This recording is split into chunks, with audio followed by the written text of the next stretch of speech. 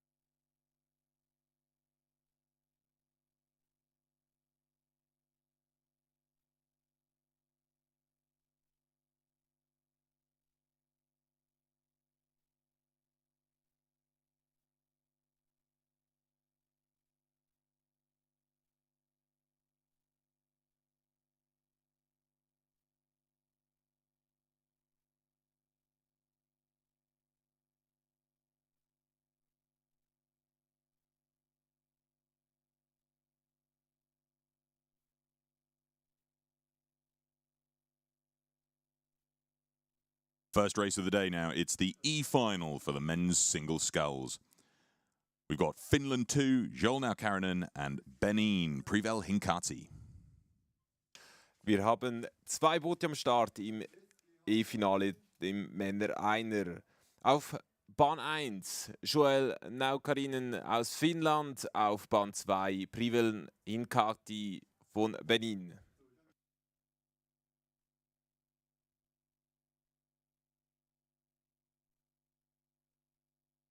Now our opportunity to introduce the athletes lining up there at the start. Lining up in lane 1 for Finland 2, Joel Naukarinen. And in lane 2 for Benin, Privel Hinkati.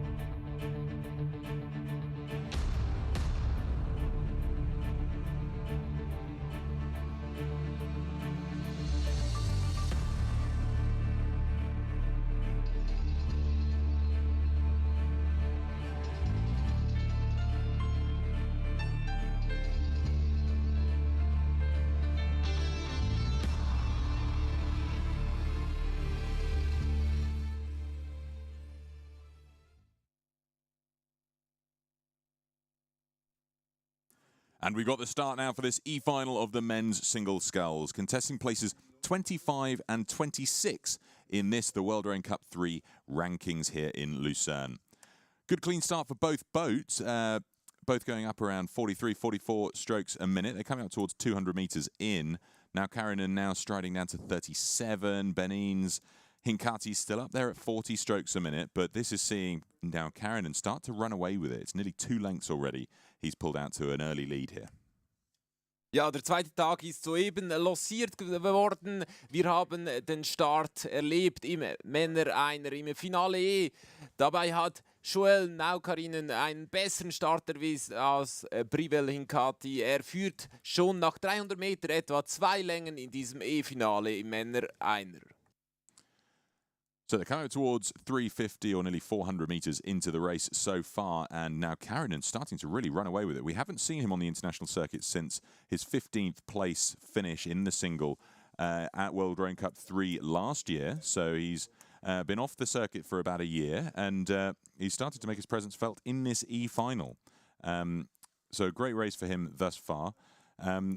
Hinkati has now straight down to 36, so they're both finding their race rhythm that's going to sustain them through this middle 1,000 as they come up towards 500. So we'll see how they do for their splits. Hinkati, coached by Riley Dampier, he's had a good start, but if he doesn't respond soon, he's going to let Naukarinen start to run away with this race. It's the first race of our day here at World Rowing Cup 3 Lucerne. 500 metres in already. Naukarinen's time, 1:44.08. So we'll see what the the timing margin in as Hincati goes through that split as well, 151.27. So there's 7-second difference there. That's going to be 3 lengths or so. Ja, nach 500 Meter ist es der Finne Joel Naukarin, welcher hier dieses Rennen anführt im Finale Männer einer. Er hat etwas mehr als 7 Sekunden bereits herausgerudert gegenüber seinem Herausforderer Privel Hincati. Privel Hincati war letztes Jahr auch an den Olympischen Spielen im Einer im Einsatz. Joel Naukarin war dabei nicht in Tokio mit dabei, aber er war am Weltcup im letzten Jahr, am 3. Weltcup ebenfalls im Einer unterwegs, hat dort den 15. Rang belegt und fährt nun wieder zurück im Einer, auch in dieser Saison hier einem Sieg im E-Finale entgegen. 800 metres in already, and we've got our commentators out there on the course. So let's hear how things are going.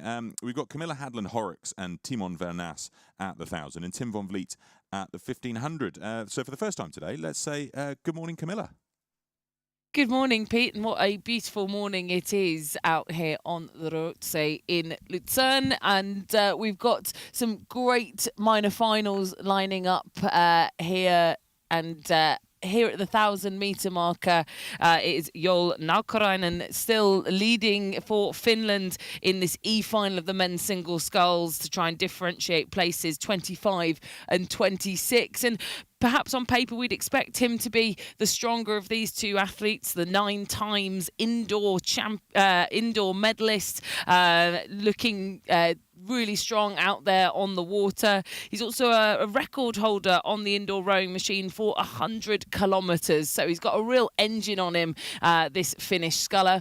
Great to see Privel Hincati, though, still keeping within a few lengths. You mentioned coached by Riley Dampier, the Oklahoma coach. Hincati goes out and, trains out in the US multiple times a year, and he himself was the flag bearer for Benin at the Tokyo Olympic Games last year. So he's just going from strength to strength, and another learning experience for him here at World Cup 3. But he does trail Finland by about 3 to 4 lengths of clear water.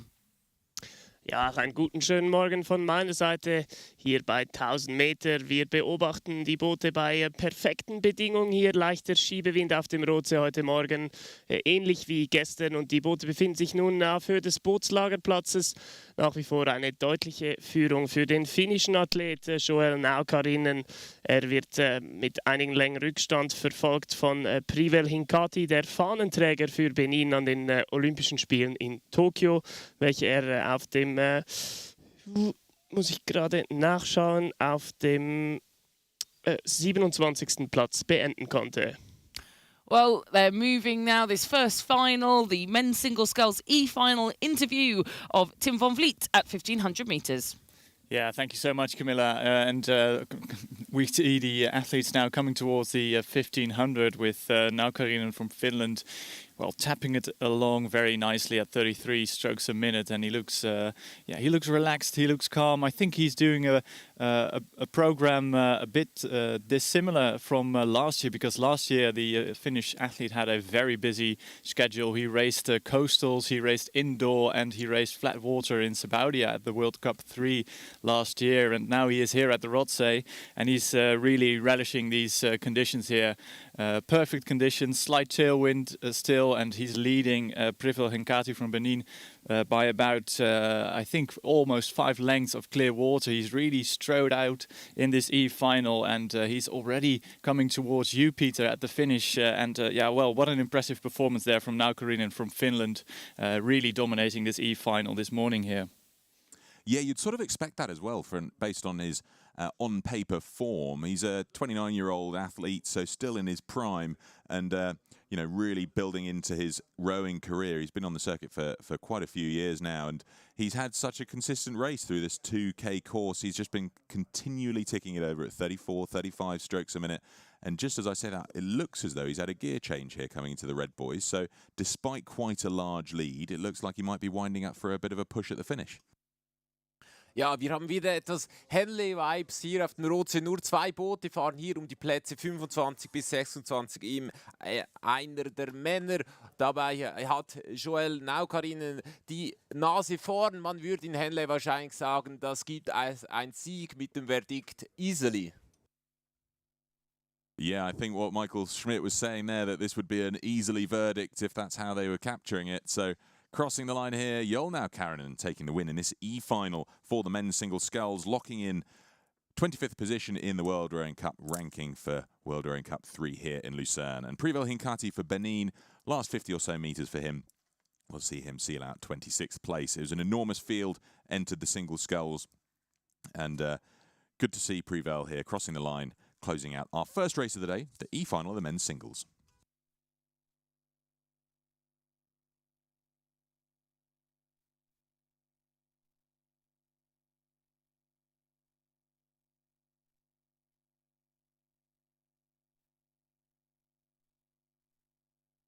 Next up, it's the D final for the men's pair. Lining up in lane 1 for Brazil, we've got David Faria Souza and Vangelis Rinca Pereira. Lane 2 for Uruguay, we've got Leandro Joaquin Rodas Correa and Martin Zocalo. Lane 3 for Japan 2, Fukuta Sho and Shiga Takumi. They're coming up towards halfway already, and it looks like Uruguay out in front, Camilla. Yeah, great start for Uruguay here, and another great example of a crew that's contested at all of the World Cups this season. This is 3 of 3 for them here in Lucerne. Their best finish through those World Cups was 11th place, so unfortunate to see them here in the D final. They're not going to quite get up to those heights, but they're being chased hard here by the crew from Japan. Shiga Takumi and Fukuta Sho in the bow seat there for Japan are just moving with grace through this next 250 metres, and it seems like clawing back the centimetres on the fast-starting Uruguayan crew. Brazil keeping touch as well in 3rd place. They're about a length back from Japan, and so this could be a really close finishing D-final in the men's pairs. 2 Ruderer mit je einem Riemen. Wir sind also beim Männer-Zweier ohne Steuermann angelangt im D-Finale. Und hier haben wir 3 Boote am Start. Es führt das Boot aus Uruguay in der Mitte der 3 Boote. Dieses führt mit einer Länge Vorsprung vor den Japanern. Und auf dem 3. Platz sind es die Brasilianer, welche sich hier vorbereiten, internationale Rennerfahrung sammeln in Vorbereitung auf die Südamerika-Spiele, die im Oktober 22 stattfinden.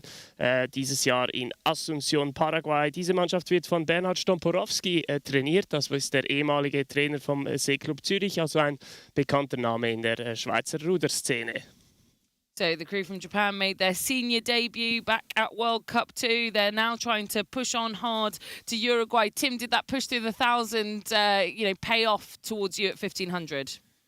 Well, the Japanese did make a good push, Camilla, but I think the young crew from Uruguay saw the challenge and made a push of their own, but there's still contact at 1,500. The young crew from Uruguay still in the lead by about 3/4 of a length over Japan, who are having a very good race to stay in contact. And I think the Japanese are trying to make a move again. You can see, I saw a little look there from the bowman Fukuta from Japan there, looking towards the crew from Uruguay, and I think he's going to call a sprint finish here in this D final. And the crew from Brazil is actually quite close as well. I think they lost contact. There is clear water between Brazil and the other 2 crews, but a great battle here for between Uruguay and Japan, Peter, for the places 19 and 20 here in the D final.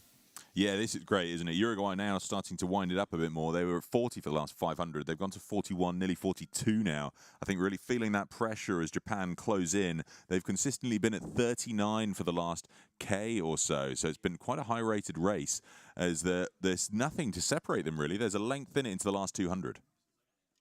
Ja, wir sehen jetzt auf den letzten 200 Meter einen interessanten Zweikampf zwischen Uruguay und Japan 2.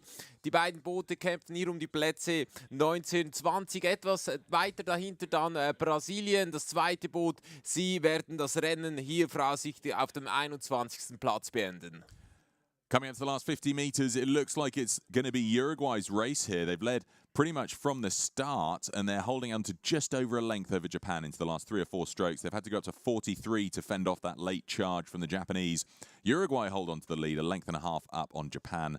And then we've got 2 lengths of clear water back to Brazil. So that's places 19, 20, and 21 in the rankings for the men's pair.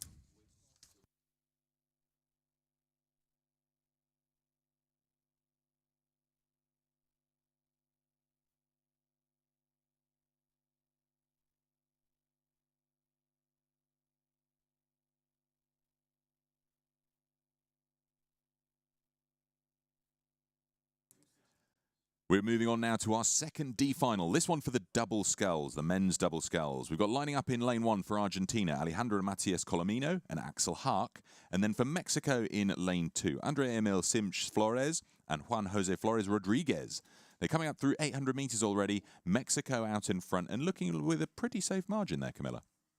Yeah, and great to see Simch Flores in the bow seat for Mexico, making a senior debut here at Lucerne and leading out this D final of the men's double sculls. What an experience that must be on the Lake of the Gods. What a place to do it. But they've managed to get a really good margin over Argentina. However, the Argentinians currently the fastest moving boat on the water. So they're trying to gain some ground back. They've still got a little bit of clear water separating themselves from the stern of the Mexican crew. They're going to want to try and nab that back. So just, I'd say, a metre and a half of clear water separating them through the 1,000 metres. But Mexico responding well. They're up at rate 37 at this midway point. Ja, südamerikanisches Duell hier im D-Final des Männerdoppelzweiers Argentinien gegen Mexiko. Und kurz nach Streckenhälfte sind es die Mexikaner, die führen. Sie haben etwas mehr als eine Länge Vorsprung. Die Argentinier, wir haben es hier gerade vor uns gesehen, haben kurz vor der 1000-Meter-Marke versucht, einen ersten Akzent zu setzen, um hier nochmals an das führende Boot aus Mexiko ranzukommen. Aber die Mexikaner versuchen vehement zu kontern und so wie es aussieht, verändern sich die Positionen nur kaum. Well, a real concerted push from Argentina as they came through us at halfway, but that seems to have taken a toll as their speeds dropped right off now, leaving Mexico to take another gear up, another step up as they approach the final 500 metres.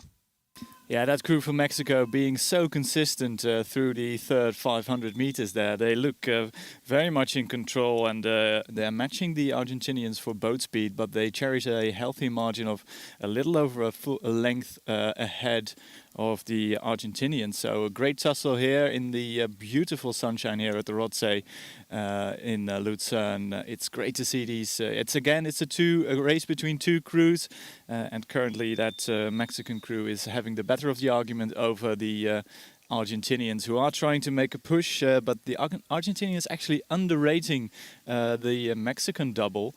And that's a bit surprising, because you would expect the Argentinians to go early in the final stages of this race and try to claw back some of the deficit to the Mexican double. But the Mexican crew is flying. Both crews now at 37 strokes a minute, but the Mexicans have a slightly higher boat speed as they come towards you, Peter. The Mexicans looking fabulous out there to take the win here in the D final.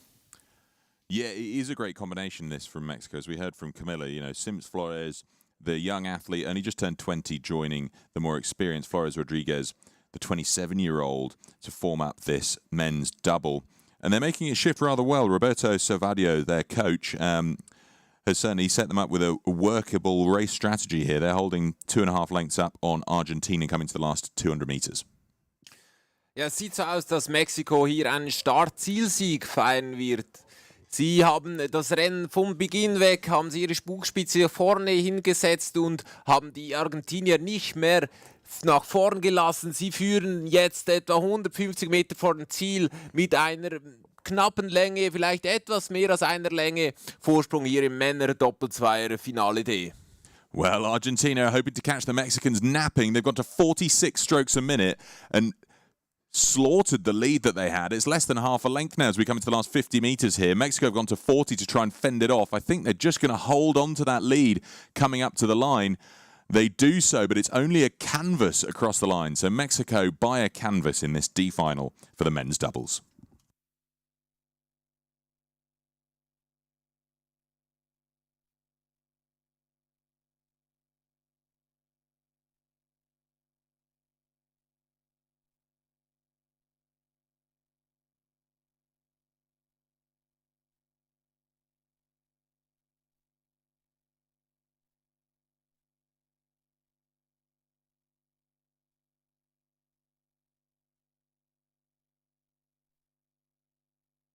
Moving on now to the D final for the men's single sculls. We've got a 6-boat lineup here. In lane 1 for South Africa, Mbodzeni Masuta.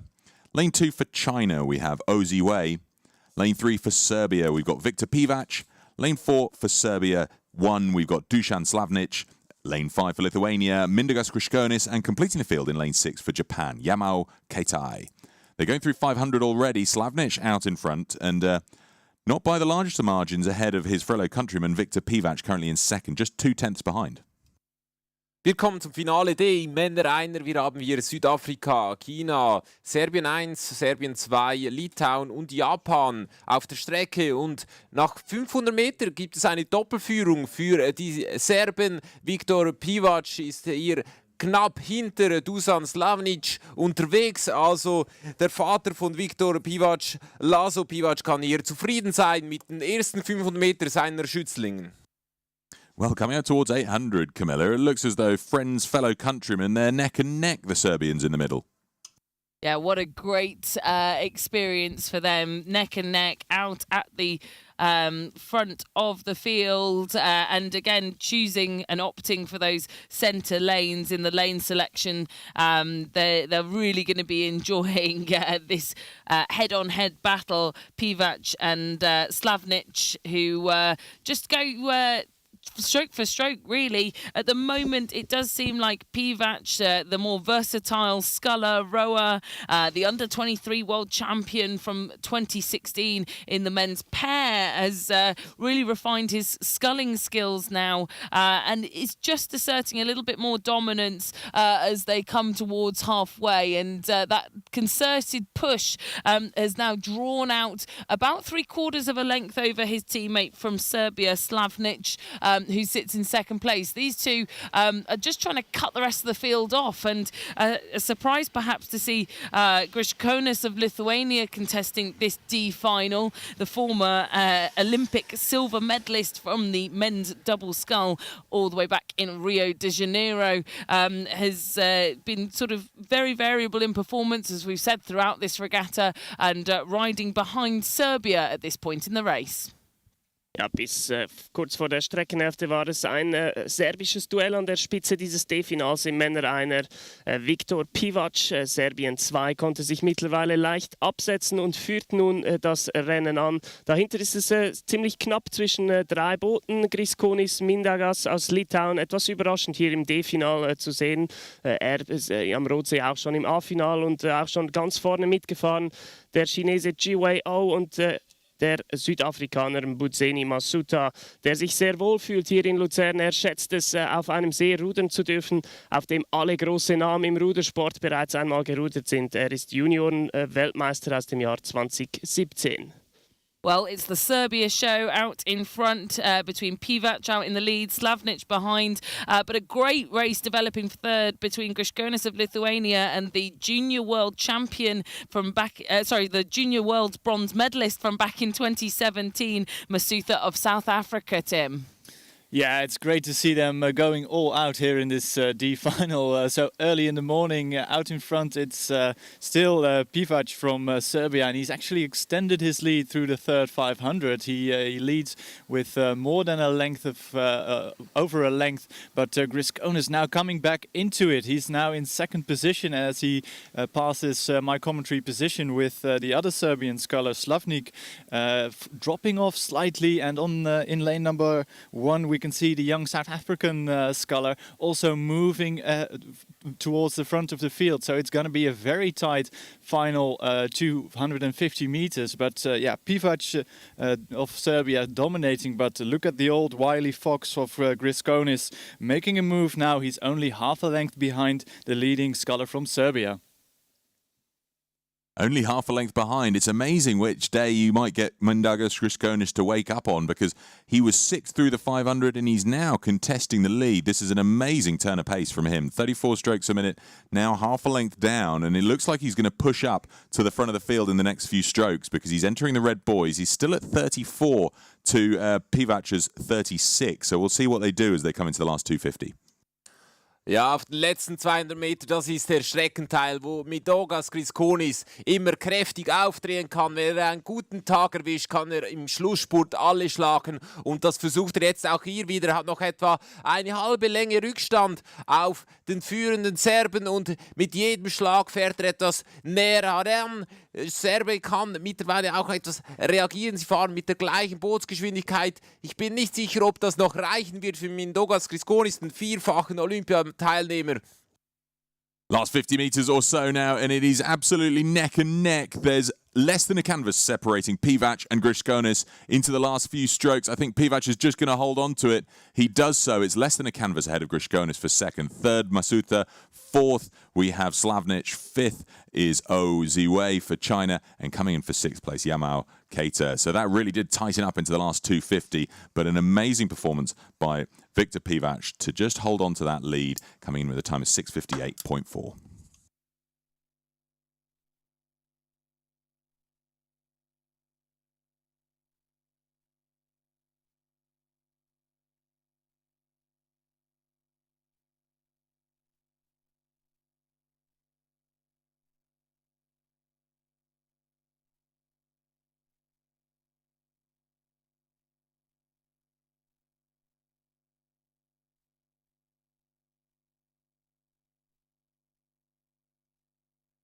Well, folks, that was the last D final of our weekend. We're now into 40 minutes of C finals.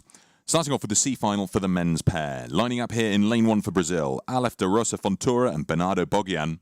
Lane 2 for Lithuania, Povilas Stankunas and Mantas Juskevicius.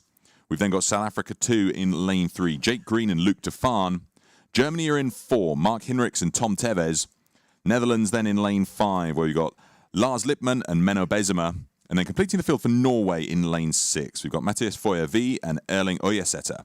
They've just gone through 500, and it's South Africa out in front. They've got perhaps half a length on the Dutch as they come up towards 600 metres at the moment, and then maybe another half length back to Lithuania. So the field's starting to spread out as they come up through 600. Wir kommen zum C-Finale im Männer-Zweierone. Wir haben Südafrika, das zweite Boot auf Brasilien, das erste Boot auf Bahn 1, Litauen, das zweite Boot auf Bahn 2, Südafrika, das zweite Boot auf Bahn 3, Deutschland auf Bahn 4, die Niederlande, das erste Boot auf Bahn 5 und Norwegen auf Bahn 6. Ja, Südafrika gestern ganz knapp, 200 haben gefehlt, dass sie nicht weitergekommen sind. Gegen das zweite Boot von Holland haben sie ihren Hoffnungslauf verloren und wurden ins C-Finale verwiesen. Nun zeigen sie hier auf den ersten 500 Meter, dass sie eigentlich lieber im Halbfinale sein möchten. Sie führen hier mit knapp 2 Sekunden Vorsprung auf das Boot aus den Niederlanden. Well, they're coming towards halfway now. Camilla, you were telling me about the South Africans this morning. Yeah, it's such a surprise to see them here in this C final, having been to the Olympic Games for South Africa in this very combination. So I was expecting more of them. The podcaster Jake Green in the bow seat is making the calls here for Luc de Vaan, and they're going to have to be calling for a little bit of a push here through halfway, because it's the Dutch that are bearing down on them. And just having a quick look at the rating, South Africa up at 39 strokes a minute. They're working so hard to stay in front of the Dutch, who are only at, in fact, raising as well, 39 strokes a minute. It's fast and furious here if you want to be leading the C-Final. Die Südafrikaner führen in diesem Männer-C-Finale. Es geht um die Plätze 13 bis 18 im Männer-Doppelzweier. Sie führen vor den Holländern auf der Bahn 5, dahinter sind es die Litauer und dahinter ist es ein packender Zweikampf zwischen Deutschland und Norwegen mit Vorteilen für Norwegen. Die haben hier über die Mittelmarke kräftig beschleunigt und setzen die beiden Ruderern des Limburger Ruderclubs für Wassersport und des Münchner Ruderclubs von 1880 mächtig unter Druck. nach wie vor an der Spitze Südafrika mit Jake Green und Luke Daffran, bekannte Namen, insbesondere wenn man gerne Ruder-Podcasts hört. Well, rate 40 now for the Netherlands, and I know somebody at 1500 who's going to be very pleased to see the Dutch making waves. Yeah, the Dutch keep piling on the pressure on the pair from South Africa, and actually I think the Dutch are almost in the lead with a little over 500 meters still left to row. It's a combination of Lars Lipman and Menno Bezema who are really throwing in the kitchen everything at the kitchen sink because they are trying to get level. But look at the Lithuanian crew racing from lane number 1, also drawing level with the South Africans. It is at the 1500s. It's the Dutch in the lead by a canvas, followed by South Africa, and then it's the young combination from Lithuania in third, with a very nice tussle here between Norway and Germany, the young German pair as well in the mix, and having a great race. But the race is out in front with the Netherlands pushing on still at rate 40. But I think, Peter, the highest boat speed is with the Lithuanians at this moment.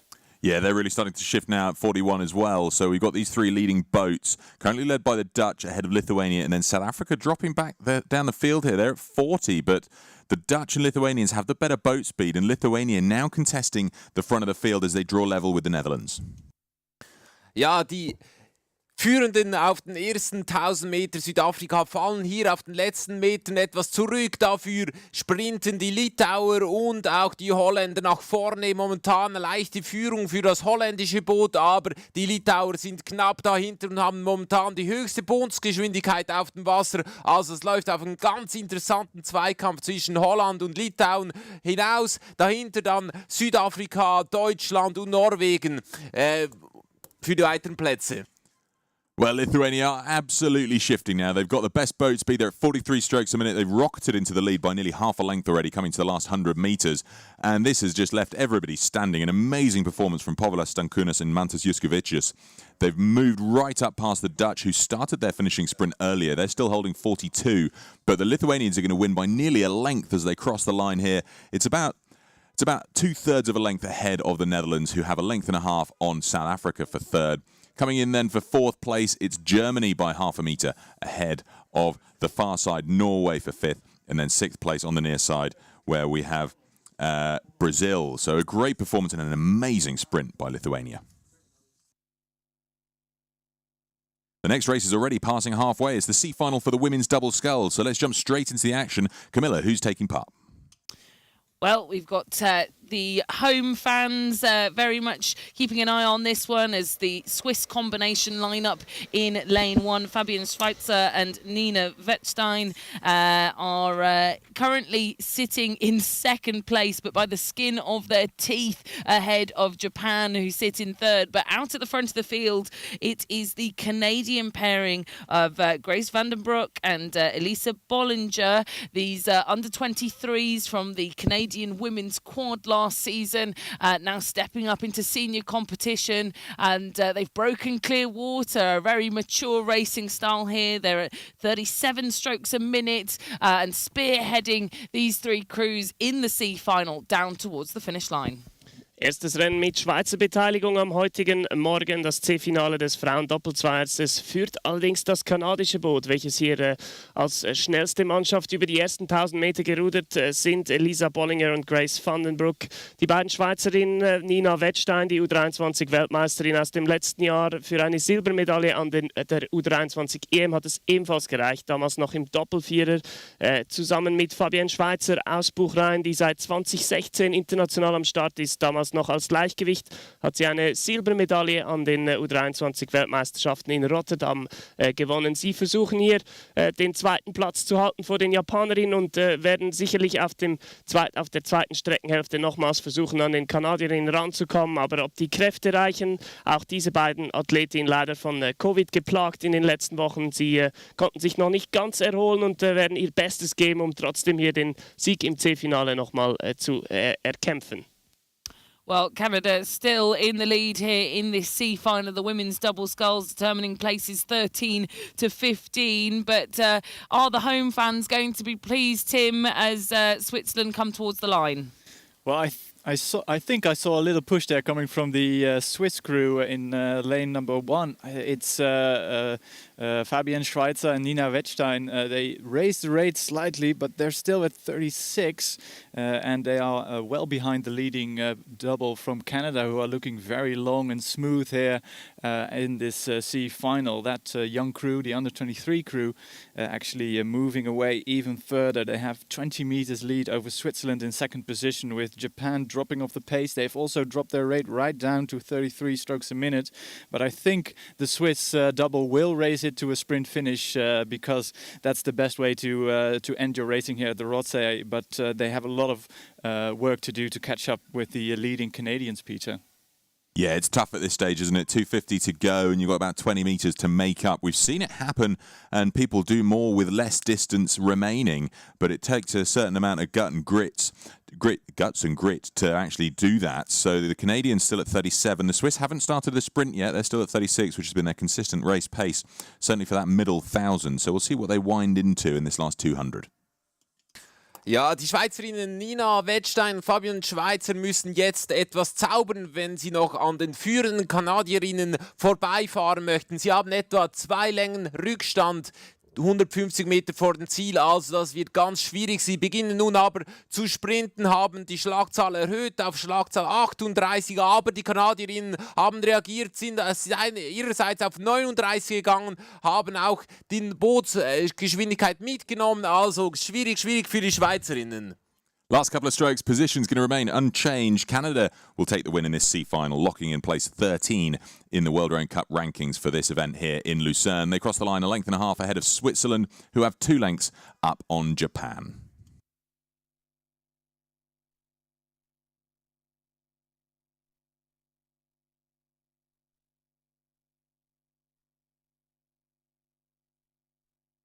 Next up, we've got the C final for the men's double sculls. Lining up here in lane 1 for Finland, we've got Juho-Pekka Patajaniemi and Jukka-Pekka Kauppi.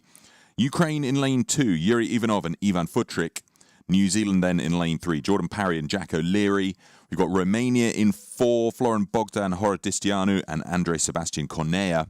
Hungary in lane 5, Martin Jabo and Ax Christoph. And then Poland in lane 6, Simon Poznik and Piotr Plominski. They're already coming up towards halfway. Looks like a good first K for the Romanians.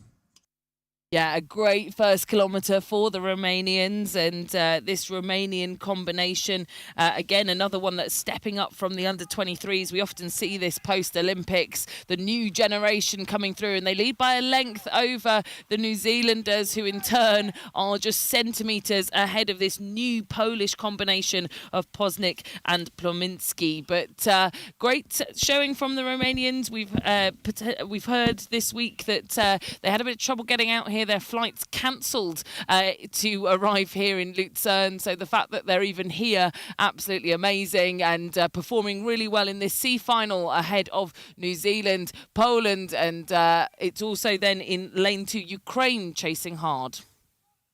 Nach dem C-Final der Frauen ist es nun das C-Final der Männer Doppelzweier, und hier führt bei Streckenhälfte das rumänische Boot mit Florin Bogdan Horodistenau und Andrei Sebastian Cornea. Sie hatten etwas Schwierigkeiten mit der Anreise an den Rothsee. Ihr Flug wurde abgesagt, aber sie haben es doch noch rechtzeitig geschafft natürlich. Sie werden verfolgt von den Neuseeländern und den Ukrainern. Da entwickelt sich ein spannender Zweikampf. Dahinter sind jetzt die Polen und dann etwas weiter zurück Ungarn und Finnland. Weiter geht's zur 1500 Meter Marke. Wir sind gespannt. Well, it's going to be interesting to see if Horodistianu and Cornea of Romania can keep up this punishing pace of 38 strokes a minute, Tim. Well, they look really comfortable actually at 38 strokes a minute. Nice long strokes from the Romanian double here as they come towards the 1500. Behind them, it's very close between 3 crews. It's New Zealand currently in second position, and I think it's third for Poland. But on the far side, from my commentary position, the Ukrainians also looking very good and well within contact distance of the Polish double. But out in front, it's the Ukrainian double double still. They kept their rate at 38 for most of the way, and only the New Zealanders, who we used to see build their speed into the race and have a flying second kilometer in this race, the New Zealanders actually at 40 and trying to get ahead of Romania. But the Romanians have seen the threat coming. They've raised their boat speed, but they are still at 38 strokes a minute. So I think the Romanians still have a gear to go, Peter. Yeah, and they look so strong out in front. This combination of Horodiciano and Cornea leading the way, still at 38, 39 strokes a minute. They've got a length up on the Kiwis, who've gone to 40, and then it's another length back to the Polish. So they feel quite spread out here as we come into the Red Boys. We've seen things chop and change quite a lot through competition so far, so we'll see if those margins change in this last 200. Ja, in diesem C-Finale im Männer-Doppelzweier gibt es einen Zweikampf um den 13. Platz, den es hier zu gewinnen gibt, zwischen Rumänien und Neuseeland. Die Neuseeländer gestern nur ganz knapp, hat es nicht gereicht für das Halbfinale. 800 war es am Schluss gegen Tschechien und Norwegen. Es war wirklich das Rennen des Tages. Heute versuchen sie es nochmals mit dem Sieg. Sie haben jetzt wirklich mit dem Sprint begonnen und setzen die Rumänen mächtig unter Druck. Romania are going to hold on to the win in this C-final for the men's double sculls. Despite a great charge from the Kiwis, Romania crossed the line half a length up on New Zealand. They've got a length and a half up on Poland for third, and then a length behind them we have Ukraine for fourth. 2.5 lengths back then it's Finland for fifth, and they've got just over a length over Hungary for sixth.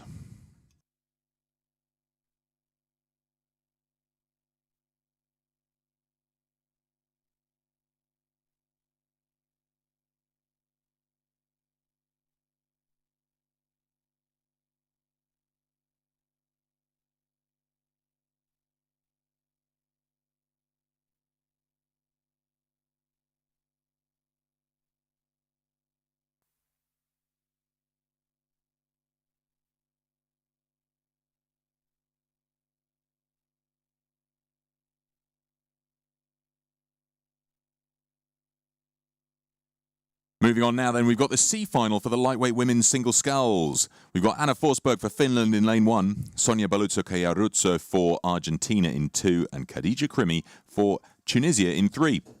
300 metres in so far, and the Tunisian out in front, but only by a nose hair ahead of the Argentinian, who is now straight down to 38. She had the early lead, but it's just been stolen by Khadija Krimi, coming up towards 350.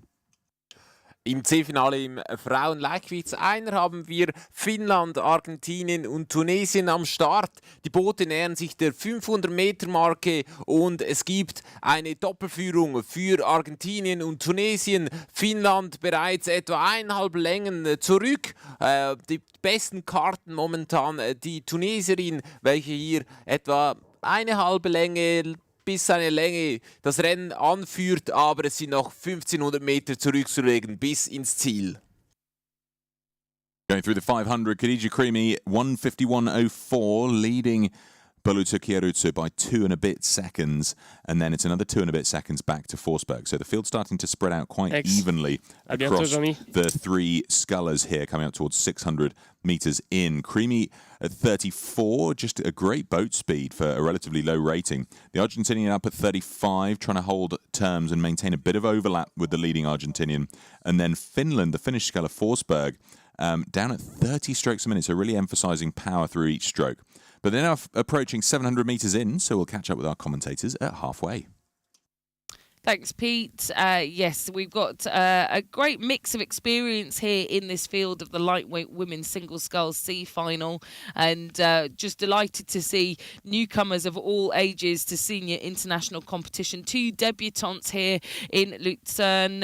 Firstly, the Argentinian, the 23-year-old Balutso-Cajaruzzo in lane number 2, currently sitting in second place, and for Finland, Aura Forsberg at 37 years of age, making her debut in senior level competition here for Finland. So absolutely awesome. In comparison, the leader of this race at this point in time, the Tunisian Khadija Krimi, she's been to 2 Olympic Games in the lightweight women's double scull for Tunisia. So a real variance here in the C final of levels of experience, of taste of competition, and I suppose unsurprising to see that the experienced sculler on paper, Khadija Krimi, still leading the way and building on that lead. It was a tough first 500 for her, trying to shake off Baluzzo Chiaruzzo of Argentina, but she's done that successfully now and is able to relax that little bit more into her rhythm,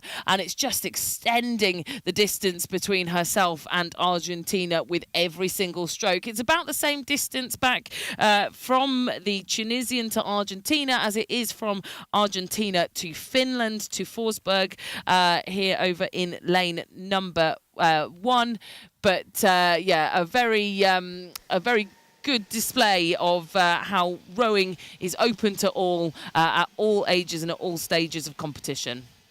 Die tunesische Doppel-Olympiateilnehmerin Khadija Krimi, die hat hier heute Morgen keine Lust auf ein Krimi. Sie will hier ganz klare Fakten schaffen und führt mit einem deutlichen Vorsprung bei 1000 Meter über 4,5 Sekunden vor ihrer ersten Verfolgerin aus Argentinien. Anna Forsberg aus Finnland, die derzeit drittplatzierte, ebenfalls weitere 4 Sekunden hinter der Argentinierin. Sie mit 37, ihr internationales Debüt auf der World Rowing-Ebene mit diesem Wettkampf hier in Lucerne. Well, still all about Khadija Krimi out in front for Tunisia, Tim.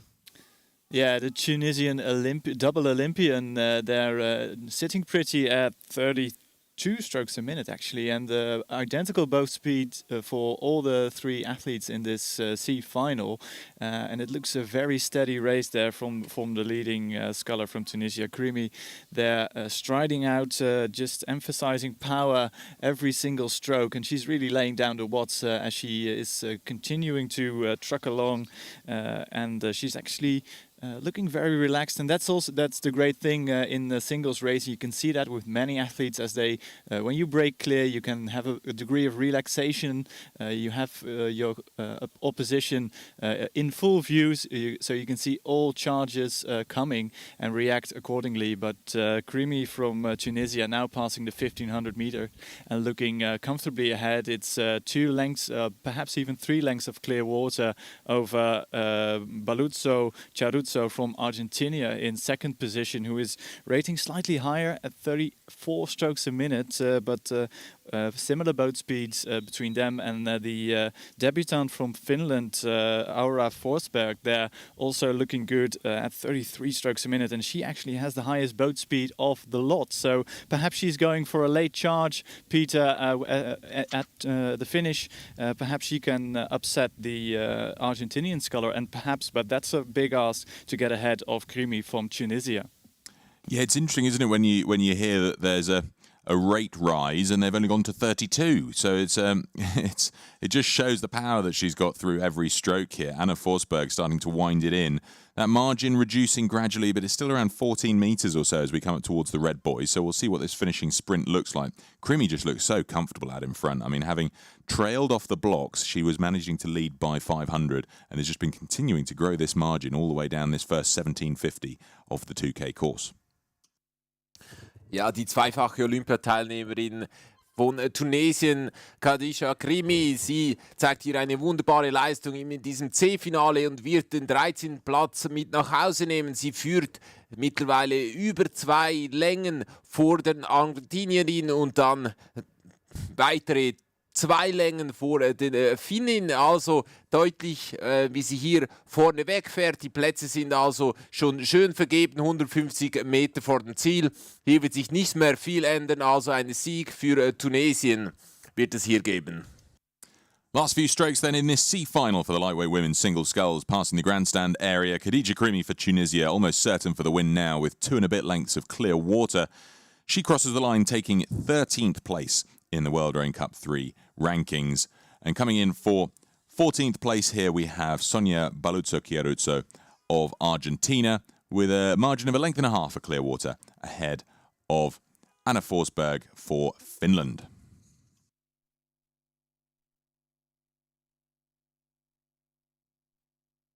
Jumping quickly on, we've got the C-final for the lightweight men's single sculls already going through 12.50. So let's catch up straight away with Tim.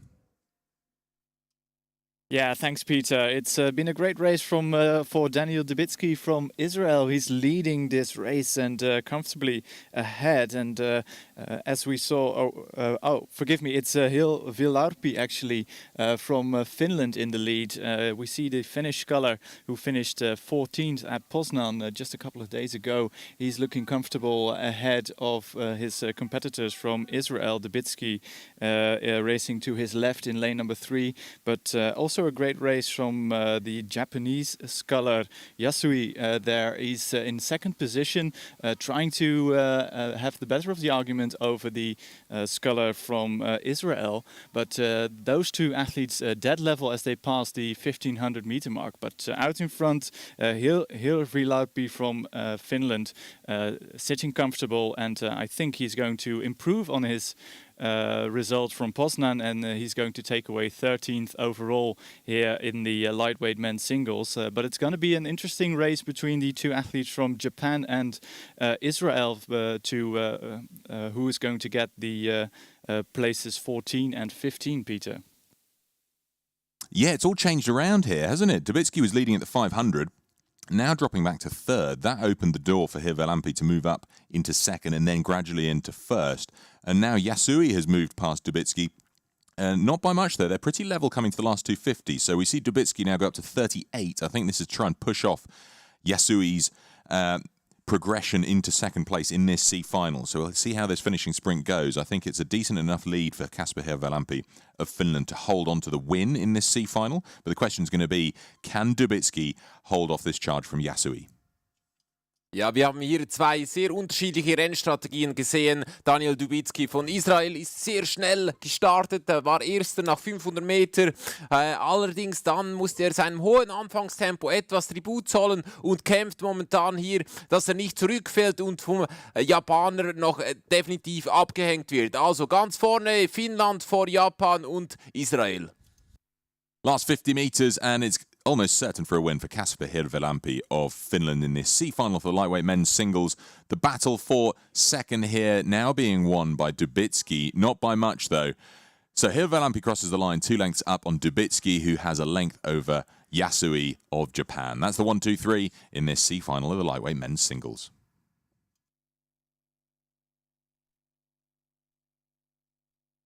Moving promptly on, it's the C-final for the women's single sculls already passing through halfway. We've got Audrey Futry for France in lane 1, Beatriz Cunha Tavares Cardoso for Brazil in lane 2, Siri Eva Christensen for Norway in 3, Kirsten Goodger of New Zealand in 4, and completing the field for Australia in lane 5, Georgie Gleeson.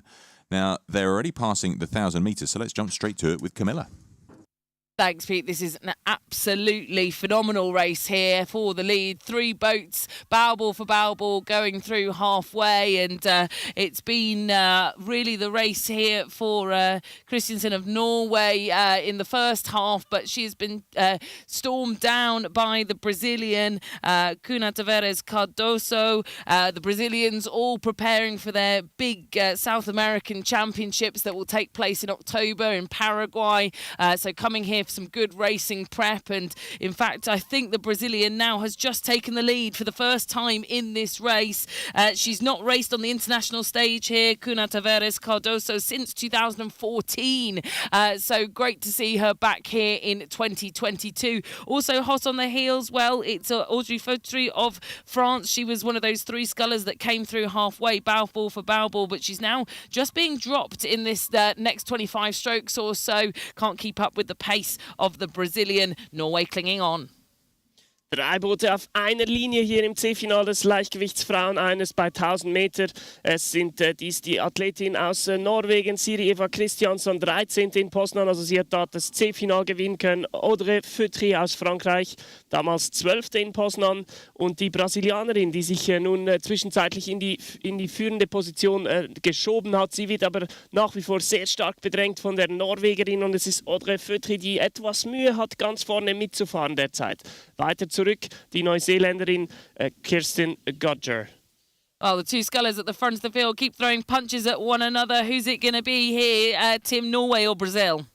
Oh, that's a tough ask, Camilla. There's there's nothing in it at this stage. We have 500 meters left to row, and it's almost gladiatorial between Brazil and Norway. It's, I think, just the athlete from Brazil in the lead, but by a whisker ahead of Christensen from Norway. And I also look to lane number 1, where Audrey Feutry from France is racing. She's dropping off slightly. It's almost a full length behind the leading 2 athletes from Brazil and Norway, but it's gonna go all the way down the line. Still Brazil in the lead, slightly underrating Christensen from Norway, but I think the better rhythm at this stage is coming from that Norwegian athlete as they come towards you, Peter.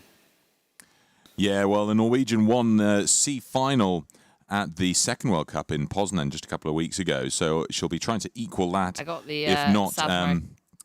if not try to fend off this Brazilian charge in the last 250 meters. So Siri Eva Christensen will be lifting the rating now. She's up to 35. The Brazilians actually dropped down to 33, but they're still neck and neck, punching it out as they come into the red boys. Auf den letzten 200 Meter ist es die Norwegerin, welche momentan noch die Spitze vorne hat, aber nur ganz knapp 1-2 Meter vor der Brasilianerin. Beide gehen nun mit der Schlagzahl etwas hoch. Siri Christensen ist mittlerweile bei Schlagzahl 36 und versucht natürlich hier ihre Führung zu behalten, damit sie ihren 13. Platz vom vorhergehenden Weltcup verteidigen kann. Dahinter dann die Französin und auch die Neuseeländerin, also ein ganz spannender Zieleinlauf, den wir hier sehen im Frauen-Einer-C-Finale. Siri Eva Christensen making the better of it now into the last 50 metres, nearly a length up on Cunha Tavares Cardoso, who's got a length up on Feutry. So the field started to spread out, but it was a great little surge there from Siri Eva Christensen for Norway. Going to cross the line here for the win in this C-final, the women's singles, a length ahead of Cunha Tavares Cardoso of Brazil, who's got 3/4 of a length over Audrey Feutry for France, and then a length and a half back to Kirsten Gudger for New Zealand.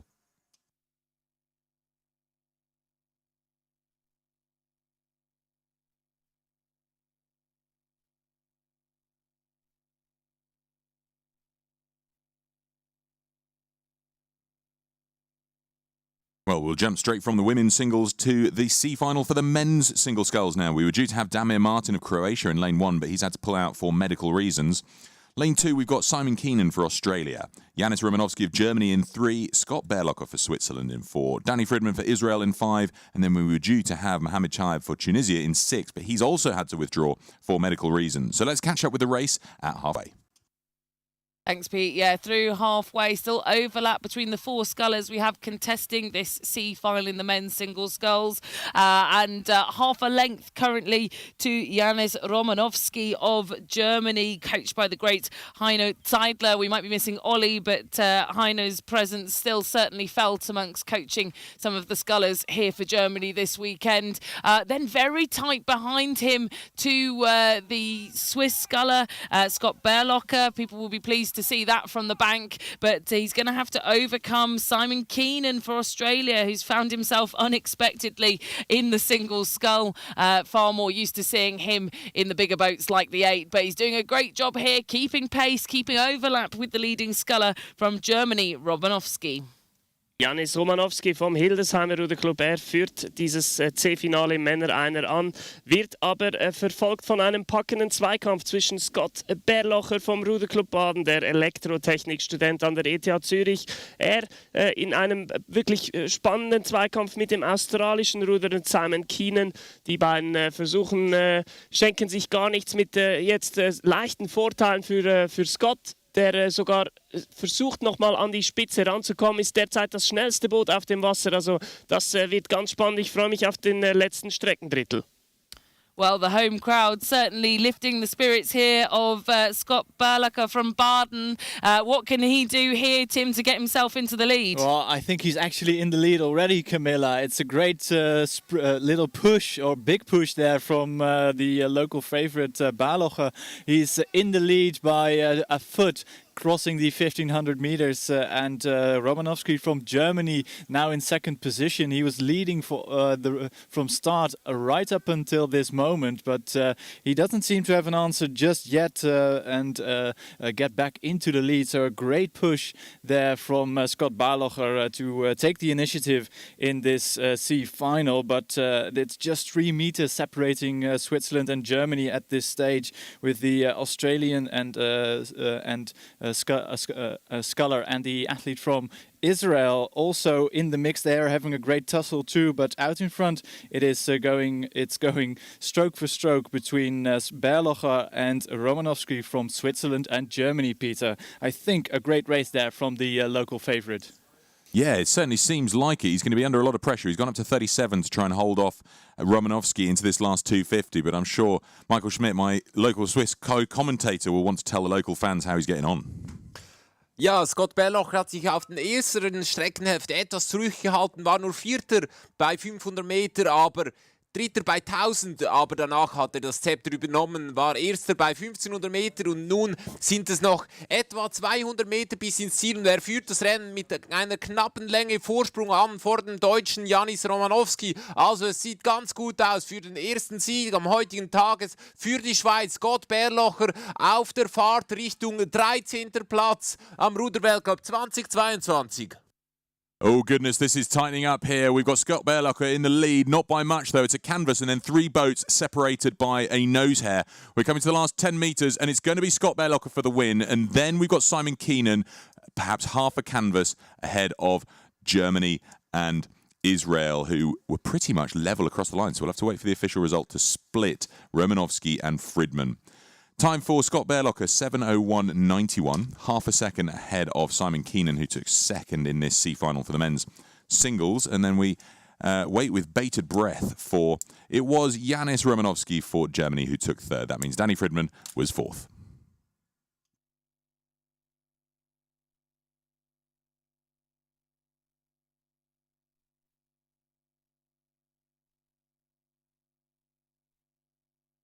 Races coming through thick and fast now. We move on to the penultimate C final of our weekend. It's the C final for the lightweight women's doubles. We've got Japan 1 in lane 1. That's Tomita Chiaki and Hiruchi Emi. Japan 2 in lane 2. Kinota Sahoko and Onishi Kaho. Brazil then in lane 3. Isabel Falk Camargos and Antonia Emanuel Ebrey Mota. And then completing the field for Mexico in lane 4. Samantha Del Rocio, Oyeda Nunez and Melissa Marquez. Now, they're coming up through 900 metres. Japan 2 out in front, Kinota and Onishi, by only about a canvas ahead of Mexico.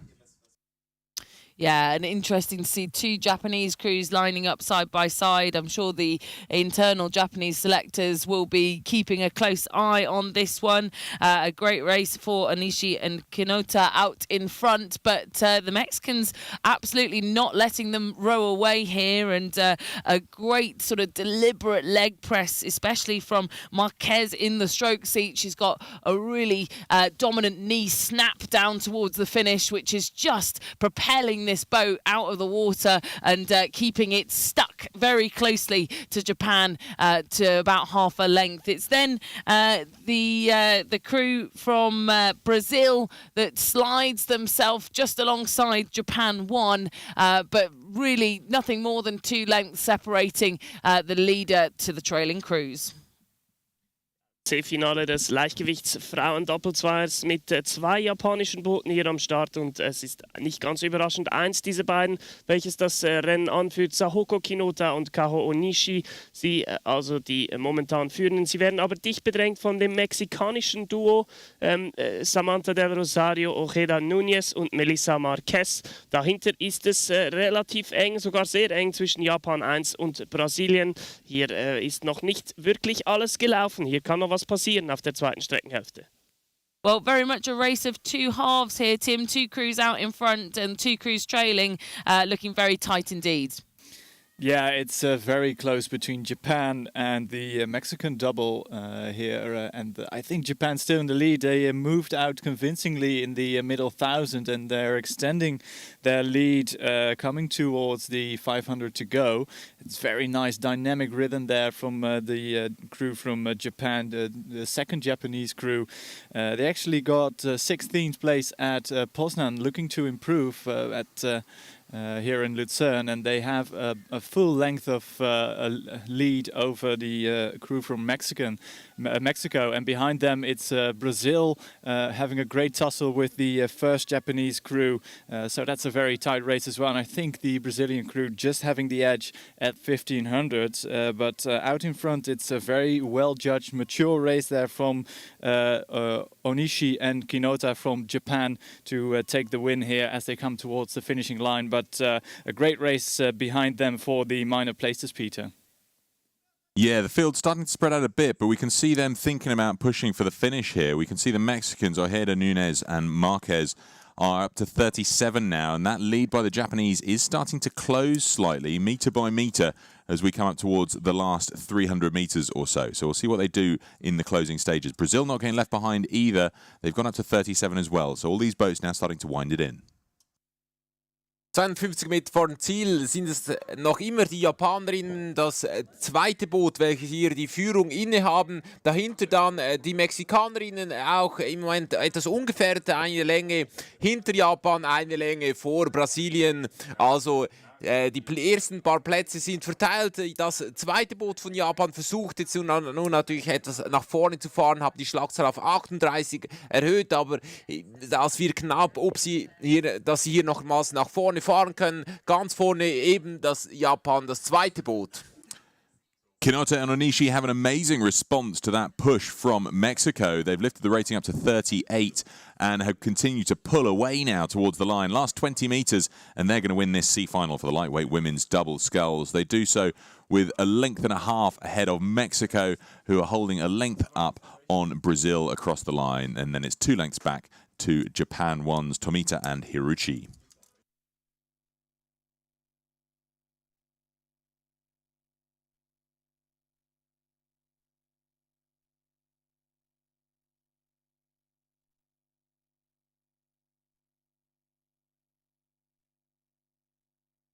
We move from the lightweight women's double sculls to the C final for the lightweight men's double sculls, our last C final this weekend. We've got Estonia in lane 1, that's Ander Koppel and Elar Loth.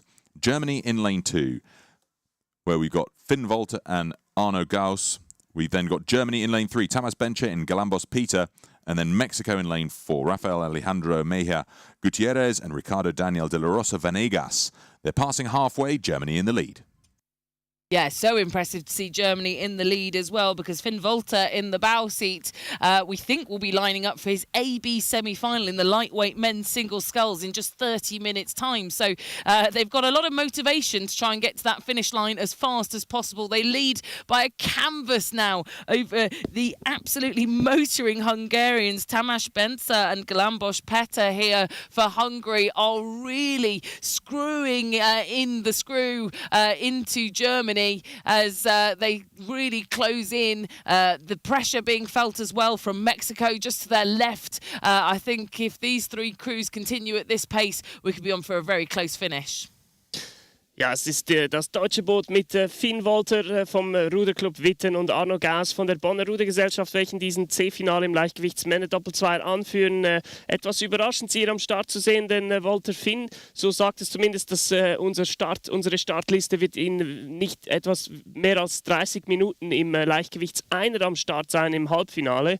Sie werden nun allerdings bedrängt vom ungarischen Boot mit Peter Galambos, den wir in guter Erinnerung haben. Er hat immer für große Duelle mit Michael Schmid hier auf dem Rotsee gesorgt. Früher beide im Leichtgewichtsmänner-Einer unterwegs. Da kann ich mich an ganz spannende Zieleinläufe erinnern. Well, fastest moving boat on the water at the moment in this third 500 has been the Hungarians, stroked by Galambos Peter. He's usually contesting the lightweight single scull. What can he do to keep shifting this Hungarian duo, Tim?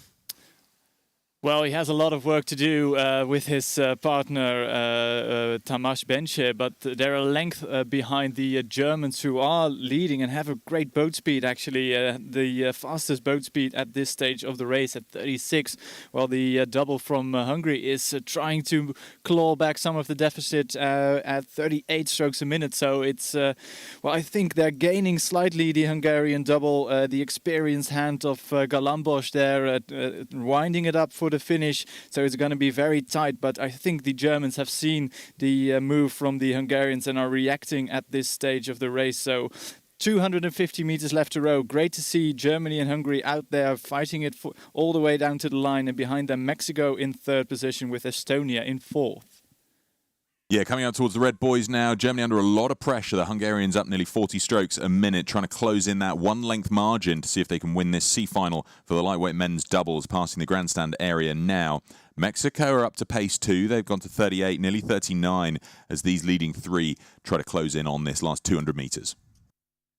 Auf den letzten 200 Meter sind es die Deutschen Walter und Gauss, welche hier das Rennen anführen. Finn Walter hat gestern ein Hammerprogramm absolviert. Er war im Einer, Leichtgewichts-Einer und Leichtgewichts-Doppelzweier am Start. Heute nun im C-Finale im Leichtgewichts-Doppelzweier. Den Leichtgewichts-Einer wird er nicht mehr fahren, hat abgemeldet, verständlich bei diesem harten Programm. Dahinter dann Ungarn mit Peter Galambos auf zweiter Position. Crossing the line here then for the win is Germany by no insignificant margin. They've extended to a length and a half ahead of Hungary, who hold on to second, a canvas ahead of Mexico. A solid sprint from the Mexicans there. And then coming in for fourth place, we have Estonia.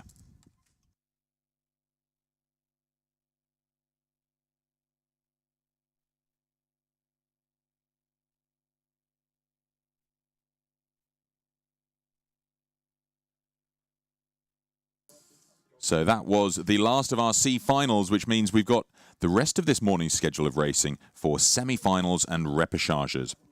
But before we look into the next race, where we've got a tiny little break now, the next race due off at 10:15, where we've got the lightweight women's singles semi-finals, we managed to catch up with the Great British men's double, George Bourne and Matt Hayward, who are racing at 11:09 in the semi-final for the men's double. So if you cast your eye to the big screen, you'll see us have a chat with them.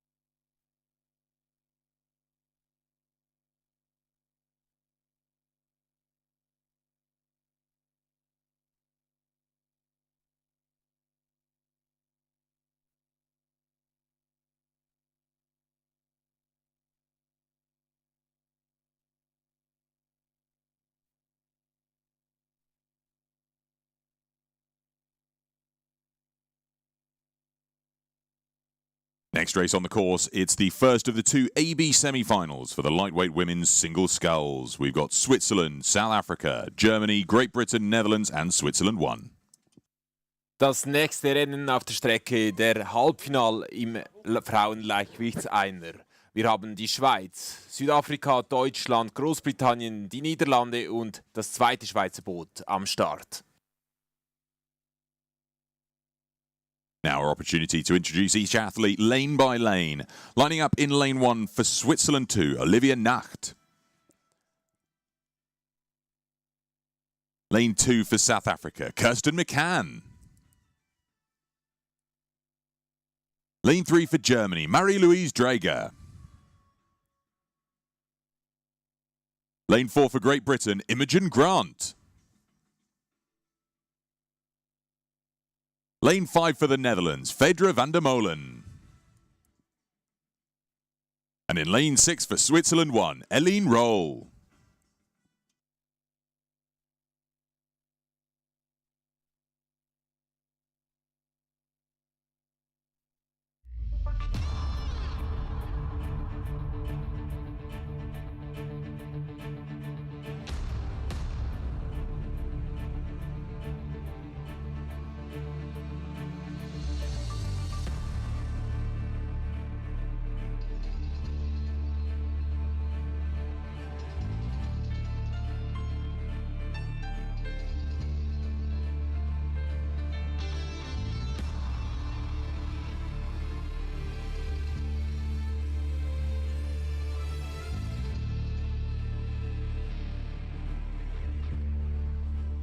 There we have the start then of our first semi-final of the day, the semi-final AB for the lightweight women's single sculls. Just getting underway.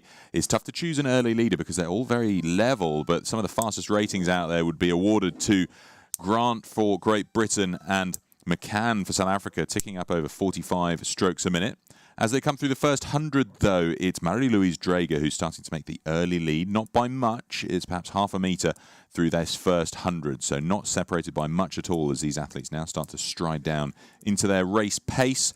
Going with Draeger, we've got Imogen Grant right alongside her. She's still up at 40 and now level again with Draeger for Germany. These two starting to push up to perhaps a canvas ahead of Kirsten McCann for South Africa and van der Molen of the Netherlands.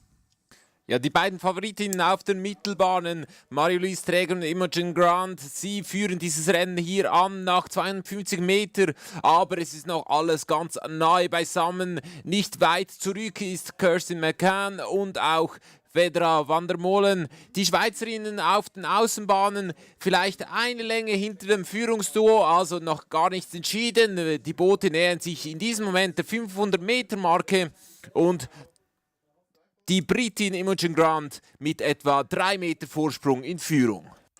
Going through 400, Imogen Grant now taking the lead. A canvas up, still striking 36, sculling at 36 ahead of Draeger at 33. So the field now starting to take that typical chevron formation because, of course, with the athlete lane selection that they've had, the athletes that had the fastest time in the heats have had the first choice, and that shows that Imogen Grant and Marie-Louise Draeger have selected the centre lanes here. Going through 500, Grant 1:49.76, and then we've got a perfect chevron formation following suit behind her. She's currently out in front. This, of course, being an AB semi-final, we all know that that means that the first 3 in this race will progress through to the A final, where medals are to be contested and automatically gets them into the top 6 from this from the rankings from this third World Cup. The trailing 3 from this race will go through to the B final to contend places 7 through 12. They're coming up to 700 metres in. Imogen Grant starting to develop a length lead here, Camilla. Yeah, and I think that was potentially to be expected after her performance in the heats yesterday, where she was absolutely dominant over the rest of the field. But Timon and I were speaking just before this race came into view to say that every single one of these athletes in this semi-final has won a gold medal here at Lucerne at some point in time, whether that be at a third World Cup of the season, like Imogen Grant did back in 2019, where on the rare occasion, actually, it wasn't in Lucerne, it was at Rotterdam, but she's won here on previous occasions. And then all the way down to Marie-Louise Dreger, who won World Cup 3 in 2018, Kirsten McCann in 2017. So, and then the Swiss, of course, were here at the Swiss National Championships just last weekend, where Olivia Nacht became Swiss champion in this event. So a really stacked field here, and the newcomer Fedra van der Molen, just the only exception to that, at 19 years of age. And at the moment she's got a lot of work to do, but this newcomer, born in the year 2003, the same year that Marie-Louise Dreger won her first ever World Championship gold medal. So she's right at the early stages of her career. Through the halfway marker, it's still Grant sculling away. She is really enjoying the beautiful pan-flat conditions out here on the Rotsee, ahead of that experienced sculler from Germany, Marie-Louise Dreger, who sits in second position. The fight for third in that last spot into the A final is really teeing up to be a wonderful race here between Kirsten McCann of South Africa, who holds the honours for now, but it is Roll in lane number 6 of Switzerland, the under-23 world champion from 2019 in the lightweight double sculls, that is hot on her heels and got her eyes set on being able to contend for a medal on home water this afternoon. Große Namen im Leichtgewichtsfrauenrudersport, die hier dieses Halbfinale anführen. Imogen Grant aus Großbritannien, Marie-Louise Dreger aus Deutschland und die Weltmeisterin 2017 Kirsten McCann aus Südafrika. Aber die beiden Schweizerinnen, Olivia Nacht vom Ruderclub Baden, die Medizinstudentin, die Schweizer Meisterin in diesem Jahr in dieser Kategorie, und auch Eline Roll der Société Nautique de Genève Section Aviron, die U23-Weltmeisterin 2019. Die beiden wollen hier noch ein Wörtchen mitreden und werden sicherlich versuchen, Kirsten McCann noch unter Druck zu setzen. Wir erinnern uns an den Endspurt von Olivia Nacht gestern im Hoffnungslauf. Da hat sie gezeigt, dass sie im letzten Streckenviertel richtig Druck machen kann. There is absolutely no stopping Imogen Grant out in front for Great Britain. She's got lengths now of clear water over Marie-Louise Dreger, Tim. Yeah, she has to be one of the favourites to win this race, and she's looking so dominant here. She has almost 1.5 length of clear water over the experienced Marie-Louise Dreger from Germany in second position, and Kirsten McCann from South Africa still with some overlap to the experienced German sculler there in third position. So that's the 1, 2, 3, and behind them there is a fantastic race between the two local favourites, Eline Roll and Olivia Nacht on the outer lanes. They're racing their heart out here in the semi-final, this stacked semi-final. And I think the two Swiss scullers are absolutely level as they come towards the finishing line, with Fedra van der Meulen from the Netherlands finding the pace a bit too much to handle, because the experienced hands of Imogen Grant there still way out in front, and she's easing off actually here in first position, followed by Marie-Louise Dreger, with Kirsten McCann from South Africa still in third. So that's your 1, 2, 3, Peter, as they come towards you. I don't think much is going to change, do you? No, I don't think so, Tim. I think this is true to the form book. Marie-Louise Dreger had a very quick start, but we would have expected Imogen Grant to really make her presence felt, certainly by the 500, and that's just what she did. And she's continued to pull away through that middle 1,000, extending to good 20 metres, 5-second lead by the 1,500, and I can't see the positions changing. Kirsten McCann, a well-established and experienced athlete, currently riding in third. That's the danger zone between third and fourth, between a position in the A final and the B final. So I think this is going to be what we see go through. It's going to be Grant, Dreger and McCann. Ja, es sieht so aus, dass die Finalplätze an Grant, Dreger und McCann gehen werden. Also Großbritannien, Deutschland und Südafrika ganz vorne. Leider sind die Schweizerinnen nicht da mit dabei. Eline Roll und Olivia Nacht haben sich ein hartes Rennen um den 4. und 5. Platz geliefert. Aber das sind leider nicht A-Final berechtigte Plätze. Also wir werden die beiden Schweizerinnen wieder im B-Finale sehen heute Nachmittag. Imogen Grant for Great Britain takes the win in this AB semi-final for the lightweight women's singles. 2.5 lengths up on Marie-Louise Dreger for Germany, who has 2 lengths on Kirsten McCann of South Africa. Those three progress through to the A final, despite a great push from Olivia Nacht of Switzerland. She will lead the way into the B final, crossing the line half a length ahead of Eline Roll, also of Switzerland, and then a few lengths back to Fedra van der Molen of the Netherlands. They'll go to the B final.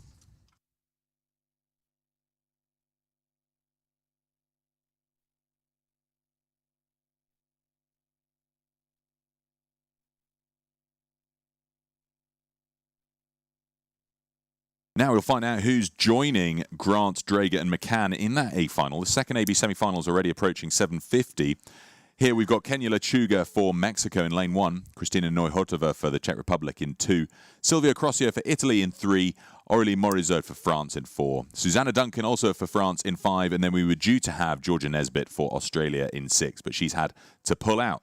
So this race now coming up towards 800 metres in, and the two French boats, Aurélie Morizot and Susanna Duncan, contesting the lead, but only a canvas up on Lechuga as they go through 800.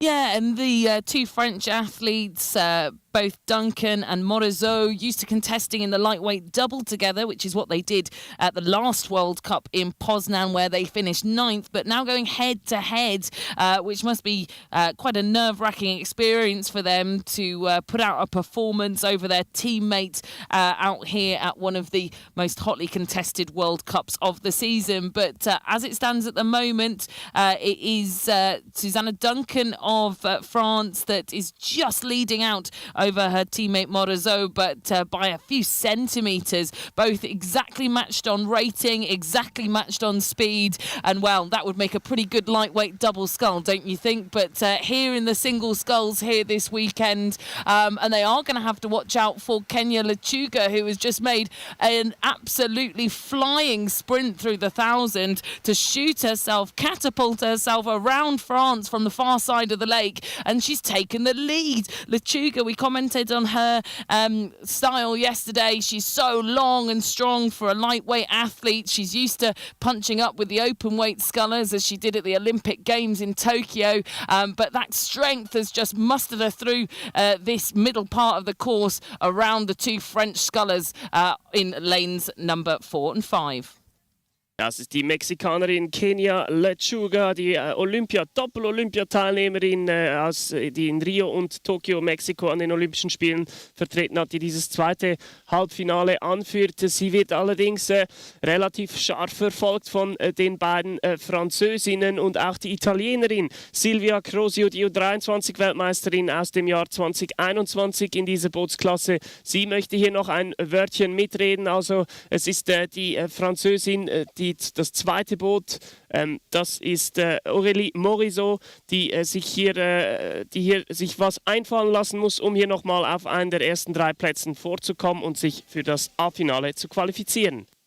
Well, that mid-race pace from the Mexican Kenya Lechuga is going to be hard to match here, Tim. Yeah, you're right, Camilla. It's stunning to see her work here on the Rothsee, and she's really hammering along at 35 strokes a minute, and she has the highest boat speed. But going with her is the under-23 world champion from Italy, Crosio.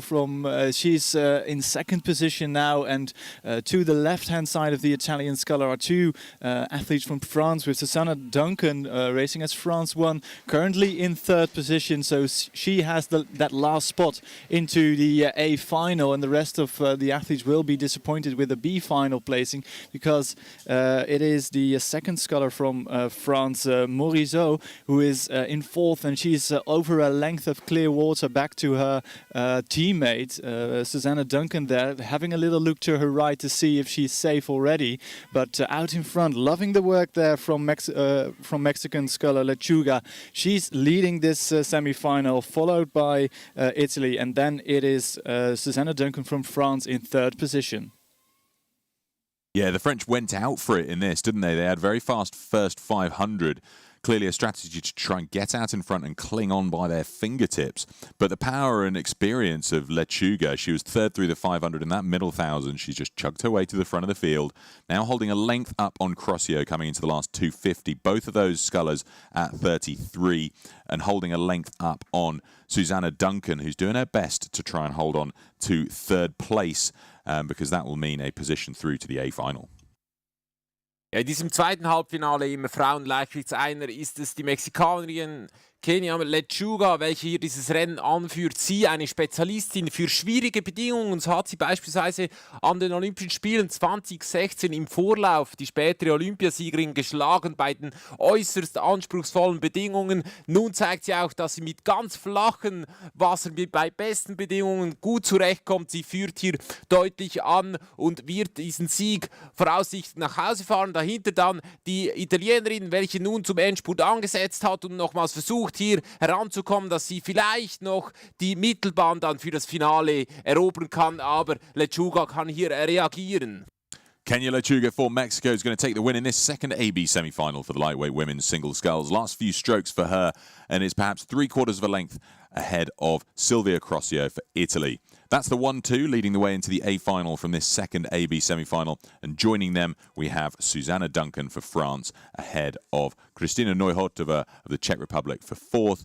5th then is Aurélie Morizot for France. So that means that the A final will be Great Britain, Germany, South Africa, Mexico, Italy and France.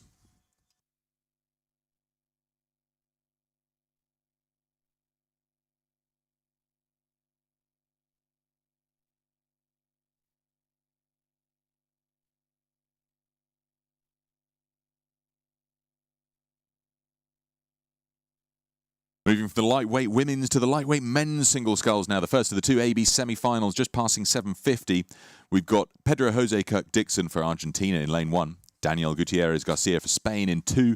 Thibaut Vivet for Belgium in lane 3. Oscar McGuinness of Australia in 4. Alexis Vladimir Lopez Garcia for Mexico in 5. And Rajko Hrvat for Slovenia in lane 6. A much tighter field this. I mean, the Belgian Vivet's out in front, but the rest of the field all within a length of each other or less, Camilla.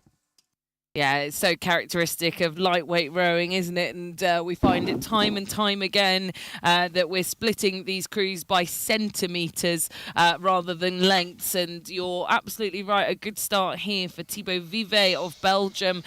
He's had a sensational season so far and looking to build on that opportunity that he's been given to race in this single scull. He's at 33 strokes a minute currently and holding off what is a blanket field behind him, and as the field gets tighter behind him, the racing will get more and more furious, so he'll have to kind of keep them at bay from drawing ever closer to him. The best of the rest at the moment, Rajko Hrvat, and just as I say that, the Slovenian sculler has managed to clinch overlap on Vivet, and he looks across to his right yet again. They're separated by the two scullers in the middle, Mexico and Australia. McGuinness of Australia and Lopez Garcia of Mexico currently sit equal third, and with only 3 spots to go through to this afternoon's A final, that's going to go down to the wire. Halbfinale des Leichtgewichts Männer-Einers und es ist Thibaut Vivet, der U23-Europameister aus dem letzten Jahr, der den ersten Weltcup in Belgrad bereits gewinnen konnte. Er führt das Rennen an, er wird allerdings unter Druck gesetzt von Rajko Hrvat aus Slowenien, auch ein großer und altbekannter Name im Leichtgewichtsrudersport. Dahinter ist es dann ein ziemlich knappes Rennen um den 3. Platz, der alles entscheidende 3. Platz in diesem Halbfinale zwischen dem Australier Oscar McGuinness, der sein internationales Debüt in Poznan gegeben hat, und dem Mexikaner Alexis Vladimir Lopez Garcia. Diese beiden also auf den Plätzen 3 bis 4. Well, the Slovenians' pursuit of the Belgians seems to be paying off here as they move level, Tim, towards you at 500, and that one spot that's left to decide between Mexico and the rest of the field and Australia is going to be very tight. Yeah, it's going to be a barnstormer of a semi-final. I wasn't expecting this at 1,000, but Thibaut Vivet looking comfortable, though he is still in the lead, but just because the experienced sculler from Slovenia, Rajko Hrvat, is almost level, and that's the 1-2. But behind them, a sandwich between Slovenia and Belgium there is a fantastic race between Australia and Mexico there. It's absolutely going stroke for stroke all the way down the line. And these 4 crews are actually separated by 2 lengths, so everything is possible still here in this semi-final.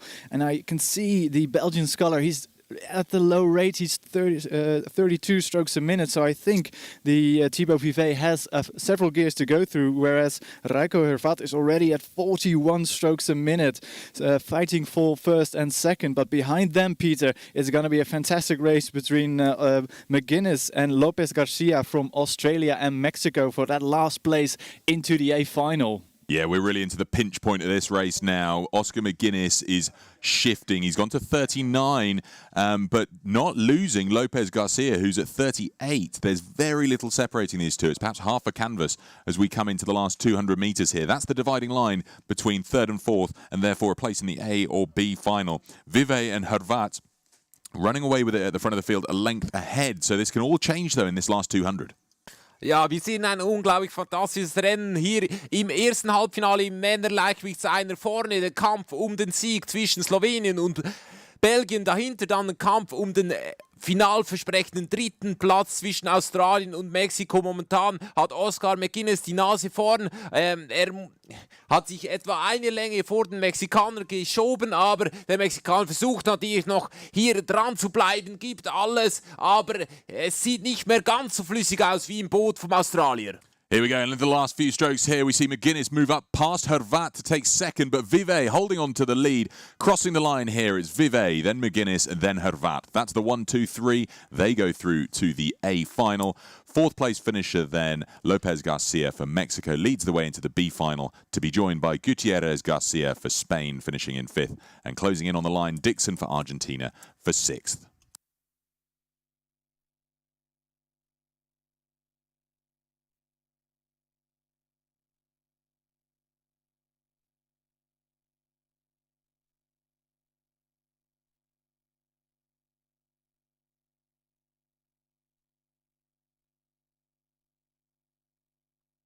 So now we're going to find out who's joining Thibaut Vivet, Oscar McGuinness and Raiko Hervat in the A final for the lightweight men's singles. The second AB semi is already underway. Lining up here, we were due to have Lukas Sawicki for Poland in lane one. He's had to pull out for medical reasons, as has Finn Volter, who was due to be representing Germany in lane two. So we've got a four-boat lineup here. Bruno Catrara-Berriola for Uruguay in lane three, Paul O'Donovan of Ireland in four, Sid Ali Budiner for Algeria in five, and Felipe Kluivert-Ferreira for Uruguay in six.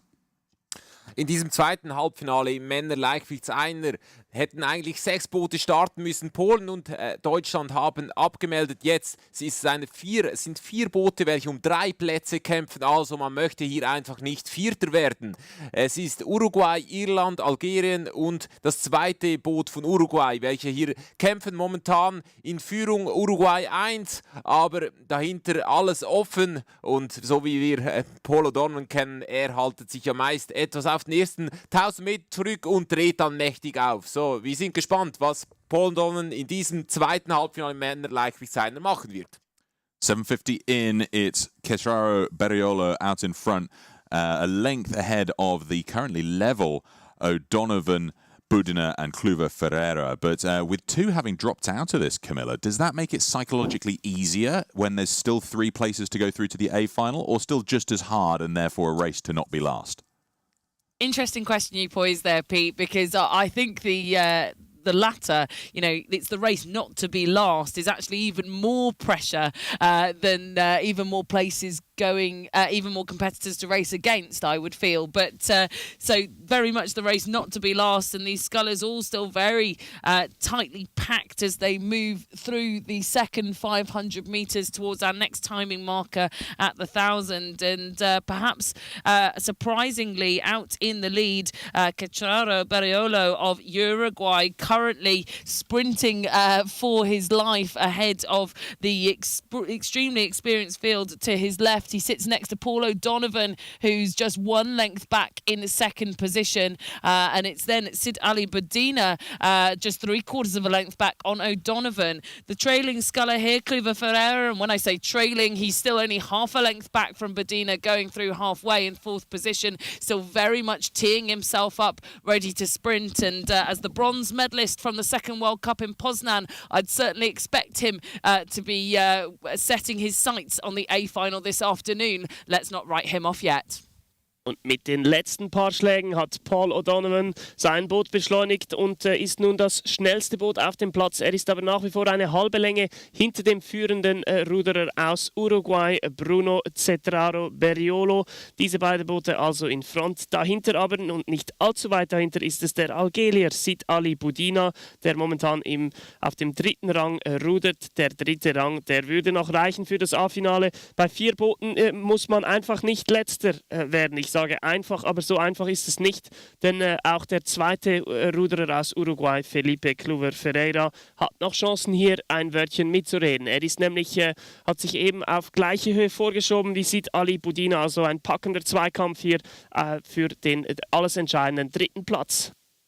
Well, I'm sure that Bruno Totaro Beriolo is going to have his heart in his mouth as the rest of the field start closing up around him, Tim. Yeah, it's going to be a really tight finish with 4 crews fighting for 3 places into the A final. I was surprised to see the young sculler from Uruguay leading from the start, and he's having to increase his rate just to keep his boat speed up. And now we can see O'Donovan moving through. He's actually made a big push right in front of my commentary position to take the lead with 500 meters to go, but it's still very close. You can see Kluwer Ferreira, the other sculler from Uruguay, now moving into 3rd position, and Boudina from Algeria having the work to do and trying not to be last and get into the A final. It's going to be a big ask because I think the Kluwer Ferreira from Uruguay is actually striding away every single stroke. He's almost half a length to a length ahead of Boudina,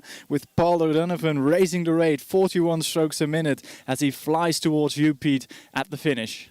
Yeah, we'd expect him to win this. He was 4th through the 500, but he promptly took the lead through the middle section of the race and has just continued to build that speed. He's got an amazing pace. He's at 39.40 and still the fastest boat on the water, continuing to pull away, a length and a half, nearly 2 ahead of Cetraro Beriolo. Ja, Paul O'Donovan hat sich auf den ersten 1500 Meter etwas zurückgehalten, hat andere den Vortritt gelassen, aber dann 500 Meter vor Ziel hat er einen mächtigen Zwischenspurt eingelegt. Mit Schlagzahl 41 ist er da gerudert, nun mittlerweile zurück auf 37, fährt hier einem Sieg entgegen. Also ein Spurt hat gereicht für Paul O'Donovan, um sich hier in die Spitzenposition zu bringen. Er, der einzige Starter von Irland an diesem Weltcup, also ein sehr kleines Team aus Irland diesmal, aber trotzdem bringt sich hier Paul O'Donovan in die Pole Position für das Finalrennen heute Nachmittag. Well, it's really tight now. Sid Ali Boudina moving up the field, trying to take that 3rd place. It's everything to play for. Paul O'Donovan certain to progress. He's a length and a bit up as he crosses the line here. Then it's Cetraro Beriolo, and then half a length back we have Kluwer Ferreira. So the 2 Uruguayans do progress through. Sid Ali Boudina will go through to the B final. Fantastic stuff here, sitting next to Mikael Schmidt, whose event this was, obviously, and now looks just like Paul O'Donovan with the longer hair and the beard. But you must miss this racing here on the Rothsay in the lightweight single, Michael. Yeah, that was always my favorite here on the Rothsay. I was fortunate enough to win it, and that was one of my certainly best experiences in rowing I've ever had. So now, but also a nice position to be in, watching the races from the finishing tower and doing the commentary along with Peter Hanlon. So sometimes the positions change, but it's still great to be involved in rowing. Yeah, well, we miss watching you too, mate. But it's nice to have you here, and we can still hear you tell us your insights into all of the racing. Speaking of which, the next one is already coming down the course. It's the repercharge for the women's pair. So, obviously, we've had semi-finals thus far. This being a repercharge, the progression is the first 2 go through to the A final and the rest to the B final. We've got Mexico in lane 1, Armenta Ayub and Arilaga Garay. Canada 1 in lane 2, that's Meshkulate and Till. Czech Republic in lane 3, Novotnikova and Flamikova. Germany 1 in lane 4, that's Meyer and Goldner, and then Germany 2 in lane 5, that's Sarissa and Reif. Now, they're going through 800. The Czech boat, Novotnikova and Flamikova, out in front, half a length up on the Canadians. That's the 1-2, and then not far back, we've got hot competition between the 2 German boats to try and steal an A final position. Yeah, trying to nab that A final position that much harder here with this progression system in a repercharge, just 2 boats to go through. And as it stands at the moment, a great bid for that being made by the Czech Republic. This is an experienced combination. Flamekova and Novotnikova in this pair for the Czech Republic now lead by just shy of a length. The Canadian bow ball refusing to let go of the stern of the Czech Republic. This Canadian pair, their senior debut here at Lucerne, and making good work of it here with an attempt to get into the A final and a fight for the medals. But these chasing German pairs, the bronze medalists from the under-23 World Championships, Germany 2, Hanna Reif and Lena Sarasa, are currently trailing their Germany 1 crew, Meyer and Goldner, but it wouldn't be good enough to see them through to the A final. They've got about 3/4 of a length to make up these 2 crews in order to see themselves into second. Hoffnungslauf im Frauenzweier ohne Steuerfrauen. Nur die ersten beiden Boote schaffen es ins A-Finale. Hier ist also wirklich eine Top-Leistung gefragt, um nochmals weiterzukommen. Es führt das tschechische Boot, gefolgt von Kanada. Dahinter ist es ein packender Zweikampf zwischen den 2 deutschen Booten. Momentan mit leichten Vorteilen für das zweite Boot, also die Polizistin im deutschen ersten Boot, Alisa Meyer. Sie wird sich hier nochmals etwas einfallen lassen müssen, um an das drittplatzierte deutsche Boot ranzukommen und dann auch noch an das zweite platzierte aus Kanada. Momentan die beiden ersten Boote nur kommen weiter, also Tschechien und Kanada. Well, as they went past the boat park, I think there was a call for a sharpen in the Canadian crew, led by Leah Till in the stroke seat. It's not caught them up to the Czech Republic, Tim, but it might have just pushed them away from Germany. Yeah, and those are the 2 crews they need to keep an eye out for, because on the left-hand side of that young Canadian combination, there are 2 crews from Germany absolutely fighting it out every single stroke. It's the bronze medalist from Poznan, Germany 2, stroked by Hanna Reif, currently in 3rd position. And I think that crew is actually trying to make a move and get it into 2nd position. So taking the 2nd position off the hands of the Canadians, and the Germany 1 combination now dropping back in 4th position. On the far side we have the Mexican pair. They're out of it. They don't have a chance at a medal, but I think that young combination from Canada really need to watch out, because only 2 crews join Romania, Great Britain, New Zealand and Croatia in the A final tomorrow. So it's going to be a very tight race. Just 4 meters separating Canada and Germany too as they come towards you, Peter. Yeah, pressure's really on now. Canada at 41, Germany 2 at 37, so they'll be trying to wind it in now. Germany in the hot seat there that sees them progress to the B final if they can't close down this margin. It's perhaps half a length as they come into the last 200. Es sind 2 Plätze noch zu vergeben für das A-Finale im Frauenzweier ohne, und einer dieser Plätze wird sicherlich an die Tschechen gehen, welche hier mit einer Bootslänge Vorsprung vor Kanada in Führung liegen. Dahinter dann die beiden deutschen Booten, Deutschland 2 mit der Nase vorn. Sie haben noch versucht, an Kanada heranzukommen, aber es hat nicht mehr ganz gereicht. Es ist noch immer eine Länge, also sie müssen hier wirklich einen Bombenendspurt zünden, falls sie hier noch nach vorne fahren möchten. Well, Canada have gone to 46, 47 strokes a minute. They've shortened up an enormous amount, but they are holding on to that 2nd place ahead of Germany. Germany at 39. They had the slightly better boat speed for a period there, but I think they sensed that it wasn't making an impact on the Canadians' lead over them. We come up to the line then, and it's going to be a win to the Czech Republic, a length ahead of Canada. That's the 1-2. They go through to the A final, and then a length behind them, we find Germany 2 leading the way into the B final, a length and a half ahead of Germany 1, who have a bow ball ahead of Mexico. Those 3 boats going to the B final.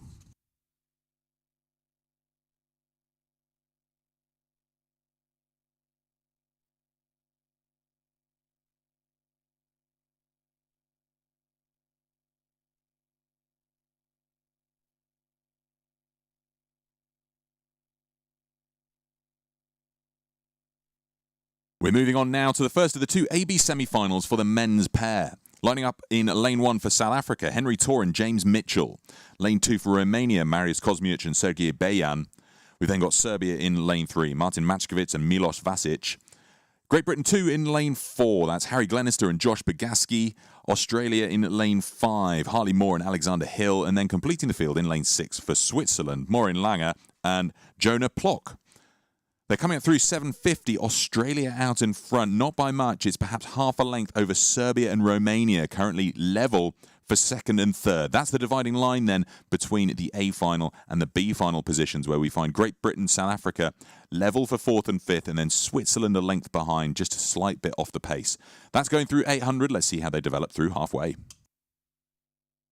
Thanks, Pete. Yeah, this is one of the ones we've been looking forward to here at the 1,000 metres. Lots of hot competition in this men's pairs event, and great to see this new Australian combination just building and building through this regatta, putting in even more impressive performances race after race. But it's not settled yet for them for the win. They may lead at this point by just shy of a length, but the Serbians are charging, and in fact, actually, it's much less than a length as they draw level with us in commentary. It's a canvas that the Serbians have now drawn them down to. Makovic and Vasic now being put under pressure by Romania. Bijan and Kosmic are looking for that third and final spot through to the A final ahead of Great Britain that sit in fourth.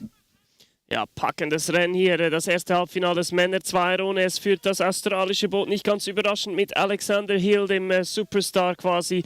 Dann das serbische Boot auf dem zweiten Zwischenrang. Rumänien auf Platz 3, aber da ist noch nichts gelaufen.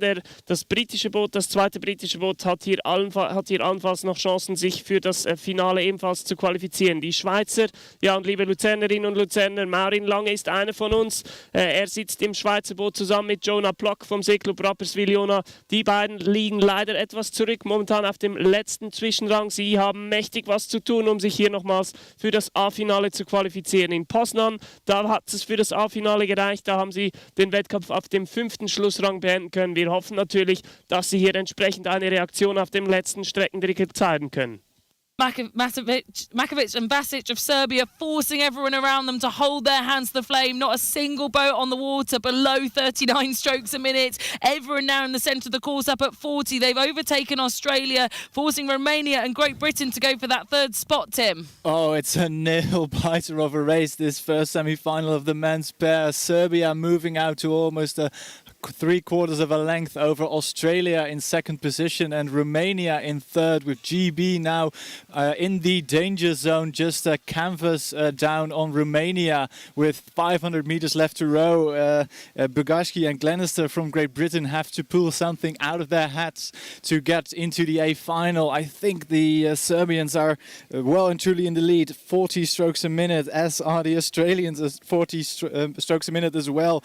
All crews going for it. So we have Romania, Serbia, Great Britain and Australia. 4 crews going for 3 places into the A final, Peter. It's going to be a fantastic final 250. It's so close, this. We know that Serbia and Australia are out in front. A length behind them then. It's Great Britain just moving through Romania now. Romania going to 43 to try and respond to Bogaski and Glenister, who have moved up the field into third place now. This finishing sprint from them has an amazing bit of boat pace on them, but they're under so much pressure. Romania at 45, Great Britain at 42. That's the dividing line.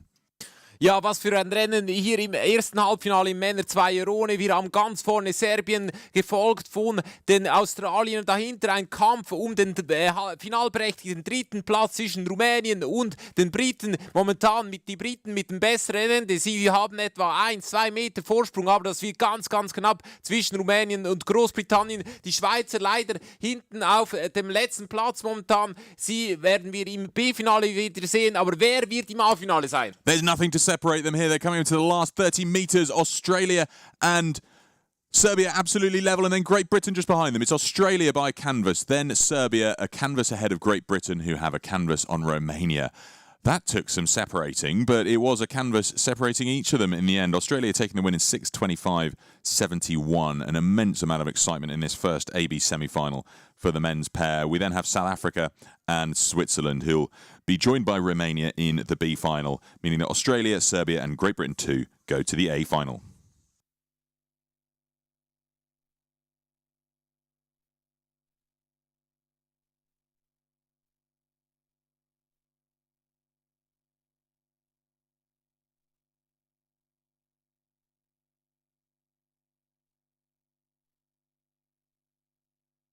Well, let's find out then who's going to join Australia 1, Serbia and Great Britain 2 in the A final for the men's pair. The second AB semi-final, we've got Netherlands 2 in lane 1. That's Eli Brouwer and Peter van Veen. Spain in lane 2. That's Jaime Canalejo Pazos and Javier Garcia Ordonez. New Zealand in 3. Matt McDonald and Tom McIntosh. Great Britain 1 in lane 4. Ollie Wynne-Griffith and Tom George. Japan 1 in lane 2. Otsuka Yoshihiro and Arakawa Ryuta. And then Italy complete the field in lane 5. Giovanni Arbenali and Alfonso Scalzone. 600 metres in, it's Spain out in front, tussling with New Zealand for the lead. Not by much, though. There's a canvas up on Great Britain, currently in 3rd. And then half a length back, we find Japan in 4th, where we've then got Italy and the Netherlands a length back, level for 5th and 6th. That's how it's shaping up at the moment as they come up towards 700 metres in. The lead still changing hands on the surge of the stroke between Spain and New Zealand. What do you make of this, Camilla? An exciting one developing again. Yeah, the small boats are always a pleasure to watch. And just like the previous semi-final, I think this one is going to be quite tasty, in fact, as we've got 3 crews out at the front of the field, separated by no more than 2 metres.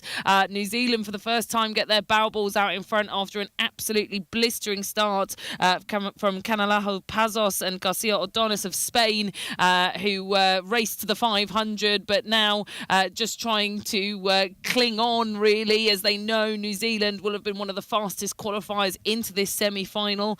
Tom McIntosh and Matt McDonald here at 38 strokes a minute, and boat speed just being overhauled actually by Great Britain, who are now the fastest moving pair on the water. Tom George and Ollie Wynne-Griffith, who sit in the lane next door to New Zealand, are just closing with every single stroke, and these 3 crews actually have just managed to clinch some I was going to say some clear water between themselves and Japan, but it is exactly a length from these 3 level crews: Spain, New Zealand and Great Britain, back to Japan in 4th. Italy also riding at 39 in lane number 6, making a bid to get into the A final.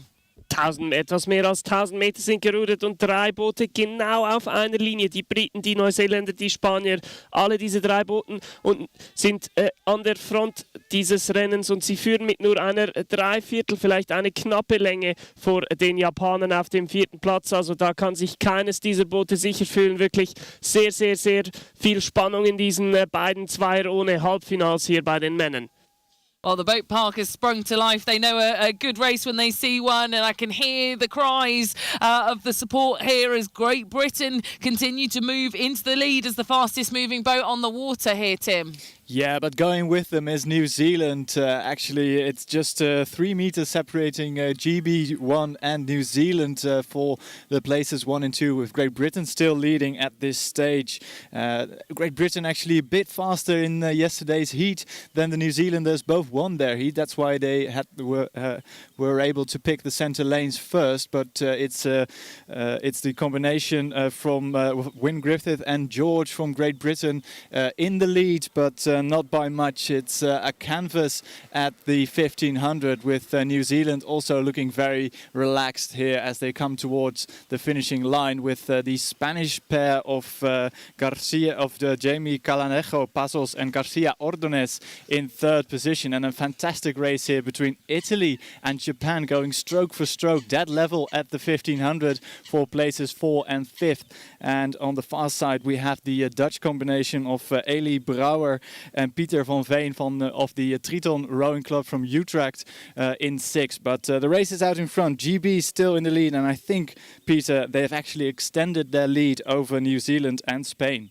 Yeah, Great Britain up to a length up now over New Zealand, and this is sort of the pace we would expect based on, as you say, Tim, their times from yesterday. Great Britain were 3 seconds quicker in the heat than New Zealand, but they were a little bit slower out of the blocks here through the first 500 behind New Zealand. They've now taken the lead and continue to extend. They've got the better boat speed and are building to just over a length over New Zealand now. New Zealand not really reacting, both boats at 38 as they come into the last 200. Ja, Oliver, Wayne Griffith und Tom George haben auf den ersten 1000 Meter dem spanischen und neuseeländischen Boot etwas Vortritt gelassen, aber dann aufgedreht und nun die Führung übernommen. Sie haben eine Länge Vorsprung auf die neuseeländischen Verfolger, auf die Olympiasieger im Achter. Dahinter dann das spanische Boot. Diese drei Boote werden sich für das A-Finale qualifizieren. Auf den weiteren Plätzen dann Italien, Japan und am Schluss des Feldes die Niederlande. Great Britain going to cross the line for the win in this second AB semi-final for the men's pair. Just over a length up on New Zealand, and then there's a length and a half back to Spain. So those three will join Australia, Serbia and Great Britain too in the A final. Fourth place crossing the line is Italy, a length ahead of Japan for fifth. And then coming in for sixth place, we have the Netherlands. They'll go through to the B final.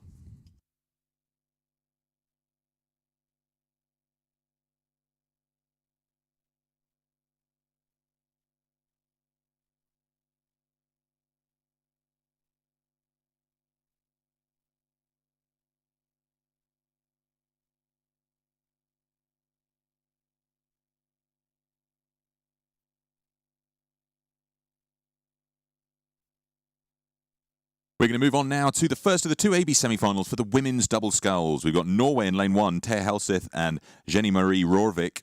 Germany 2 in lane 2, Lisa Gutfleisch and Judith Guzer. Romania in lane 3, Ankuta Bodnar and Simona Radis. People's Republic of China in lane 4, Xu Yingying and Shen Shuaomeng. Australia in lane 5, that's Rowena Meredith and Catherine Rowan. And then completing the field in lane 6 for Germany 1, Frauke Hundling and Pia Greiten. They're going through 500. No surprise here to see Romania out in front at 139.4. They're currently leading Germany 1 ahead of China. That's the 1-2-3, but only 0.8 of a second behind them. We have Australia very much still in this race, going towards 600. Wir kommen zum ersten Halbfinale im Frauendoppelzweier. Wir haben Norwegen auf Bahn 1, Deutschland, das zweite Boot auf Bahn 2, Rumänien auf Bahn 3, China auf Bahn 4, Australien auf Bahn 5 und Deutschland das erste Boot auf Bahn 6. Nach 500 Metern sind es die Olympiasiegerinnen aus Rumänien, welche hier dieses Rennen anführen. Sie mit dem ersten Auftritt in dieser Saison zeigen auch hier wieder, dass die Form wieder stimmt, auch in diesem Jahr. Im letzten Jahr haben sie ja alles gewonnen, was zu gewinnen gibt. Simona Radis war sogar noch an der U23 EM im Achter und im Einer erfolgreich. Also unglaubliche Saison im letzten Jahr und hier wollen sie natürlich anschließen. Well, Camilla, Olympic champions leading the way here. Romania, no surprise there.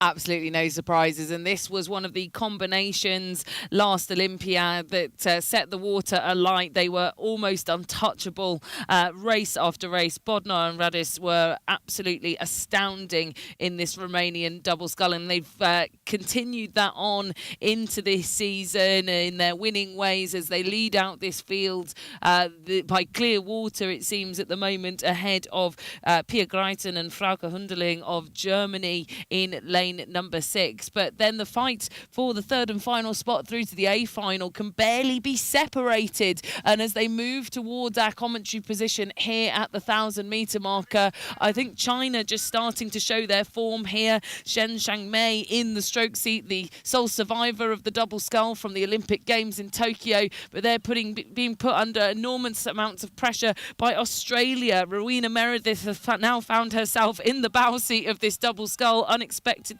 The Olympic bronze medalist from the quad scull is going to try and haul this boat into an A final position as they run alongside China.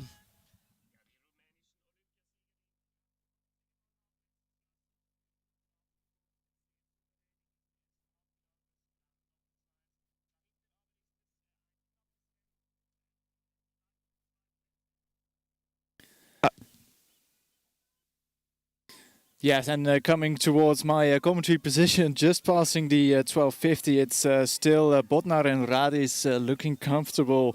Actually, they are overrating the rest of the field. It is 38 strokes a minute from the Romanian double, but we've seen that style over the years and all the way to the Tokyo Olympic Games, and they've really made this high rate of striking their own, and they are cruising away. I think they have have several lengths of clear water actually in this semi-final, and behind them it's a very tight race between the first crew from Germany with Pia Greiten in the stroke seat. They are having a fantastic battle with the Australian double, but also the Chinese double. So it's you can throw a blanket across them. And on the far side of the lake, we have a crew from Norway also in the mix for a spot into the A final, with Germany one now moving more convincingly into second position, followed by Australia 3/4 of a length back, and then it's China again 3/4 of a length back at from Australia. But on the far side, I do keep an eye out on the very fast crew from Norway, but they have a lot of work to do. But out in front, Peter, it is still Botnar and Radic from Romania looking cool, calm and collected as they come towards you. Cool, calm and collected as you can at 38 strokes a minute. But they certainly have the boat speed to match because they're still pulling away. The movers and shakers through the last 500, though, are Australia. Rowena Meredith and Catherine Rowan are absolutely slamming on the pace. They've rocketed past China, now contesting Germany for second place here. They've done just what they needed to there because there was a little bit of nervousness that they wouldn't go through to the A final because they were riding in fourth for the first kilometre, but they're now looking relatively safe. They've got a couple of lengths up on China, who are in the danger zone to drop. But here come Norway on the near side, Norway up to 39. Ja, ganz vorne in diesem ersten Halbfinale im Frauendoppelzweier. Die Rumäninnen, zeigen hier eine dominante Vorstellung, führen hier dieses Rennen an, deutlich, fahren mit Schlagzahl 40 dem Ziel entgegen. Dahinter dann ein Kampf um die weiteren Plätze. Deutschland scheint sicher auf dem zweiten Platz zu sein, aber hinter kommt Norwegen sehr rasch auf die Australierinnen aufzufahren. Es sind noch etwa 4 Meter zwischen Norwegen und den Australierinnen. Here we go then. Romania certain for the win. It's looking good for Germany over on the far side, but it is neck and neck between Australia and Norway for that third and crucial spot through to the A final. We can see there that in the bow seat of the Aussie boat, Rowena Meredith is just looking over. They've clung onto it by the skin of their teeth. So Romania, Germany and Australia, that's the 1, 2, 3 in this first AB semi-final. They'll go through to the A final. Norway take 4th place ahead of China for 5th. And then 6th place, we have Germany 2. They'll go through to the B final.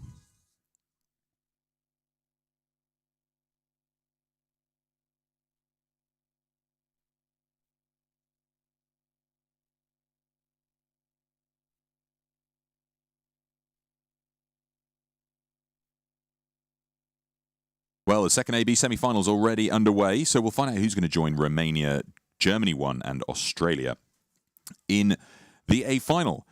Lining up here then, we've got Ukraine in lane 1. That's Darina Vokoliad and Yevgenia Dovodko. Canada 1 in lane 2, Shannon Kennedy and Marilou Devone Tardif. Lithuania in 3, Donata Kareliene and Dovile Rimkute. Italy 1 in lane 4, Kiri Tontodonati and Stefania Gobbi. France are in 5, that's Violaine Arnout and Margot Bayol. And then completing the field, Italy 2 in lane 6, Stefania Boutignon and Linda De Filippis. They're through 600, Ukraine leading, but only by a bow ball ahead of Lithuania. And then not far behind them, perhaps a canvas back to Tontodonati and Gobbi of Italy. They're coming through 750, so we'll catch up with Camilla. This is such a tightly packed field when it comes to the women's doubles, Camilla. Yeah, it always is. And I know you and I were talking about this category this morning, Pete, and great to see the Lithuanians back on the scene here in this combination. Donata Kareliena in the bow seat, such a force of nature, and certainly shifting this boat now into the lead along with young partner Dovile Rimkute in the stroke seat. They're at 36 strokes a minute as they come through this second 500 metres, the second quarter of the race, but just behind them, Ukraine here wrestling with them for the lead. Davodko in the stroke seat here, setting the pace at 36 strokes a minute, and both of these crews matching each other for boat speed, for rating here in the lead. But we've got 3 spots to give out to the A final, so we look back then to who our contenders could be for that third and final spot, and unsurprising to see the Italians here, Tontodonati and Gobbi right up in the mix, and actually in fact moving through the field. They've even got a chance of snatching the lead here off Lithuania and Ukraine. What a push at 1,000 metres here for this Italian duo. Doppelführung für Litauen und das italienische Boot hier im zweiten Halbfinale des Frauendoppelzweis. Wobei eigentlich sind es 3 Boote, die vorne mitfahren, denn auch die Ukrainerinnen auf der ersten Bahn, sie fahren hier mit dem führenden Duo mit und sie können diese hohe Pace bisher relativ gut mitfahren. Dahinter gibt es einiges zu tun für die übrigen Boote. Der erste Verfolger wäre Frankreich auf der Bahn 5, aber doch schon etwas mehr als eine Länge Rückstand, um nochmals sich für das A-Finale qualifizieren zu können. Well, the Italians here taking this by the scruff of the neck in the third 500 here, Tim.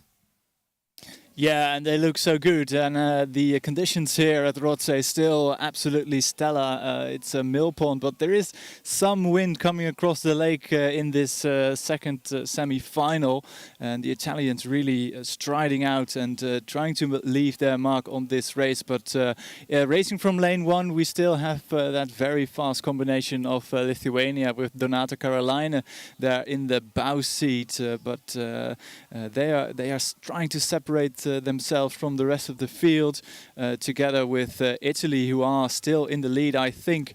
But as we have a slight tailwind now pushing these crews along, it's a very handy tail breeze to have, with Italy moving across the 1500 meter mark first, then followed by Lithuania, I think, and then on the far side we can see the scullers from the Ukraine in third position, with France in fourth and the Canadians in fifth, and the other crew from Italy, the second Italian crew, trying to fight for their lives and get into the A final, but they have a lot of margin to make up as they come towards the finishing line. But Italy in the center lane still looking very good, but it's really tight up in the front of the field. Yeah, this little push from the Italians and the Lithuanians sees them extend to a length up on Ukraine, coming to the last 300 meters. This little battle at the front is seeing these 3 boats pull away from Ernut and Bayol of France, perhaps closing the door on their chance to move into the A final. They've gone up to 38 in a bit of a push for the line here, but I think they're just going to run out of water. Ja, ganz vorne haben in diesem Augenblick die Litauerinnen die Führung übernommen. Am Bug sitzt Donata Karoliinen. Sie, die Bronzemedaillengewinnerin von Rio in dieser Bootsklasse, Weltmeisterin 2013. Also sie ist schon lange dabei und spielt jetzt ihre Erfahrung hier aus in diesem zweiten Halbfinale im Doppelzweier der Frauen. Ganz knappe Führung vor den Italienerinnen, dahinter dann die Ukrainerinnen auf dem 3. Platz, etwa eine Länge vor den Französinnen. Also die Plätze scheinen vergeben, außer die Französinnen können hier noch etwas auspacken. The sprint is on. Italy up at 38. Lithuania still holding their metal at 36. Great power through the water. You can see Donata peeking over her left shoulder just to see how far ahead the Italians are. They clearly want to gun for the line here. Italy are going to hold on to the win as they cross the line, winning this second AB semi of the women's doubles. Half a length up on Lithuania, and then just holding it across the line, Ukraine by perhaps half a metre ahead of France. So Italy, Lithuania and Ukraine to the A final.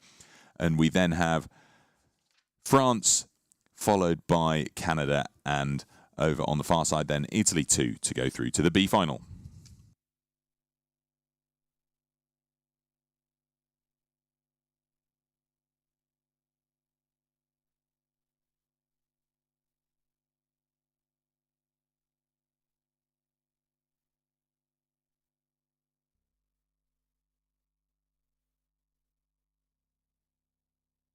Moving from the women's now to the men's double sculls and the first of the 2 AB semi-finals. Lane 1, we've got Germany's Max Appel and Moritz Wolf. Lithuania 2's Armandas Kamelis and Dovydas Nemerovičius in lane 2. Great Britain in 3, that's Matt Hayward and George Bourne.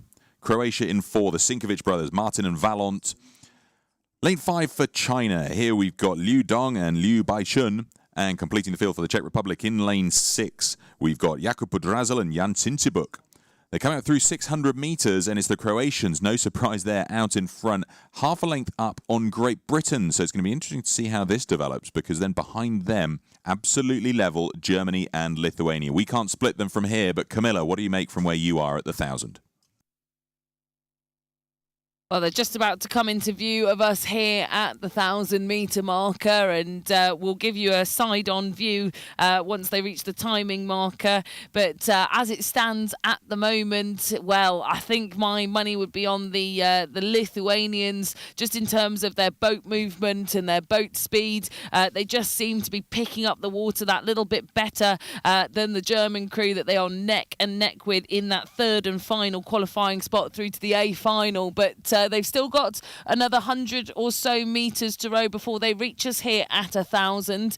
And the first crew that is going to be coming into our eye line, no doubt ever, Martin and Valent Sinkovic, the twins from, the brothers from Croatia, from Zagreb, have just been dominant across both sculling and sweep, and sculling again now, and back in the boat class that gave them their platform. But Great Britain still with overlap here. It's only just shy of a length back to Great Britain in second position, and Great Britain will be very aware of Lithuania, who are racing the Germans for that third spot, which draws them ever closer to second spot. So at the moment, Croatia out in front, just a length ahead of Great Britain, who are just a length ahead of Lithuania, who are holding off the Germans by half a length.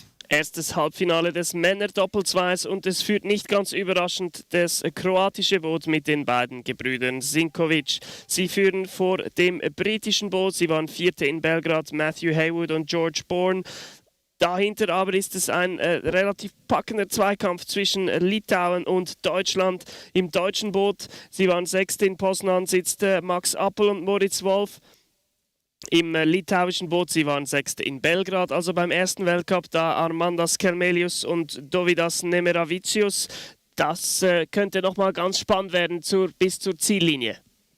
Nemeravicius and Kalmelis for Lithuania, just trying to put the nail in the coffin of the Germans' dreams of making it into the A final. And I think that push through the 1,000 has just tried to set them apart, along with Great Britain and Croatia, Tim. Yeah, they've really taken out the biggest hammer they can find and trying to drive down that nail all the way down. It's a fantastic push, which sees them draw level with the double from Great Britain of Haywood and Bourne, going stroke for stroke, just a couple of feet separating these two crews for second and third. And I think the elastic band has broken for the German double racing in lane number 1, because it's a clear water advantage for Lithuania and GB, but still the form crew, the Sinkovic brothers, striding out even further. They have upped the rate to 80 or 38 strokes a minute, and they are really moving. But the highest boat speed at this stage of the race is with the Lithuanians,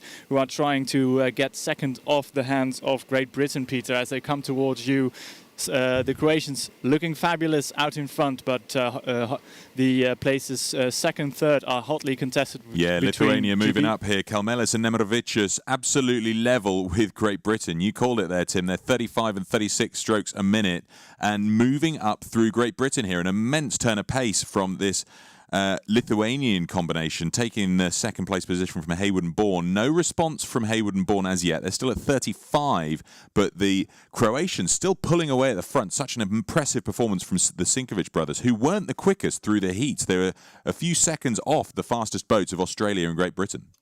Ja, Peter hat es eben gesagt, im Vorlauf waren die Sinkovic-Brüder noch nicht die schnellsten, aber nun hier haben sie aufgedreht. Auf den ersten 500 Meter waren sie auf Weltrekordkurs 1,29,13 sind sie da gefahren. Jetzt fahren sie als Erste über die Ziellinie, knapp vor den Litauer und den Briten. Croatia across the line first, a length up on Lithuania, who have 3/4 of a length over Great Britain. So those three go through to the A final, and then it's tough to split Germany and the Czech Republic for 4th and 5th. Nonetheless, they'll both go through to the B final, where they'll be joined by China.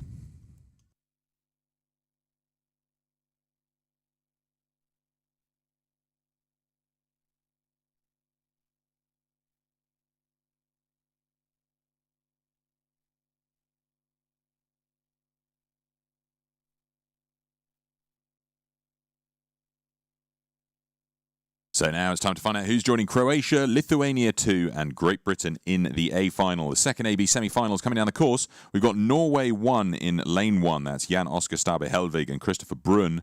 Norway 2 in lane 2. That's Jonas Juhl and Erik Anders Solbakken. Spain in 3. Alex Garcia Pujolar and Rodrigo Conde Romero. Australia in 4. David Barthelot and Caleb Antle. Serbia 1 in lane 5. Alexander Filipovic and Alexander Bejic. And completing the field for Belgium in lane 6, Tristan van den Busche and Aaron Andries. 600 metres in, no surprise to see Australia contesting the lead. They were second through the 500 to the slightly faster Spanish, but the Aussies had the fastest heat from all of the double sculls, so they did a 6:10. The closest to that was a 6:15 or so, so it's very, very fast stuff in the final times from the heats. We'll see how Australia develops into this race. They've now pushed out to perhaps a canvas up on Spain and Norway too. Yeah, we'll see how this develops because Australia, with a sub on board, we have to remember this here at World Cup 3. It was supposed to be Jack Cleary racing in the double with Caleb Antle here this weekend, but David Barthelot has had to come in place of Jack Cleary to join his teammate Antle, and it seems to be going just as smoothly and just as swiftly despite the sub being on board, and he will know that the combination of Antle and Cleary got that bronze medal back in Poznan at World Cup 2, so looking on to try and at least match, if not better, that performance, and certainly gotten that off to a good start. But behind them, well, it's all drawing ever closer as the Spanish continue to strike a high and furious rate of striking at 38 strokes a minute. They'll have seen the Australians row through them in the first 1,000 metres and watch everyone else around them start to draw ever closer, and the best of the rest at the moment being contested by Serbia and Norway. The Norwegian combination of Helvig and Brunn just dropping back over in lane number 1 against their teammates that sit in the lane next to them, Juhl and Solbakken. But as it stands, a lovely little chevron with the 2 lanes in the centre of the course, Australia and Spain in the leading positions, Norway it's Norway then attempting to go for third. David Barthelot, ersetzt Jack Cleary im australischen Boot. Er ist der Bugmann im australischen Boot und sie führen diesen zweiten Halbfinal im Männer-Doppelzweier an. Er fährt zusammen mit Caleb Antle, der in Poznan den 3. Platz erkämpft hat, der auch schon Dritter war in Tokio. Und sie werden gejagt vom spanischen Verfolgungsduo. Diese waren wiederum Dritte in Belgrad beim ersten Weltcup dieses Jahr. Dahinter ist es ein Kampf um den 3. und letzten A-Final-Qualifikationsberechtigten Platz zwischen vor allem Serbien und dem norwegischen Boot, dem zweiten norwegischen Boot. Das wird nochmal ganz spannend. The Spanish knocked the rating up one more pip. They're up at 39 strokes a minute. They still sit in second place. Rodrigo Conde Romero is going to be working extremely hard in that stroke seat, Tim, to keep touch with the Australians. Yeah, and they still have about a quarter of a length overlap with the leading Australians, but a great push coming from the Serbian crew racing in lane number 5 there of Filipovic and Bejic.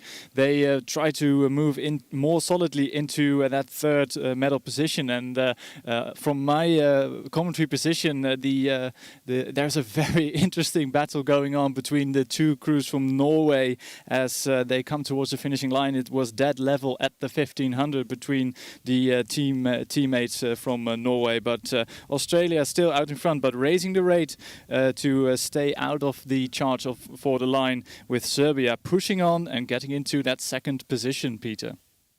Yeah, Australia out in front. Serbia trying to go with them at 39, as you say, Tim, and they're closing in. It's just been eroding that Aussie lead through the last couple hundred metres. So we'll see how this develops into this finishing sprint here. Spain not getting left behind. I think we know which 3 boats are going through, but it's going to be interesting to see who stamps their authority most in this last 200.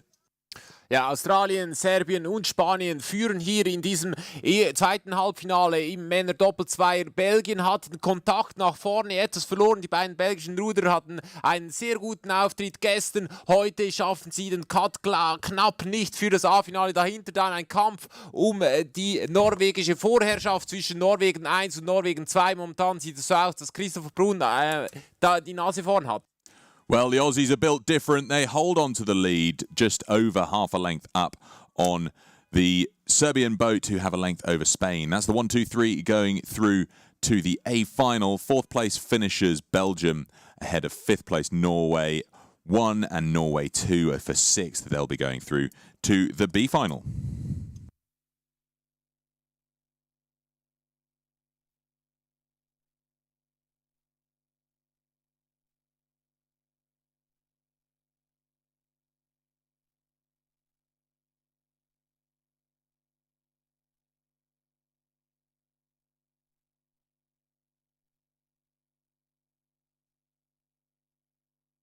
We're moving on to another repercharge now. Repercharge for the women's 4 up next. We've got Spain in lane 1, Great Britain 2 in lane 2, Poland in 3, Italy in 4, France in 5, and China 2 in lane 6.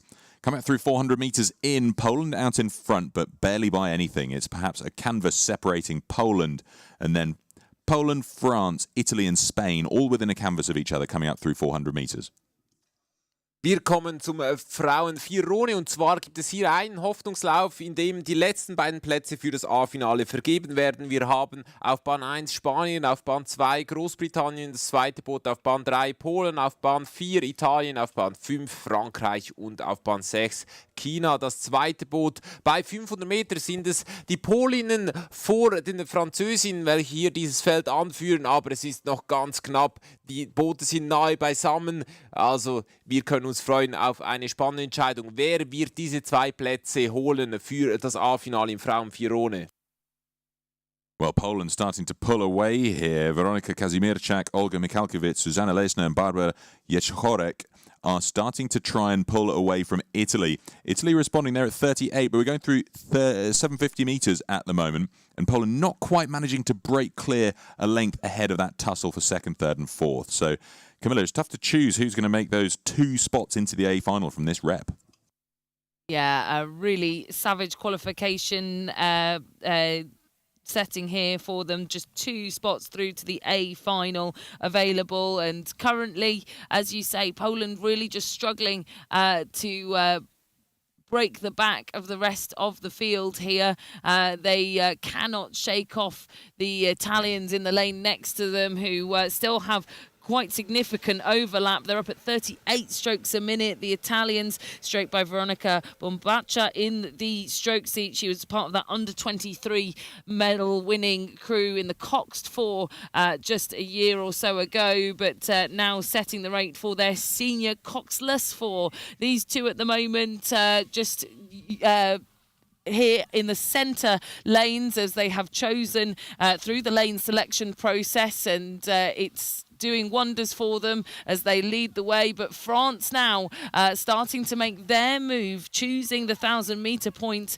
to try and slip themselves into the A final. They only managed 11th back in Poznan, so that would be a big improvement for them if they can chase down the Italians. Ja, nur 2 Boote kommen hier weiter in diesem Frauen-Vierer ohne Steuerfrau Hoffnungslauf. Und diese 2 Boote, so sieht es zumindest momentan aus, kurz nach Streckenhälfte, sind das polnische Boot und das italienische Boot. Dahinter ist es ein Dreikampf. Die Britin, die Französin, die Spanierin, alle 3 wollen nochmals rankommen an das zweitplatzierte italienische Boot und sich einen heiß begehrten Finalplatz noch schnappen. Well, the Polish crew looking really good out in front. 2 European under-23 silver medalists from this boat class on board. They're going to be really helping this crew gel together, Tim, and continue to lead the way to the finish. Yeah, but they have only half a length advantage over the high-rating Italian crew right to their left.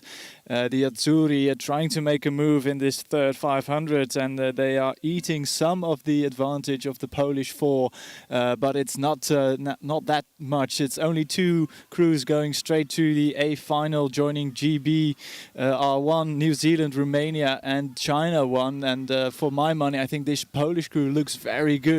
Rating 37 strokes a minute, nice long strokes coming off that Polish 4, and they trying to break clear. Italy going with with them for that all-important second place. But it's level between the crews from Spain and GB2 for third and fourth. But they have a lot of work to do. Out in front, Poland and Italy going for those 2 places into the A final.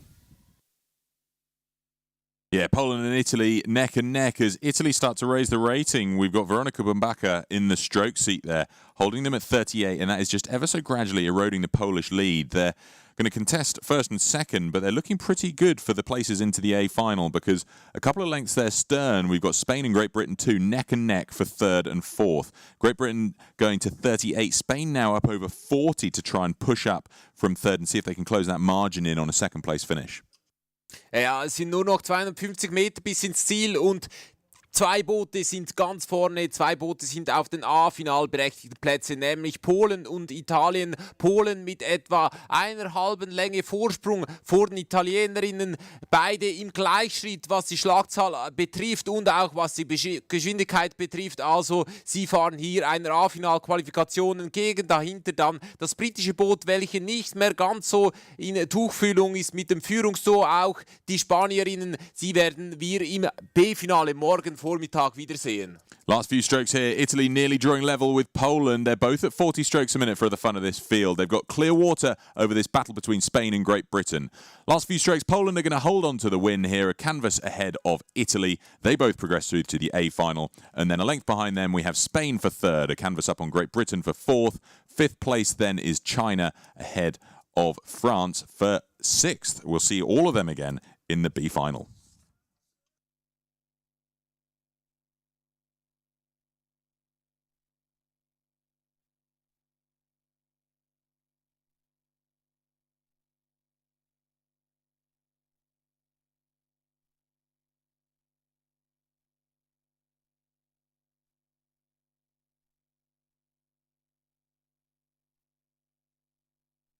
That was the women's 4. Now we've got 2 repercharges for the men's 4 coming up now. We've got Ukraine in lane 1, Germany in 2, Italy 2 in lane 3, Poland in 4, and Japan in lane 5. Passing through 500 metres now, we've got Germany out in front, half a length up on a currently level Italy and Ukraine. And they've got maybe a canvas over Poland. So things very, very tight. 1.8 seconds separating those leading 4 boats contesting 2 places into the A final. 2 Hoffnungsläufe im Männer-4-Rohren stehen an. Im ersten Hoffnungslauf haben wir die Ukraine auf Bahn 1, Deutschland auf Bahn 2, Italien, das zweite Boot auf Bahn 3, Polen auf Bahn 4 und Japan auf Bahn 5. Die Boote nähern sich der 750-Meter-Marke und es ist Deutschland, welche hier dieses Rennen anführen mit dem Schlagmann Mark Kammermann. Er treibt seine Crew an und möchte natürlich diesen A-Finalplatz ergattern. Well, they're coming towards 800 metres in. Camilla, Germany starting to run away with it here. Yeah, and a developing German side. They've had quite a turnaround, the German team, especially in the sweep divisions. And great to see a German crew performing really well here in this repercharge of the men's 4. They were 7th at the second World Cup in Poznan. So this would be, again, an improvement on that positioning, guaranteed if they are to hold this A final spot through the rest of this race. But it's only halfway, only 50% done, and certainly if you've got the Italians sat next to you in the lane to your left, you are going to be racing all the way to the line because they absolutely furiously sprint, not even from 500 metres to go, but from 1,000 metres to go. The Italians up at rate 40, as we'd expect them to be. Poland, unfortunate to see them contesting this repercharge. They've had so much success in the men's 4 in the past, no less, becoming world champions, 2 members of this crew back in 2019. But this new combination just can't keep ranks with the Italians and the Germans who ride out in front. Ja, die Deutschen normalerweise dafür bekannt, sich auf den Achter zu konzentrieren, aber hier haben sie heute einen wirklich schnellen Männer-Vierer ohne am Start. Sie führen diesen ersten Hoffnungslauf im Männer-Vierer ohne Steuermann an und sind nach wie vor das schnellste Boot auf dem Wasser. können ihren Vorsprung also weiter ausbauen. Sie führen vor einem italienischen Boot, welches hier mit hohen Schlagzahl 40 über den See brettert. Diese versuchen sich von den Verfolgern abzusetzen, denn nur die ersten beiden Boote kommen ins A-Finale. Well, the Germans looking absolutely awesome, and perhaps no surprise, Tim, considering their coach, Sabina Cheger, was the silver medal coach of that lightweight men's double scull at the Olympic Games last year. Yeah, and she knows all about efficiency and rhythm coming from that lightweight event. And I can see this young German crew, they are very easy on the pickup. A nice leg drive in this green boat, this Ampacker boat, which is so easily recognizable all the way on the far side of the lake. Germany looking smooth, looking relaxed at 38 strokes a minute. Looking slightly less relaxed is the crew from Italy. They're up at 41 strokes a minute, trying to fend off a late charge coming from the Polish four in the lane right next to them. So that's going to be a very interesting battle. It's half a length separating Italy and Poland, with the Ukraine dropping back and Japan contesting fifth. But Peter, how is it going to unfold in the final 250 meters? Will it be Italy or will it be Poland? Good question. Poland are gunning for it here. They're up to 43, trying to really close down on Italy. But the high-rating Italians still out there at 42, both with equal and matched boat speed. Germany still leading here, coming in towards the red boys. Straight there by Mark Kamann, and also with Malte Grossmann, both from Ruder Club Favorita Harmonia in Hamburg, Germany. They're lifting the rating now up to 40 to try and build that margin over Italy.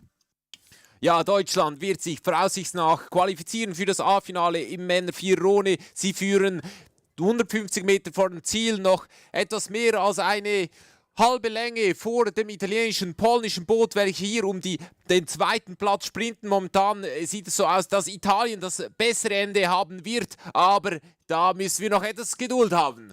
Germany are good for the win here, but their lead is diminished to nearly nothing. They're going to cross the line here. A canvas, just over a canvas up on Italy, who hold on to second place, half a length ahead of Poland. So we'll see Germany and Italy go through to the A final, and big surprise there to see Poland not make it into the A final. They'll lead the way into the B final and be joined by Ukraine, and crossing the line in fifth place here, Japan.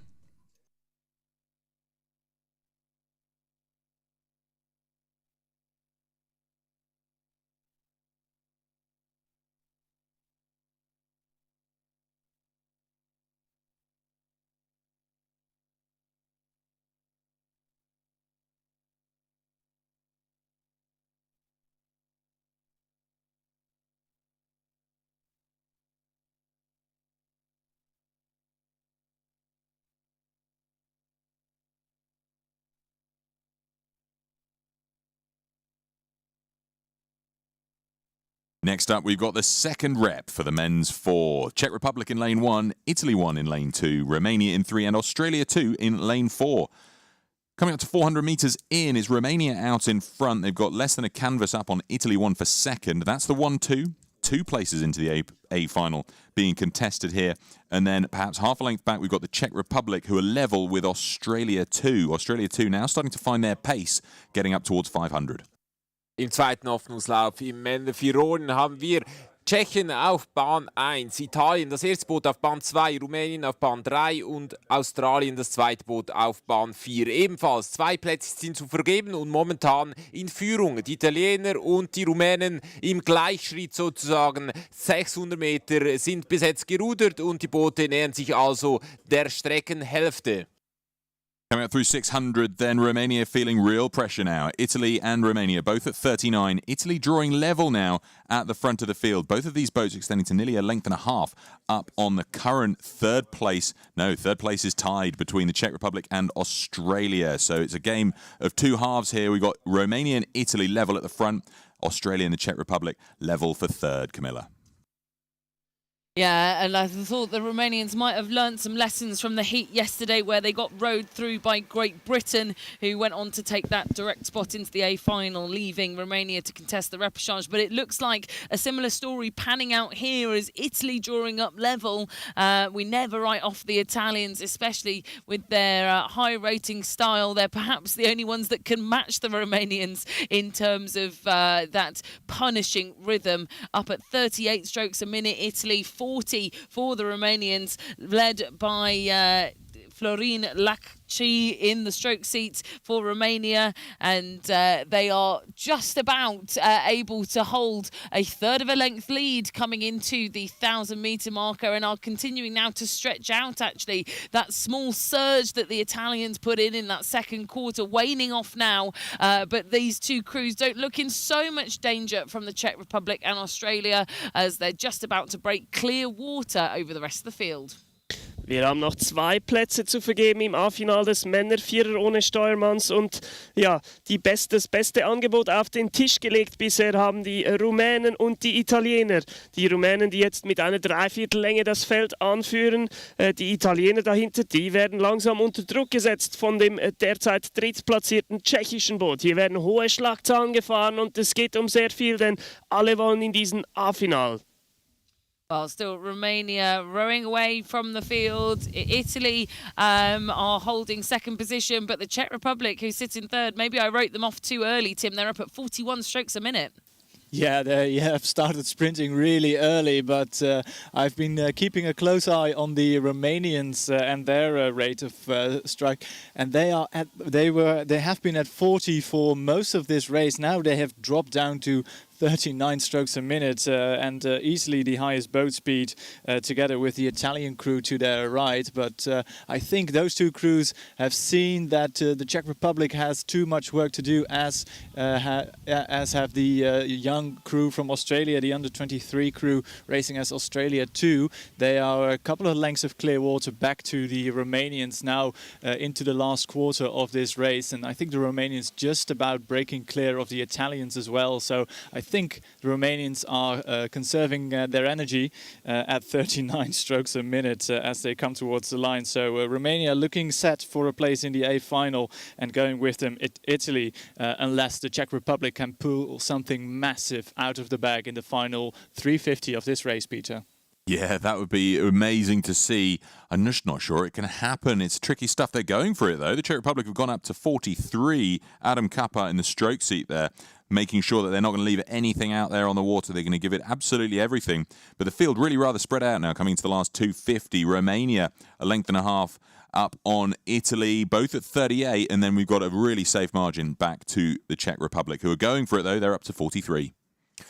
Ja, die Rumänen mit 3 Olympiamedaillengewinner an Bord haben hier die Führung inne, etwa eine Bootslänge vor den Italienern, also sieht sehr gut aus, dass sich die Rumänen nun auch noch im Vierone für das Finale qualifizieren. Die 4 Ruder sehen wir nämlich auch noch im Achter, also morgen haben diese sicher ein sehr strenges Programm mit dem Achterfinale und dem Vierone-Finale.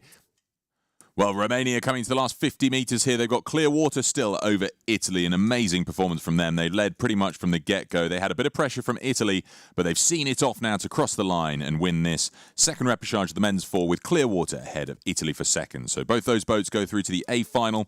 Third place here is the Czech Republic ahead of fourth place Australia. They'll go to the B final.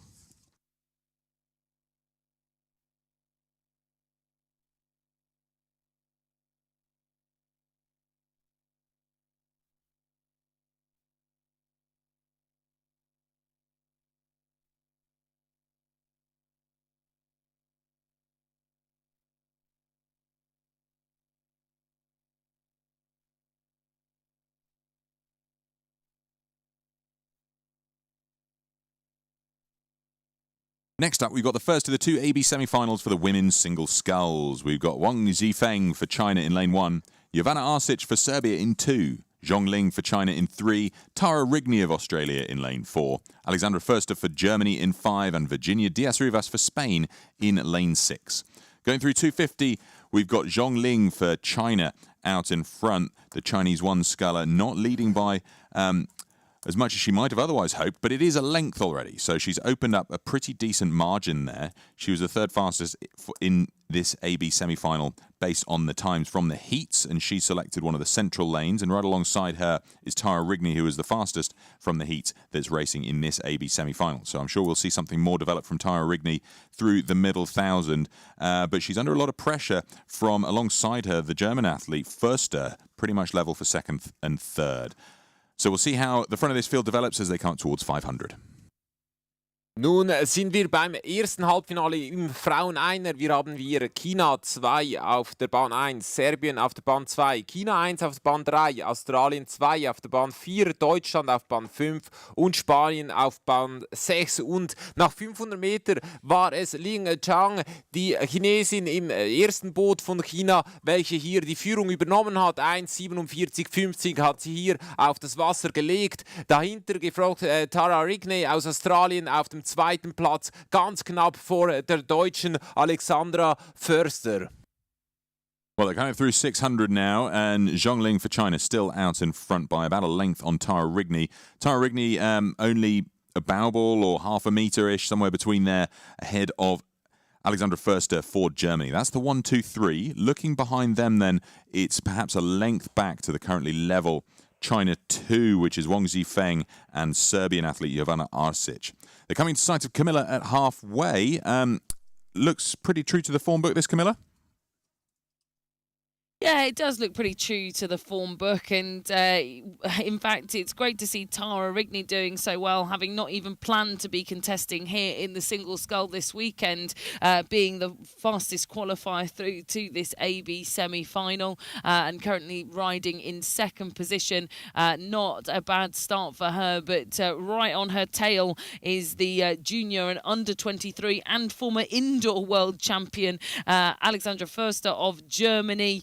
An absolute rising superstar, bursting onto the senior scene, almost qualifying for the Olympic Games last year at the FOQR here in Lucerne. She just missed out, but has come back this Olympiad with a vengeance, aiming for Paris. And she sits right on top of the Australian Rigney, but no doubt as to who is out in front. And that is, of course, Zhongling of China. She sits a length up on the Australian and the German, the Olympic gold medalist from that sublime quad that raced in Tokyo with near on no competition. She's decided to give it a go alone here in the single scull, and these three athletes have about a length and a half of clear water separating them from Arsic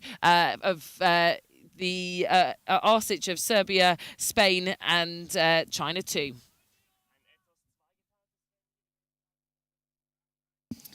Yeah, and coming towards my position, it's still 750 meters to go for these athletes, but the center lane there, China 1, Zhang Ling, there she's leading and leading comfortably at 32 strokes a minute. She's easing off the three leaders of the pack way out in front because Tara Rigney and Alexandra Förster from Germany have separated themselves from Diaz Rivas from Spain, Jovana Arsic from Serbia, and Wang Zifeng from China, and I think they think they have this in the bag, and they might be right though. But there is still some way to go for these six athletes, and quite a lot can happen, as we saw yesterday in the final 500. But it's still China out in front, China 1 out in front, looking very comfortable indeed, and they keep striding away though, because even though the leading trio aren't really up high in the racing, they are striding away from the rest of the field, and you can see a little push there coming from the Serbian sculler Jovana Arsic. She is trying to re-establish contact with the leading three, but it's all very cool and calm here. It's almost at peace here as they come in front of my commentary position at the 1500. It's a half a length separating China 1, Australia and Germany, with Tara Rigney from Australia now moving into the lead with 450 meters to go, and right underneath my commentary position, Virginia Diaz Rivas from Spain, trying to raise the rate, but she isn't quite able to do so at this stage of the race. On the far side, still China 2 and Serbia trying to re-establish contact, but I think this race, Peter, is done and dusted with China 1, Germany and Australia going through to the A final. Yeah, the margins are really rather big now as they come towards the last 300 or so meters. Tara Rigney's had a great race, coming back from second to now leading comfortably, just racing her own race strategy. Alexandra Förster trying to go with her. She's at 32. And as you say, Tim, I can't see these margins changing much. There's no real need for anybody to overly exert themselves in this first AB semi-final for the women's single sculls, just approaching the grandstand area. So we'll see whether anybody's going to put in a significant sprint, but it's looking pretty fixed who's got the A-final positions. Ja, Pete hat es eben gesagt, die A-Finalpositionen sind vergeben. Jedenfalls scheint das so zu sein, 200 Meter vor dem Ziel. Es ist Tara Rigney aus Australien, welche hier dieses Rennen anführt, vor der Deutschen Alexandra Förster. Alexandra Förster im letzten Jahr U23 Weltmeisterin vor der Schweizerin Aurelia Janssen. Nun hier auf dem Weg ins A-Finale im Weltcup in Luzern. Dahinter dann die Chinesin Ling Zhang und diese drei Boote haben schon mittlerweile einen deutlichen Vorsprung auf das nächste Verfolgungsboot. Das kommt aus Serbien mit Jovana Arsic. Sie ist etwa eine Länge zurück hinter der Chinesin. Coming up towards the line then, Tara Rigney, she's ticking it over at 33. It's going to be on the surge of the stroke, but I think Rigney, yes, she does cross the line a bow ball ahead of Förster for Germany, and then third place is Zhong Ling. So they go through to the A-final. Fourth place, Jovana Arsic, ahead of fifth place, Wang Zhifeng, and then sixth place, Virginia Diaz-Rivas, to the B-final.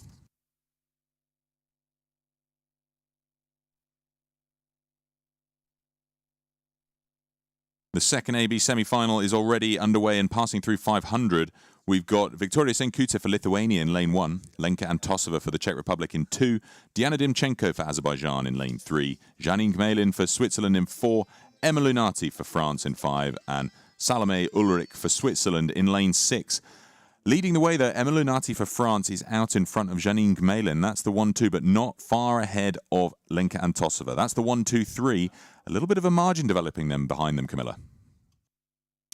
Yeah, but let's not take these positions as gospel just yet, because as we know, the smaller the boats gets, the quicker that the speed can turn around and the positions can change in the blink of an eye. So despite leading at this point in time, Lunati of France is only, barely a bow ball ahead of Gmelin, the home favourite from Switzerland, the 2017 world champion from all the way back in Sarasota. She made the A-final of the Tokyo Olympic Games last season, but it is a real tussle for her to try and stamp her authority in front of the home crowd, and she's going to have to make quite hard work of it, because riding up alongside as well, Antosova of the Czech Republic, who always goes out so hard and so fast, is still up here in contention for those top 3 spots. And I would also say, still not out of the running just yet, Azerbaijan's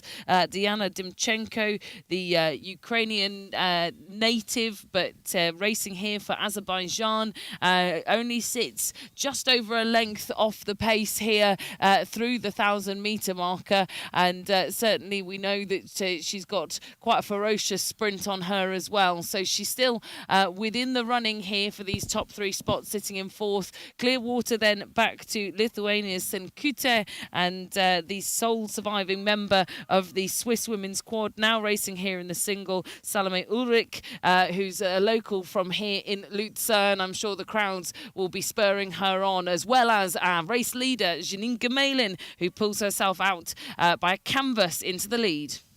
Ja, dieses Rennen haben sich die Schweizer Fans hier ganz dick angestrichen mit dem Leuchtstift, denn wir haben gleich 2 Schweizerinnen mit am Start. Janine Gmelin natürlich, die Weltmeisterin 2017, die Europameisterin 2018 und so ein bisschen das Aushängeschild im Schweizer Frauenrudersport. Sie führt dieses Rennen mit an. Sie konnte sich mittlerweile sogar leicht absetzen vor der tschechischen Ruderin Lenka Antosova. Sie war noch 6. in Poznan, 5. in Belgrad, also sie sich das A-Finale gewohnt diese Saison. Dahinter ist es die Französin Emma Lunati, normalerweise im Doppelvierer anzutreffen. Diese 3 Boote also momentan auf A-Finalkurs, und Salome Ulrich aus Ebikon stammend beim Segelclub Luzern rudern sie am Ende des Feldes leider. Für sie wird es dann morgen wohl im B-Finale weitergehen. Janine Gmelin, we're so used to seeing her having to row through the field, but she's already got a lead now out in front as she approaches the sprinting stages. She might have to now work on her sprint alongside the other 3 crews that are vying for those spots in the A-final, Tim. Yeah, Janine Gemelin doing more or less the same she did in yesterday's heat, where she led from the second 500 all the way down to the line. And with 500 meters still left to go, she has 3/4 of a length ahead of the Czech Republic's Lenka Antosova. And it's Dimchenko from Azerbaijan actually in third position, but very close between her and France's Emma Lunati, who is trying to make a move and get into that all-important third and final qualifying position to the A final. But she has some work to do, but it is just 4 meters separating the young French woman from the women's quad to one of the places into the A final, with the scullers from Azerbaijan and the Czech Republic feeling the heat, with local favourite Gemelin leading this race. Yeah, local favourite Janine Gemelin out in front, just as we'd expect to see. Hey, Michael. Yeah, Janine Gemelin, she's definitely ready. She said yesterday after the heat that she will gear up for the Semi, und das hat sie wirklich gemacht. Janine Gemelin hat einen Gang hochgeschaltet hier im Halbfinale. Sie führt dieses Halbfinale an vor Diana Dimchenko aus Aserbaidschan, dann dahinter Lenka Antosova. Also diese 3 Boote momentan auf Finalkurs, muss ich sagen. Dahinter dann die Französin Emma Lunati, die etwas den Zug verpasst hat von Tschechien, Aserbaidschan und der Schweiz. Also Janine Gemelin setzt hier ein Ausrufezeichen für das Finale morgen. Well, the race is on as we come into the last 50 metres here. Janine Gemelin just about out in front, only half a length up on Dimchenko, who's throwing everything at this. Through the last 500 metres, she's rocketed up into second place, moving past Lenka Antosova and Emma Lunati. It's going to be a question of who's taking that third spot through to the A final. I think Lunati's looking safe for it now. Janine Gemelin crosses the line for the win, half a length up on Dimchenko, who's got half a metre on Lunati. That's the 1, 2, 3 going through to the A final, and then just missing out. Lenka Antosova will lead the way into the B final to be joined by Victoria Senkuta of Lithuania and Salome Ulrich for Switzerland.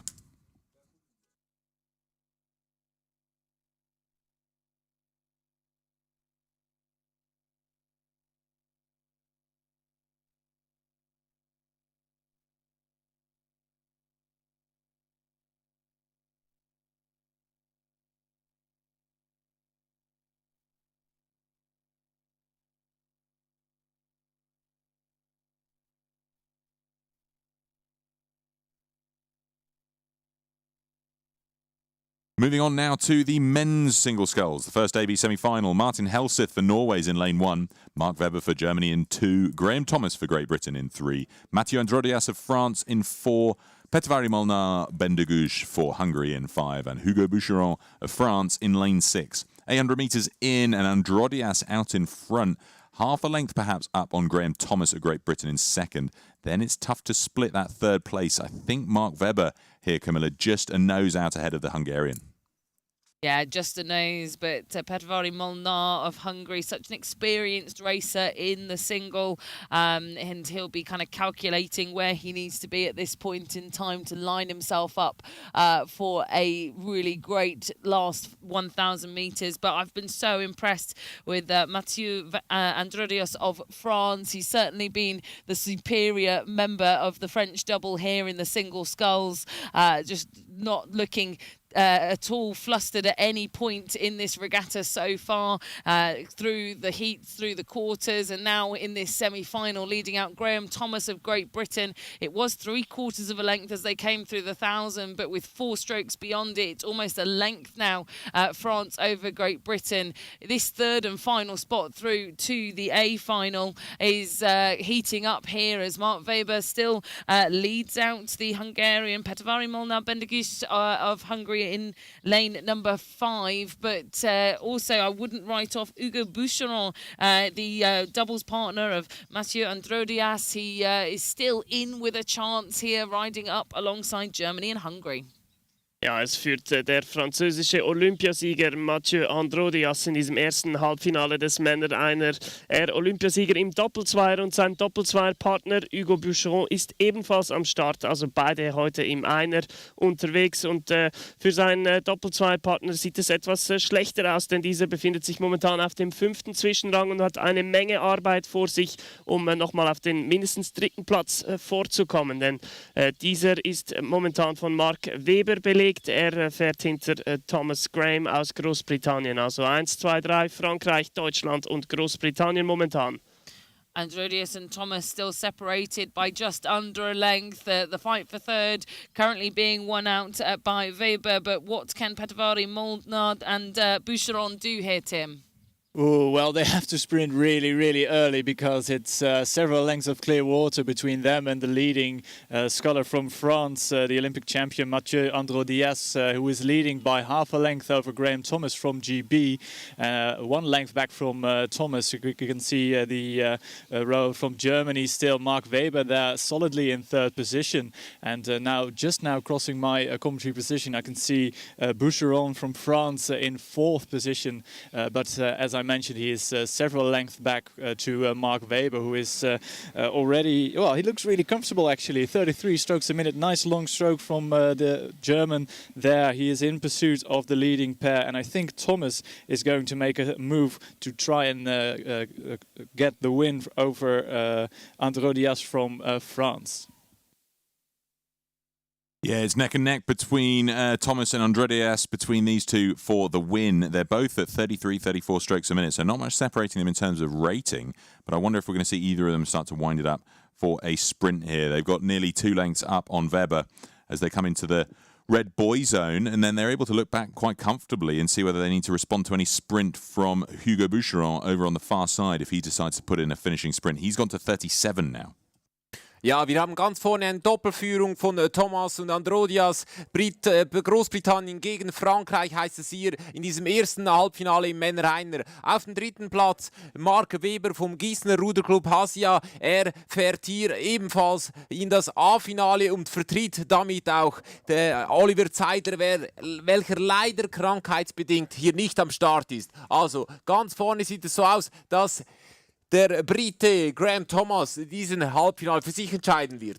Graham Thomas, a few really strong pushes there, sees him pull up to a length out ahead of Mathieu Androdias across the line. That's the 1-2. And then Mark Webber, everybody's eased right off coming to the finishing few strokes here, comfortable in the knowledge that they'll progress through to the A final. 4th place then is Hugo Boucheron ahead of 5th place, Patavari, Molnár, Ben de Gouche. And then coming in for 6th on the near side, Martin Helseth. They'll progress to the B final.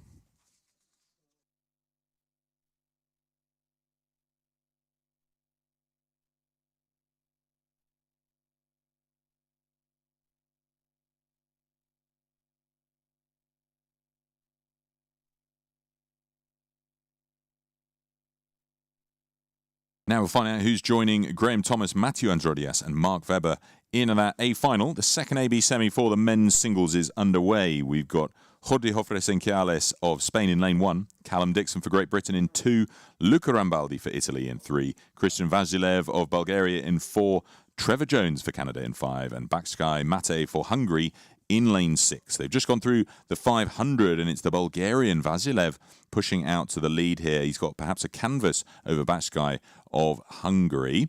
So that's the 1-2, and then pretty much level for 3rd and 4th. We've got Luca Rambaldi and Jordi Hofre of Italy and Spain. So we're going to have to see how they get separated as they come through this middle 1,000 of the race. So let's hear from Camilla to see how that develops.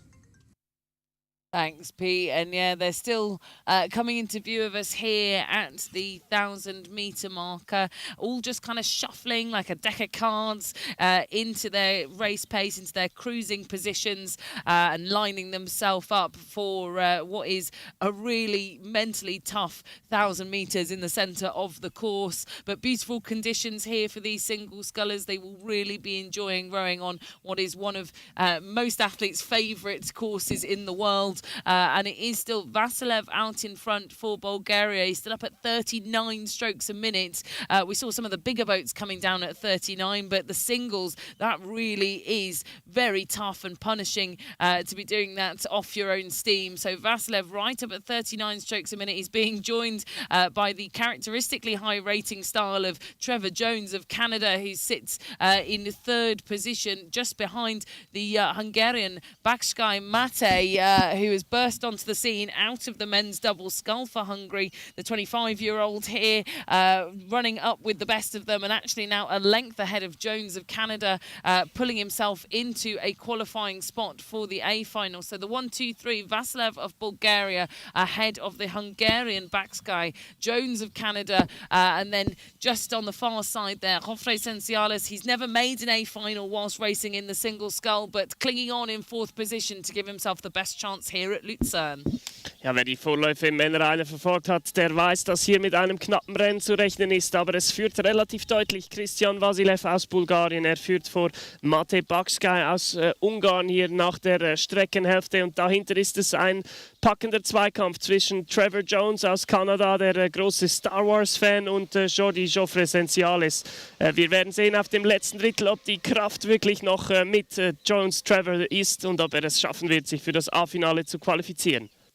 Vasilev still leading the way. Trevor Jones, as I've just heard my co-commentator say, a big Star Wars fan, the Canadian, sitting in second place. Is that third place into the A final still on the table here for Jofre Senciales, Tim?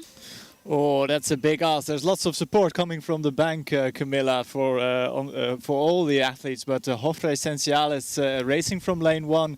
I think he enjoys these tailwind conditions which we have here at the Rothsee today, and he's certainly trying to make a move. It's about 4 meters separating him and a place into the A final tomorrow. But he has his work cut out to stay in front of Bakshkai Mate from Hungary. The young Canadian sculler here in lane number 5. Trevor Jones still in second position, but it's going to go all the way down to the wire for third position with Bakshkai Mate just edging it at the 1500. But a big sprint already from Jofre Senciales from Spain, already at 39 strokes a minute, trying to secure that last spot into the A final, Peter. Yeah, he's doing his best to get into the action here, and it's not far he's got to make up to get in touch with Jofre Senciales. It's about 350 meters of a margin, and he's not lifted the rating yet. He's still there at 31. The Spaniard up at 39 already, sensing that pressure. Ja, in diesem zweiten Halbfinale im Männer-Einer ist es Bulgarien, welche hier als Erste die letzten 250 Meter unter das Boot nimmt. Dahinter dann der Kanadier Trevor Jones, welcher hier ganz auf einer guten Position sich platziert hat vor dem Spanier Jofre Senciales. Also es sieht gut aus für Bulgarien, Spanien und Kanada.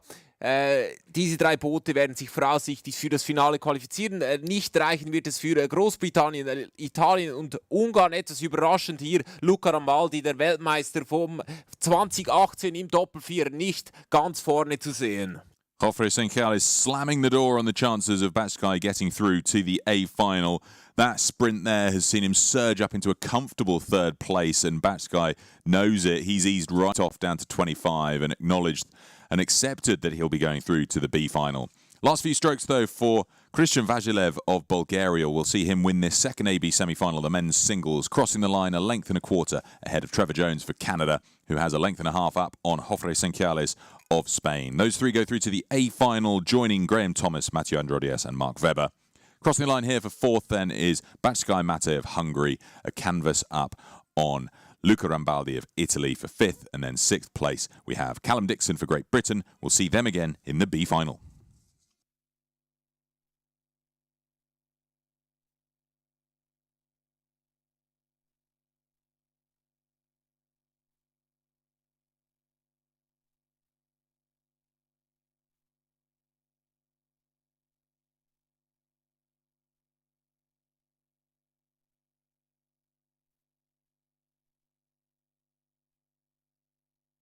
Next up then, we got the first of the AB semi-finals for the lightweight women's double sculls. Rachel Kennedy and Jackie Kittle for New Zealand in lane 1.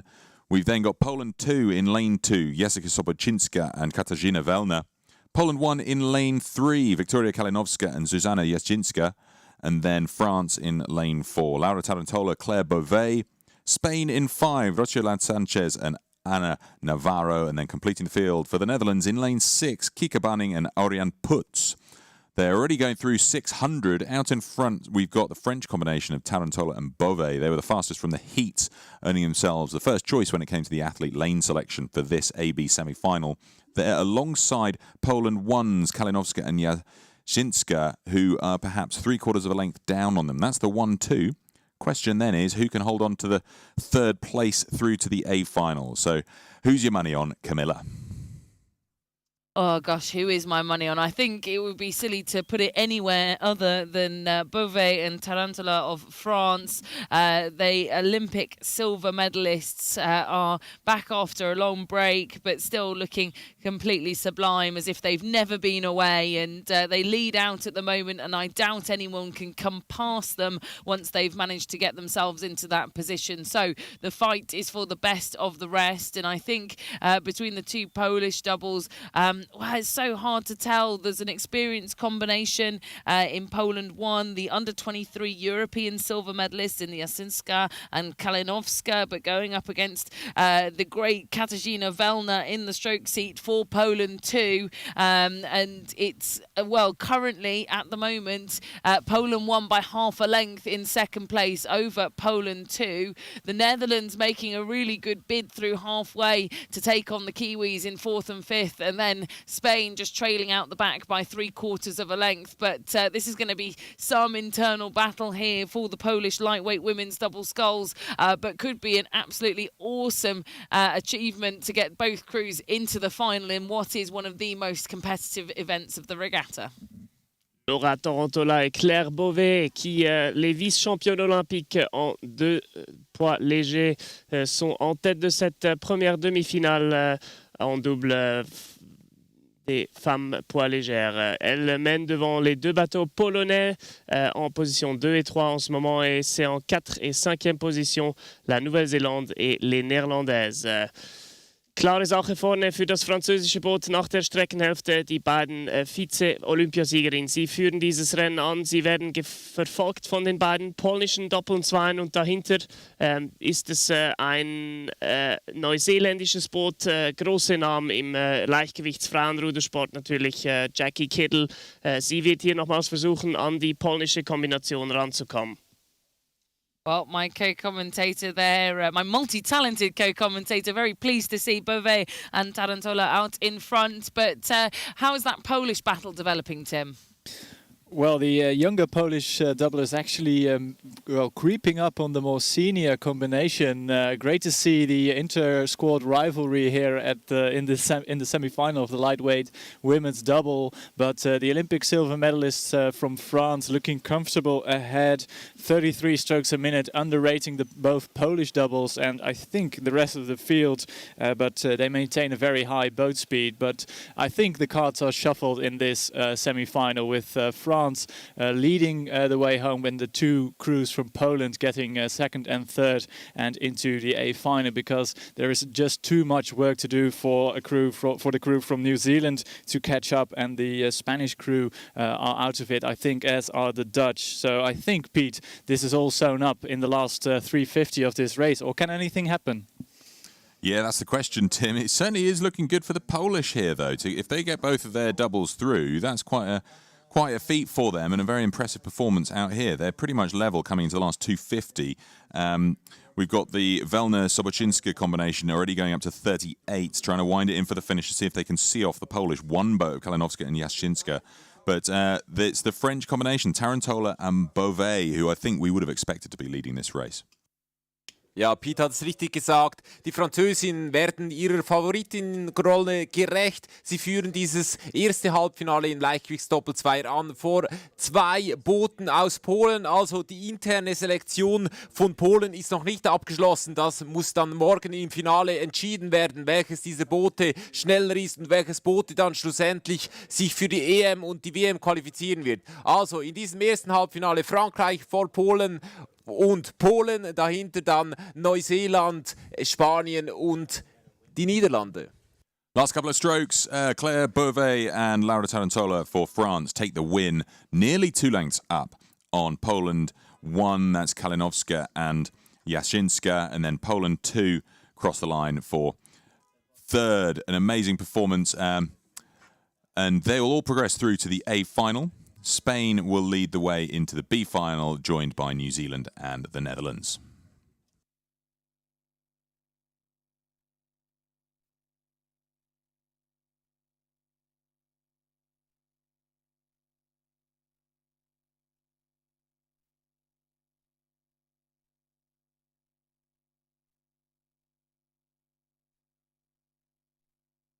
Well, it's time to find out who's joining France and the 2 Polish boats in that A final for the lightweight women's doubles. Lining up here, we've got Germany in lane 1, Italy in 2, China in 3, Great Britain 4, Canada 5, and Norway in lane 6.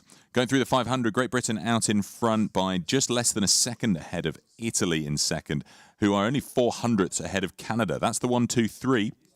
Pressure is on, though, because half a second behind them, we have China. That's how the race develops through 600 metres. Great Britain at 35.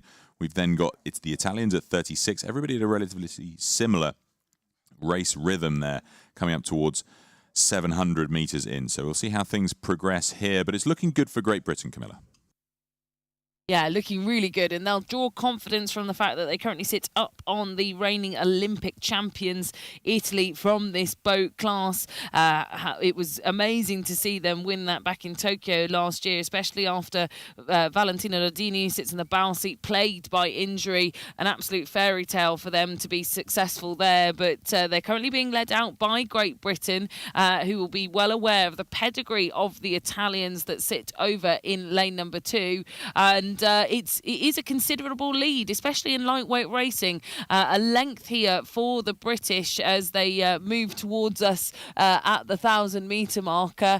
They're leaving everyone else to squabble for second and third place, which will see you through to the A final. And nothing much to choose here, really, between the Chinese and the Italian crews. Italy just with the advantage as it stands coming into the 1,000, but China, the medalists from World Cup 1 in Belgrade, they picked up a silver on that occasion. Certainly not to be written off yet. Germany sit in 4th. Canada, my apologies. Canada have just flipped that on its head. They will go in 4th position ahead of Germany. And then Norway, Clearwater back in 6th. Ja, nachdem die Vize-Olympiasiegerin aus Frankreich im ersten Halbfinale das Rennen relativ deutlich gewinnen können, sehen wir nun die Olympiasiegerin, die beiden Italienerinnen. Doch sie stehen hier mächtig unter Druck, denn das Rennen wird von Emily Craig und Mary Arlett angeführt aus Großbritannien. Sie führen vor den Italienerinnen, dahinter wird es dann sehr, sehr schnell, sehr eng. Die Chinesinnen vielleicht noch auf dem 3. Platz, dann sind es die Kanadierinnen, die kräftig am Aufkommen sind. Sie führen knapp vor den Zwillingsschwestern aus Deutschland, Marion Reichardt und Johanna Reichardt. What do you think, Camilla? Are the Germans and the Canadians going to creep back into this race? Yeah, what a great question. And I mean, the Canadians certainly looked fierce coming past us. Jill Moffat driving the youngster of the Canadian team, Chris O'Reilly, in the bow seat behind her, trying to get her into a qualifying position. But Tim will have a much better view at 1,500. Yeah, they're definitely trying to make a move here. But it's still GB leading and doing so comfortably. And looking back from GB, we can see Italy, the Olympic champions, in 2nd position, and the Canadians do try to make a move. It's about 7 meters between them and Italy. But I almost forgot the crew from China racing in lane number 3, and that's only, I think, 5 meters separating the Canadians from the 3rd placed Chinese at this stage of the race. Great Britain with clear water with 500 meters to go. They look set to take one of those places in the A final, but it's going to be a very tight final for the places 2 and 3 between Italy, the Olympic champions, China, and the resurgent Canadian double, who are now really motoring along and trying to eat all the advantage that the Chinese have amongst them. So it's going to be a very tight final few hundred meters for places 2 and 3, Peter. Yeah, it's tough stuff, this, isn't it? If that Italian Olympic Championship boat don't make it into the A final, that would be quite the shock from this 3rd World Cup of the season. They're under an awful lot of pressure, but that's what we did see in the Olympic final. There was about 4 boats all crossed the line in unison, and coming out on top was that Olympic boat. So was that Italian boat. So we'll see whether they've got something left in the tank for this last 250. That's what we saw in Japan last year in Tokyo. Maybe they've got something still up their sleeve for this final. But we've got Italy, Canada and China all within half a metre of each other coming into the red buoys. But Great Britain certain for the win. Ja, 200 Meter vor dem Ziel in diesem zweiten Halbfinale im Frauenleichtgewichtsdoppelzweier ist es Großbritannien, welche hier die Spitze ganz vorne hat. Sie können hier einen überlegenen Sieg feiern vor, das ist noch nicht ganz klar, nämlich Italien und China sind etwa auf gleicher Höhe. Sie kämpfen hier um den zweiten Platz. Kanada musste diese beiden Boote jetzt was ziehen lassen auf den letzten Metern, also ein Kampf um Rang 2 und 3. Last few strokes here, we're going to see Emily Craig and Maddie Arlott for Great Britain win this second AB semi-final of the lightweight women's double sculls. And it's so tight then for second and third, but I think it's going to be China ahead of Italy. We just see the Canadians drop off the pace ever so slightly in the last 100. Second goes to China, half a canvas up on Italy. That's the 1, 2, 3 going through to the A final. Fourth place, Canada ahead of Germany coming in for fifth. And then over on the far side, we have Norway. They'll go through to the B final.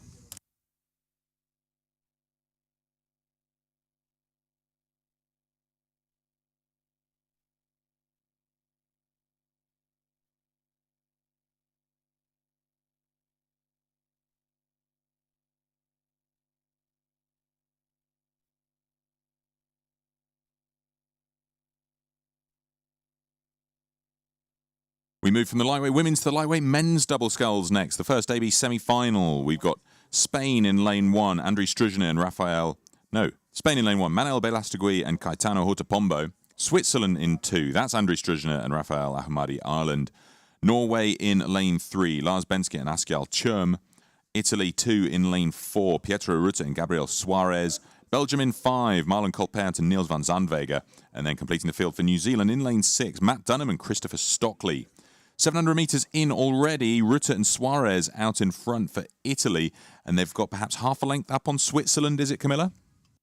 Yeah, about that, but I think with the carry of the home crowd here, I would expect to see Switzerland raise their game into the boat parks because there will be a lot of noise for this combination of Struzhina and Armada as they move through towards the crowds. But what a great performance here, starting off from Rutte and Suarez of Italy. They are really storming through this first half of the course, but the boat speed actually from this race now being put down by Norway. Benska and Tjom here are the fastest moving crew on the water. They're being matched now by the Italians who have seen the danger, but it's all getting quite close here as they approach halfway.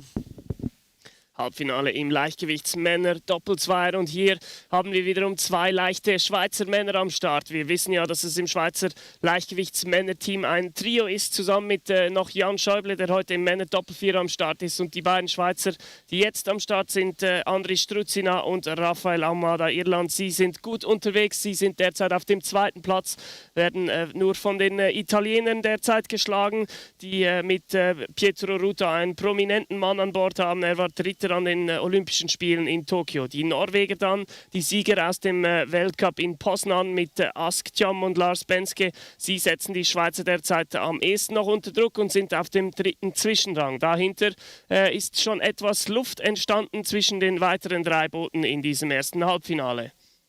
Well, danger spotted and warded off for now for Suarez and Rutte of Italy. They've extended their lead back out, but this time it's over Norway rather than over Switzerland. The home fans are going to be going berserk to try and cheer the home double on here, Tim.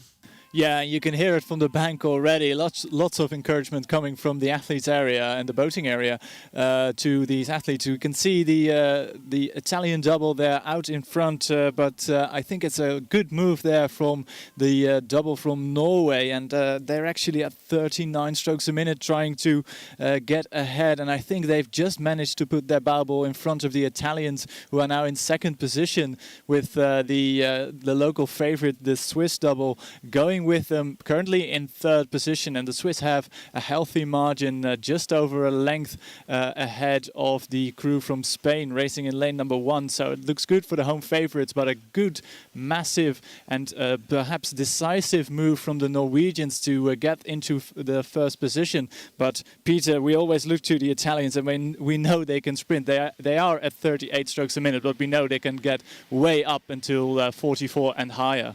Yeah, it's amazing when they do that, isn't it, Tim? Because they keep such amazing length as well. I mean, the Italians could write a school class book for people on how to do sprint finishes. Are we going to see that now? Is there a need for it? It's the killer question, because it's the first 3 through to the A final. They're comfortably at the front of the field here by 4 or 5 lengths. So we probably don't need it, but they might want to just respond to the fact that Norway have rode through them, and they might not be feeling very comfortable about that.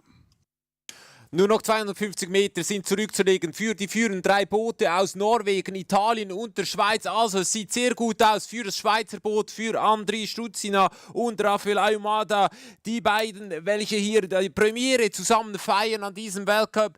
Bei den vergangenen Weltcup waren sie nicht zusammen unterwegs. Einmal war André, einmal war Rafael mit Jan Schäuble unterwegs. Jetzt sind sie 2 zusammen und auch sie werden sich für das A-Finale qualifizieren, wenn sie sich hier noch den Endspurt der Spanier noch abwehren können. Die Spanier kommen extrem stark auf, hier auf der Bahn neben ihnen. Also, das wird nochmal spannend, aber vorne ist Norwegen und Italien. Norway are going to cross the line 3/4 of a length up ahead of Italy, who have a length on Switzerland, who cling on to that third place by half a canvas ahead of Spain for 4th. And then coming in for 5th, we have Belgium ahead of New Zealand. So that means we'll see Norway, Italy and Switzerland go through to the A final. 4th place Spain, 5th place Belgium and 6th place New Zealand to the B final.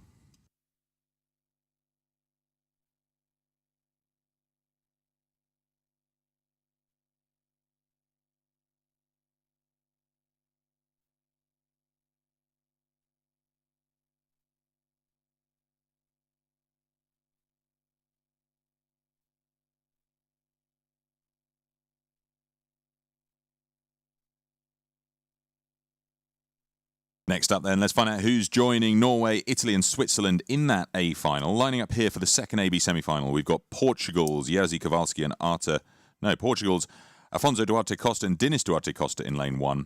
Italy's Niels Torre and Stefano Oppo in 2. Czech Republic's Jiří Simonek and Miroslav Rastil in lane 3. France in 4, Hugo Bouret and Ferdinand Ludwig. Poland are in 5, that's Jerzy Kowalski and Artem Mikolajczewski. And then Australia in lane 6, Redmond Matthews and Hamish Harding.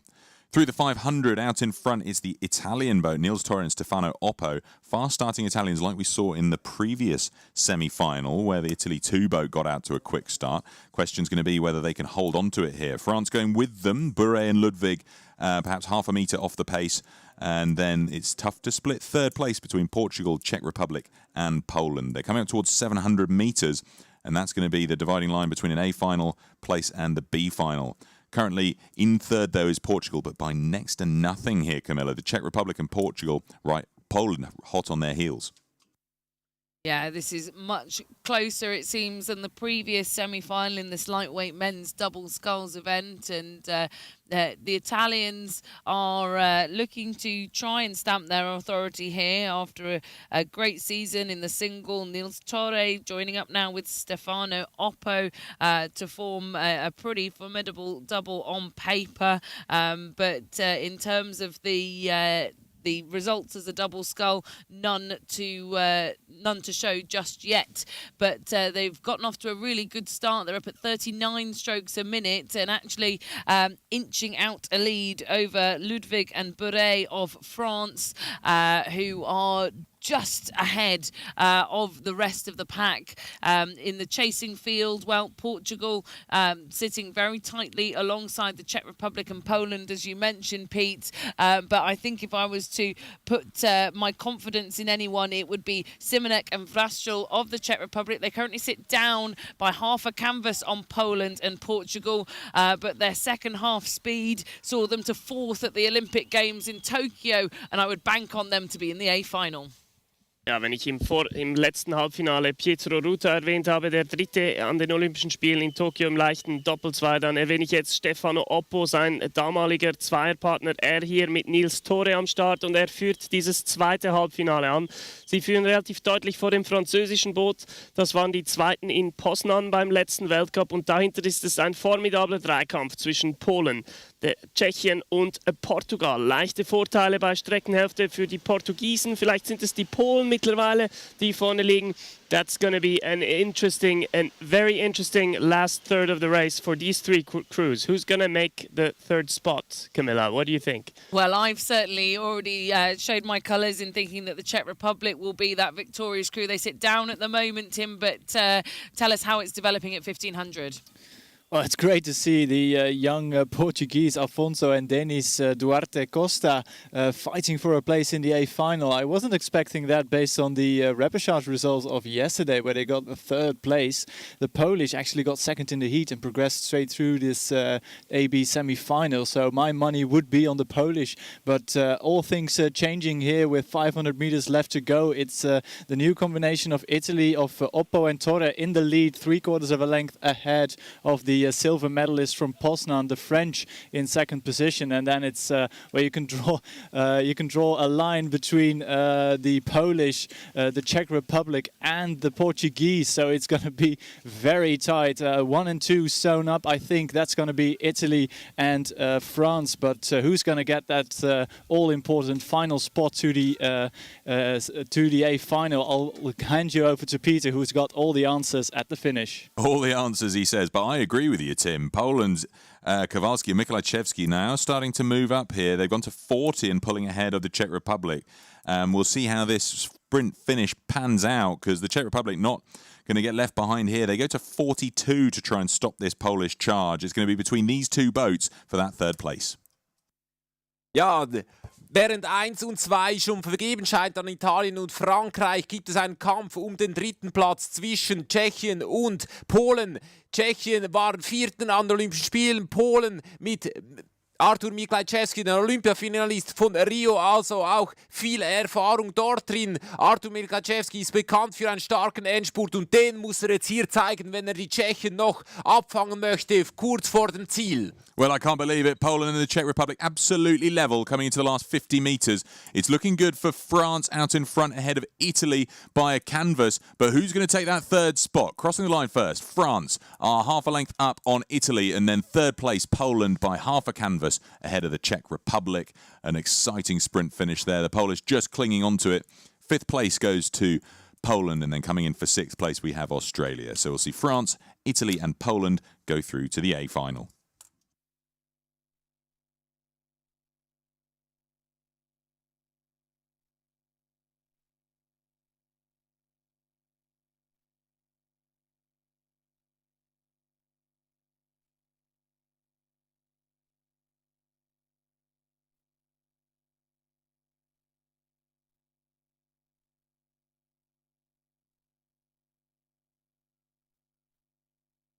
Four races left in this morning's programme before we break for lunch. This one, though, is the repercharge for the women's quadruple sculls. 2 positions up for grabs into the A final.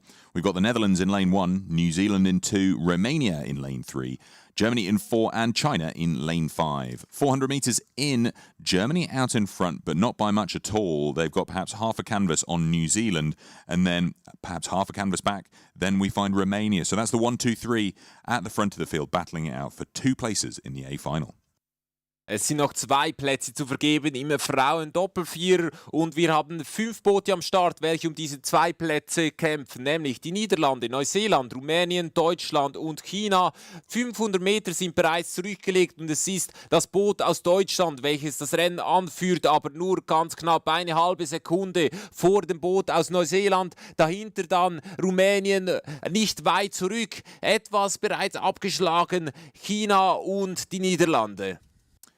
Coming up towards 700 metres in, Germany now starting to build a little bit more of a lead here, is edging towards a quarter to half a length. And then we find Romania and New Zealand locked in this battle for second and third. So let's see how this pans out as they approach halfway.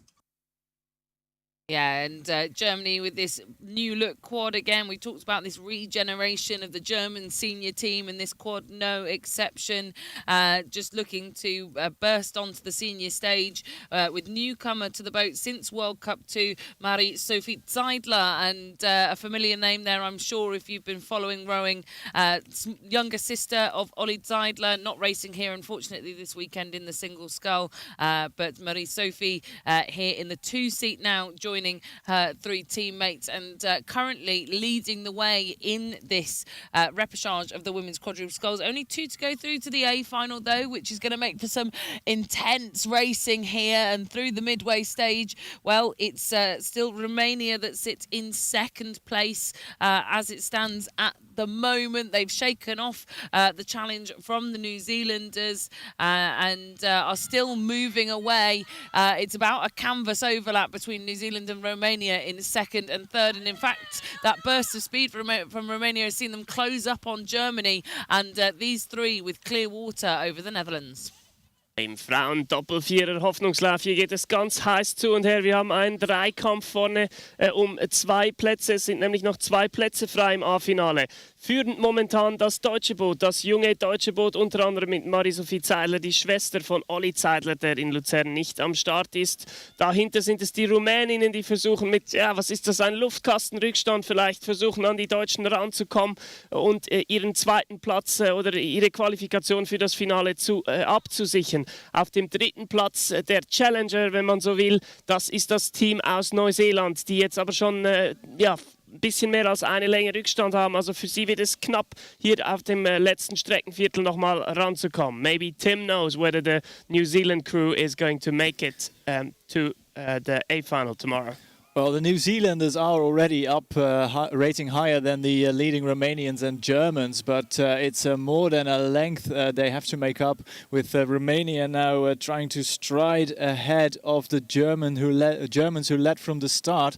I would have fancied the Romanians to win this because they were the quicker crew in yesterday's heat, several seconds quicker than the German quad, but well, the cars are reshuffling as we speak, and it's the Romanians. They try to make a big move, but the Germans have responded. It's half a canvas lead for Romania over Germany, and I don't think the black boat from the New Zealand quad is going to make it all the way back at the front of the field. It's the elastic band has snapped, so to speak. It's clear water between New Zealand and the leading 2 crews from Germany and Romania, with the Netherlands and China also clear water back. But out in front, a lovely demonstration from Romania and Germany. Wouldn't you say so, Peter? Yeah, totally agree, Tim. They're both at 36 and they're both matched for boat speed. A powerful combination here, and they've just run away with the race. They've got nearly 4 lengths up on New Zealand, coming up towards 250 metres to go. I can't see anything changing here. It was a valiant effort from New Zealand through the first 1,000, but I think that third 500 from both Romania and Germany was just too quick. And they've just, as you say, snapped the elastic band and now continue to pull away.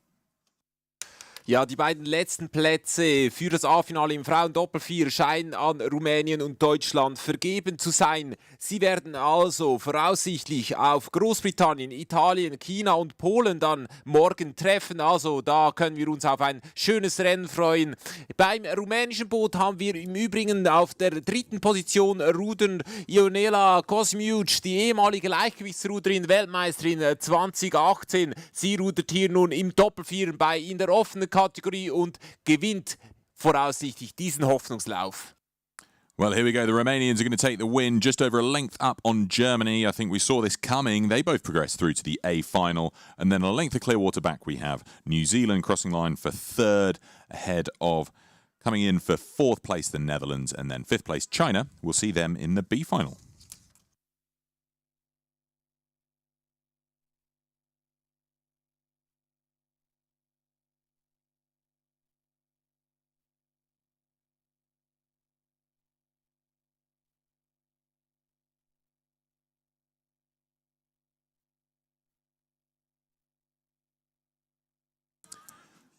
Moving now from the women's quads to the men's quads, the first of the 2 AB semi-finals. We've got the Czech Republic in lane 1, Italy in 2, France in 3, Poland in lane 4, Germany in 5 and Belgium in lane 6.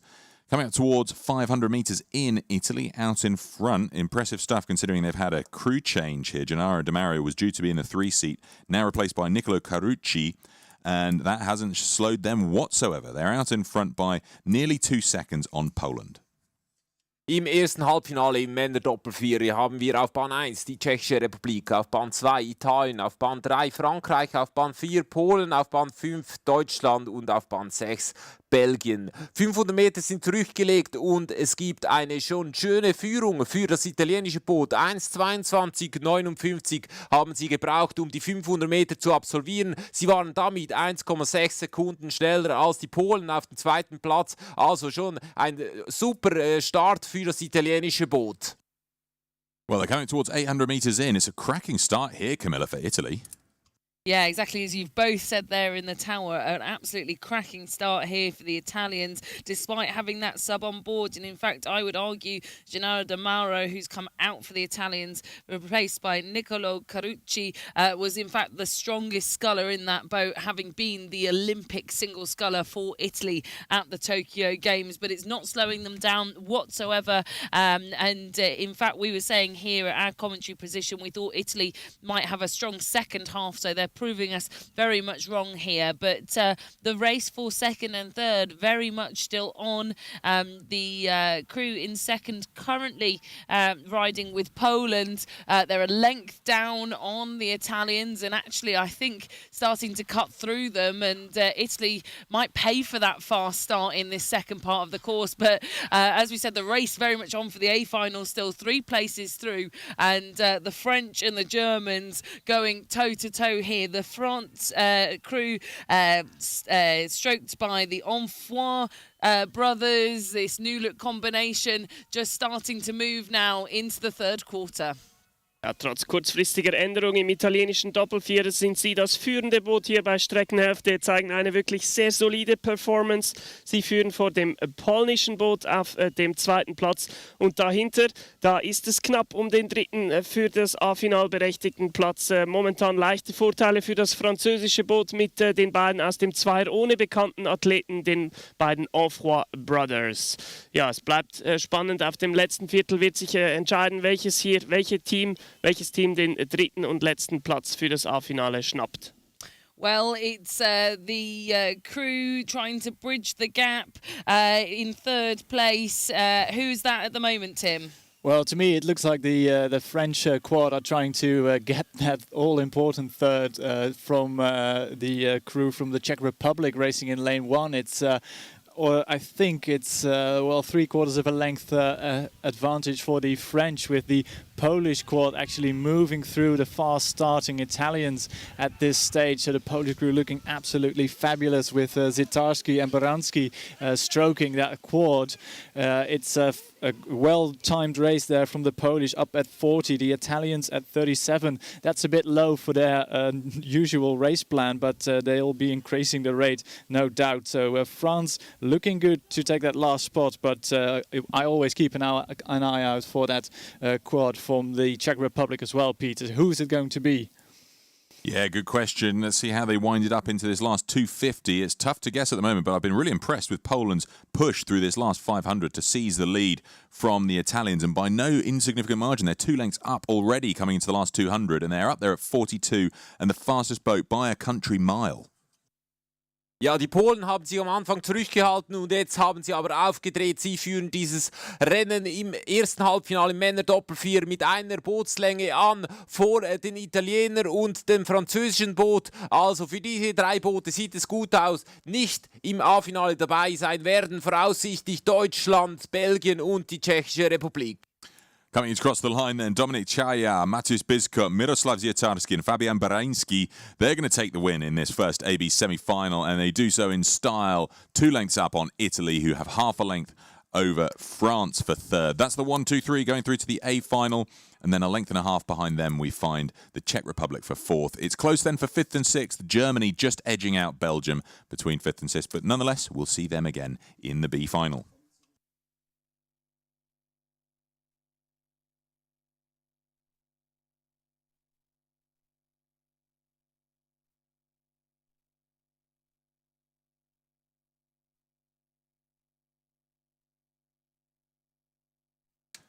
Well, let's find out who's going to join Poland, Italy and France in that A final. The second AB semi-finals underway. We've got Ukraine in lane 1, Estonia in 2, China in lane 3, Romania in 4, Lithuania 5 and Switzerland in lane 6. Good clean start, some rapid stuff in the centre lanes there. China and Romania still ticking it over, up over 45 strokes a minute. The outer lane starting to stride down towards 41, but the early leader at the moment, Ukraine, just starting to try and poke its nose out, but changing the lead every stroke with China.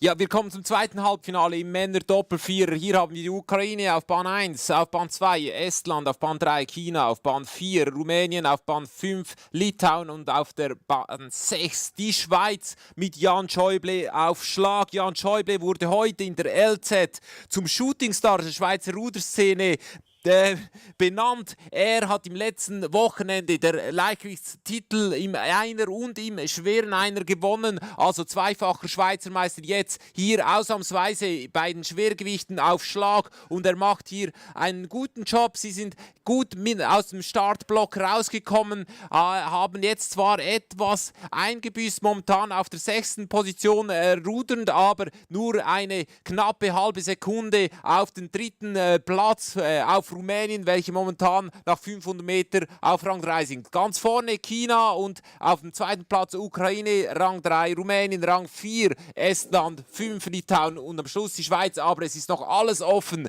für die Boote.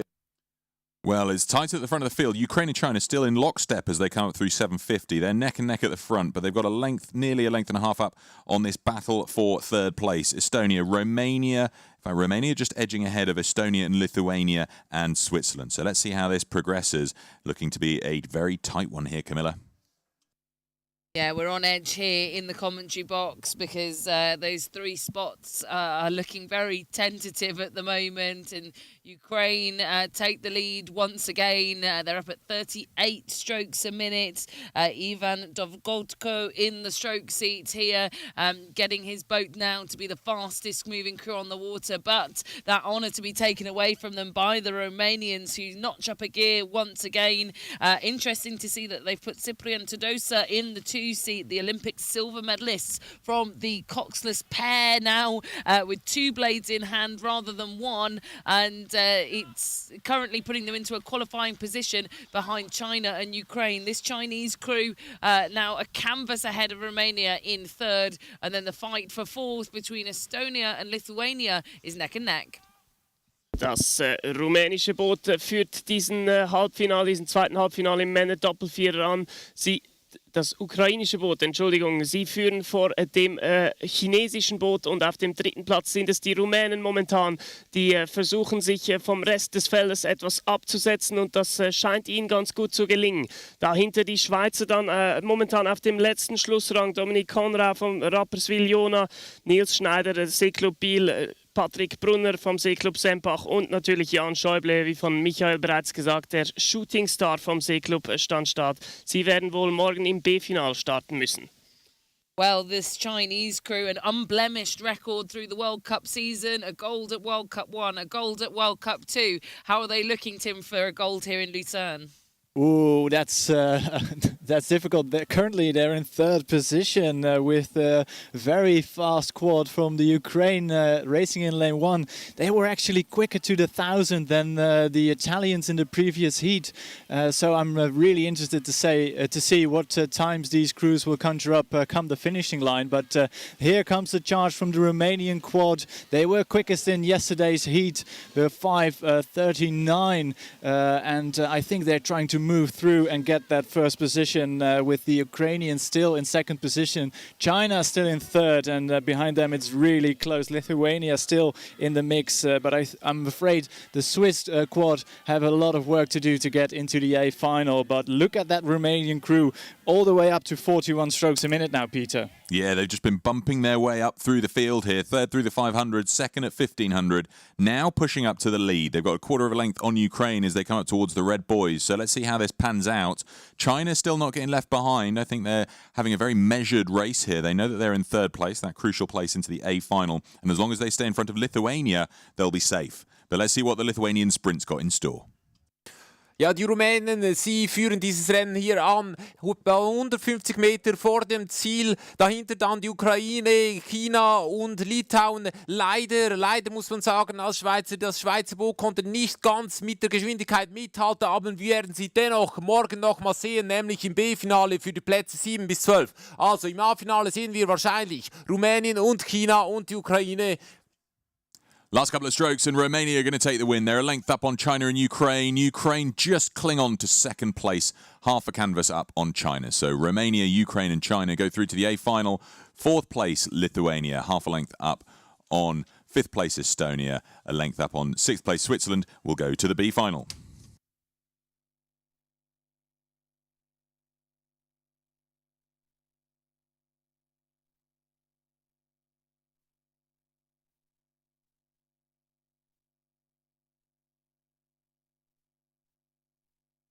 Well, we're already on to the last race of this morning's session. It's the 39th race of today. It's the repercharge for the men's 8. We've got 5 boats taking part here. Netherlands in lane 1, Canada in 2, Italy in 3, Australia 4 and China in lane 5. Pretty even in the central lanes here. Canada and Italy just tussling it out on the surge of each stroke for the lead coming up towards 200. Ja, es ist wieder Achterzeit hier auf dem Rotsee in Luzern. Wir haben auf der Bahn 1 die Niederlande, auf der Bahn 2 Kanada, auf der Bahn 3 Italien, auf der Bahn 4 Australien 2 und auf der Bahn 5 China. Nach knapp 300 Meter ist es das kanadische Boot, welches hier die Bugspitze ganz vorne hat, aber es sind nur etwa 5-6 Meter auf die ersten Verfolger, auf Italien und die Niederlande.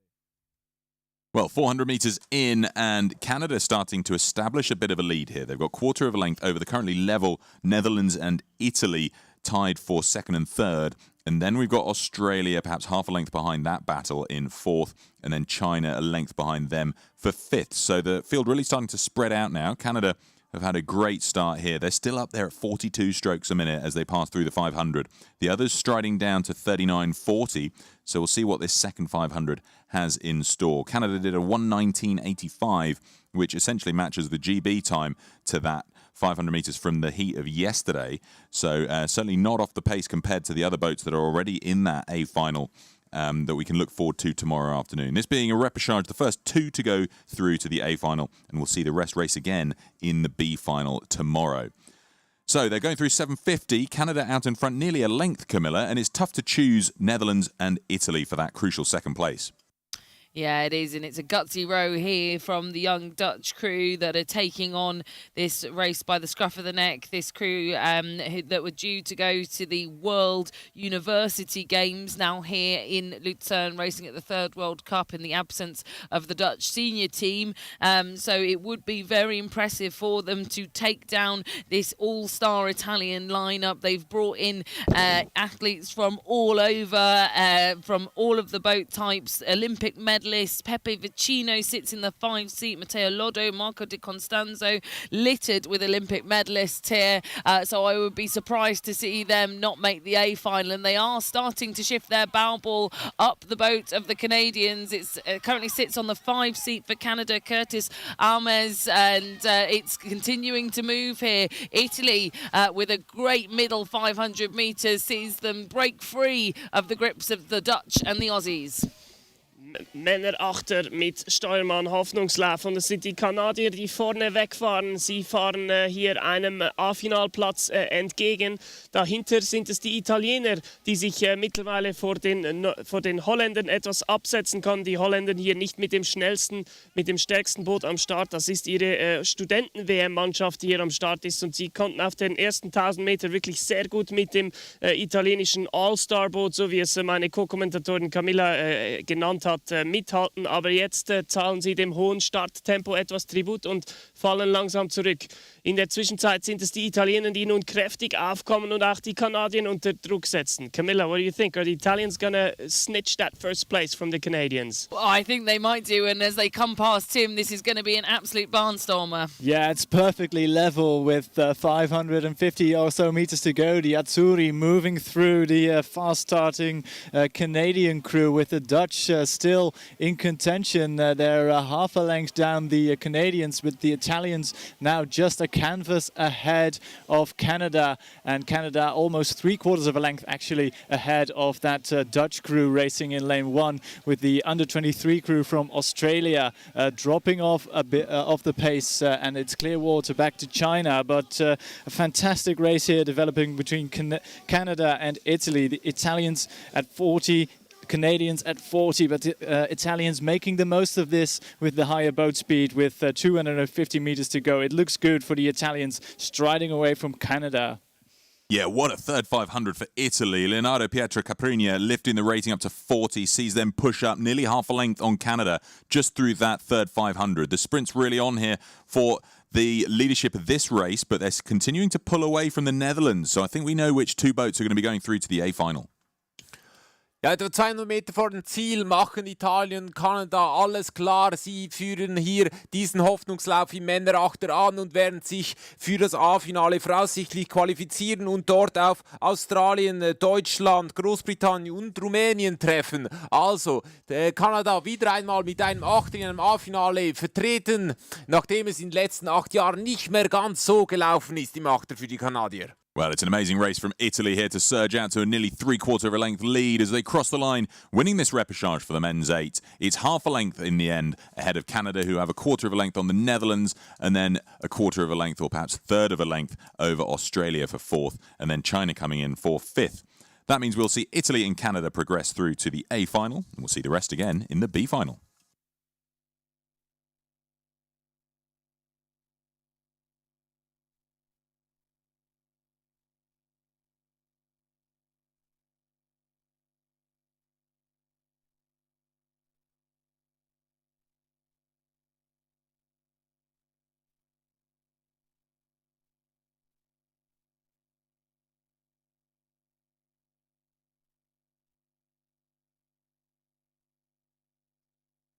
Well, what a morning of racing we've had. 39 races taking us through E, D, C finals and then into the semi-finals and the repercharges.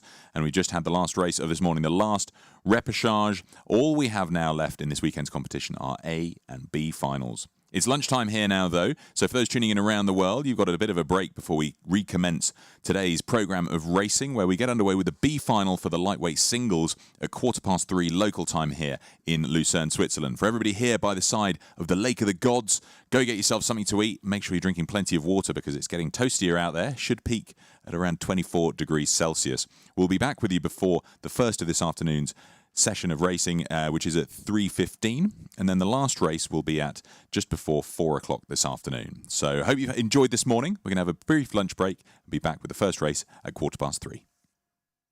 Ja, nach diesem interessanten Morgen mit diesen spannenden Rennen haben wir nun eine kurze Pause bis um 2:15. Dann geht es weiter mit den A- und B-Finals im Leichtgewichtsfraueneiner, im Leichtgewichtsmännereiner und dann noch im Leichtgewichtsmänner-Doppelvierer. Also die ersten Medaillen werden in diesem Jahr bald vergeben sein.